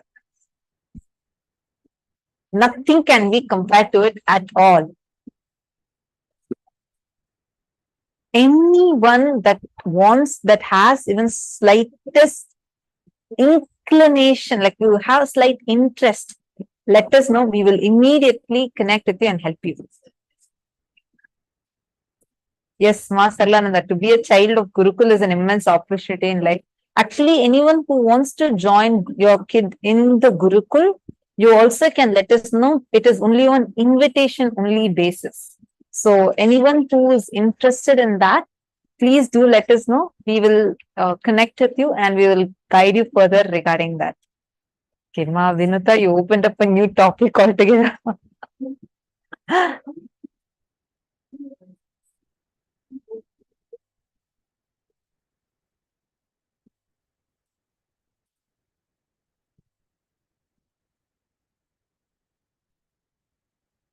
Okay, great. So now let's enter into this internalization exercise, the actual internalization exercise. How many of you are understanding what Jiva Samadhi means?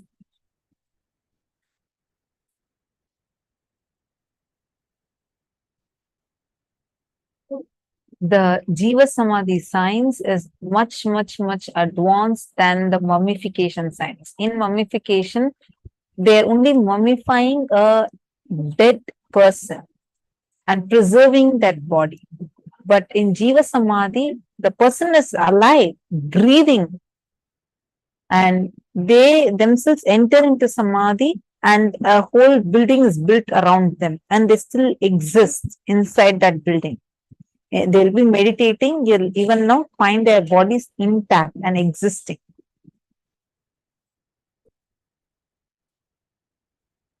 So now, Swamiji said very clearly, say yes to life. Saying yes to life as a secret for manifesting this Jiva Samadhi space through. What do you all understand as saying yes to life? Ma Ayena, you're saying you're interested in becoming a sannyasi. Wonderful. We'll actually send you the sannyas sign-up form. You can immediately sign up and we'll connect with you regarding that. Great. Congratulations.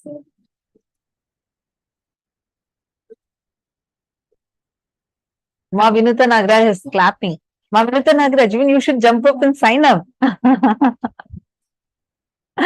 Actually, you, Ma Sadashivamai, all of you have such immense sincerity. When you take up, just jump. I understand something might be holding you back. But if you have even slightest intention, just jump up. And then you sort out everything else. But the first jump will always give you a breakthrough.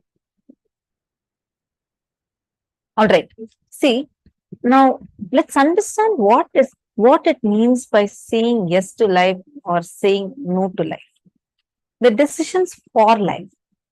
whenever opportunities happen in our life, not just opportunities in anything, even a simple decision whether to eat certain food or not eat certain food, are you doing it from the context of saying yes to what you cognize as life, or is it against what you cognize as life? Look into that. First, you need to go deeper. You need to identify situations. Many times, very casually, we say, I better let me die. These cognitions, sometimes you don't, most of the times you don't even mean it. But telling those words again and again and again, you are empowering anti-life thought currents. You are saying no to life. So now take a few minutes. You're going to sit with yourself, spend a few minutes, and pen down at least 11 situations when you made decisions against life. The thought currents you entertained against life, the thought trends that you entertained against life. Pen down all those in completions. Please take a few minutes and please start.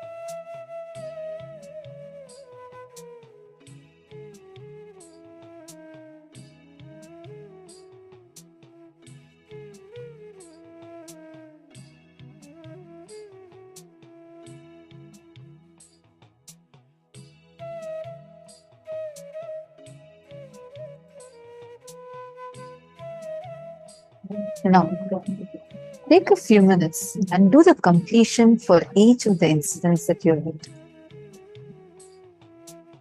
Whatever incidents, wherever you have chosen, made decisions against life, take a few minutes. Please close your eyes, sit straight, take a few minutes to consciously perceive your present context. Pick up the incidents one by one. Start reliving and reliving. Relive authentically, consciously. Forget the present context. Relive each incident at least 5 times. Relive till your nervous system is completed, relieved from the impact of incompletion. Don't be afraid. Take some time, relive intensely.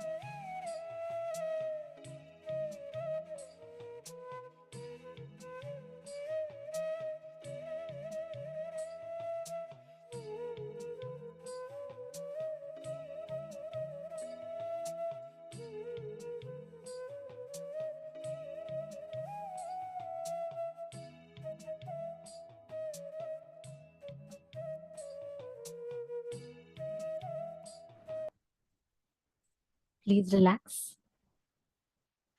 Now, all of us did a very beautiful exercise on saying yes to life.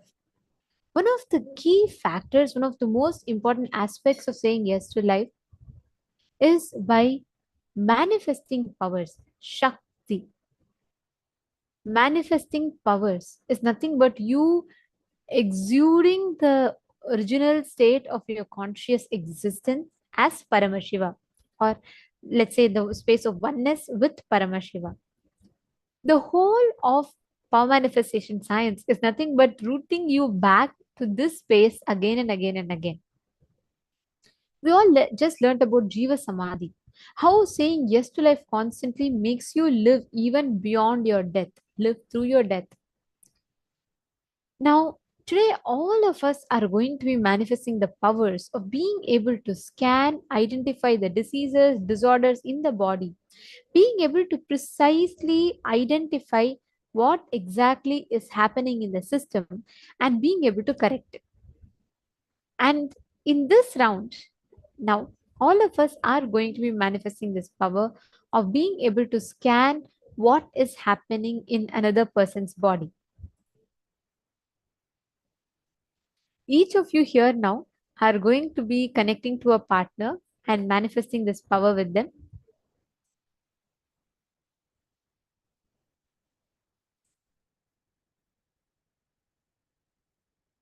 This whole power of body scanning happens where you will be able to scan, identify what exactly is happening in another person's body, and you will be able to describe the whole thing in elaborate detail, right? Let's say, for example, someone has stomach problem, or someone is having toothache, someone is having cavity. You'll be able to precisely identify this issue that is happening in them, and you'll be able to tell the solution as well.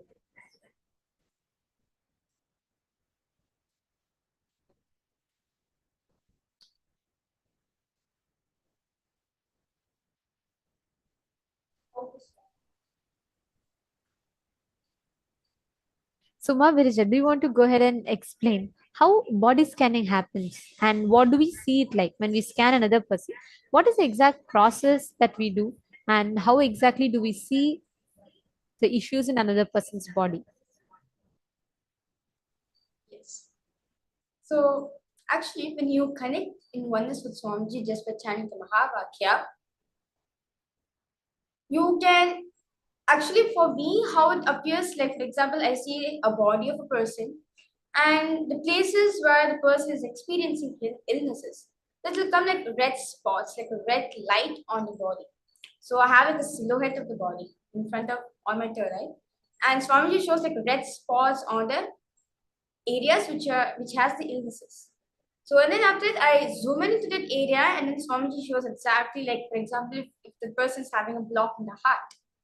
So I see the heart, that exact region in the heart, and I zoom in, and I see the heart come, the picture of a heart, and after Swamiji shows, okay, person is experiencing a block. Or sometimes Swamiji will just let it appear, like I'll be able to see the word this person is experiencing a heart block. So it can be anything. Like for some people, like many of the Balasans, they hear Swamiji's voice when they're doing body scanning. For some people, Swamiji showed to them in visual manners. So it depends on which way you feel you are connected to Swamiji. For some people, like when we hear Swamiji speaking, they feel, okay, if Swamiji is telling me this, that means it is Swamiji telling, it's not my intuition. Whereas for me, when Swamiji shows in visual, I feel okay, Swamiji is only showing me, not my intuition. So it matters based on how you feel comfortable with Swamiji. Like for some people, yeah, it goes like that. Sorry. And also, when we manifest this power, you will be able to see it in any different ways. See, like Ma Virija was saying, sometimes you'll see it as a red highlight. Sometimes you will see just that organ showing up in your third eye. Like, let's say, stomach. You will actually see stomach. Or sometimes you may see the word stomach. Or sometimes you may feel something in your stomach which will actually signify something that the third eye is trying to tell you.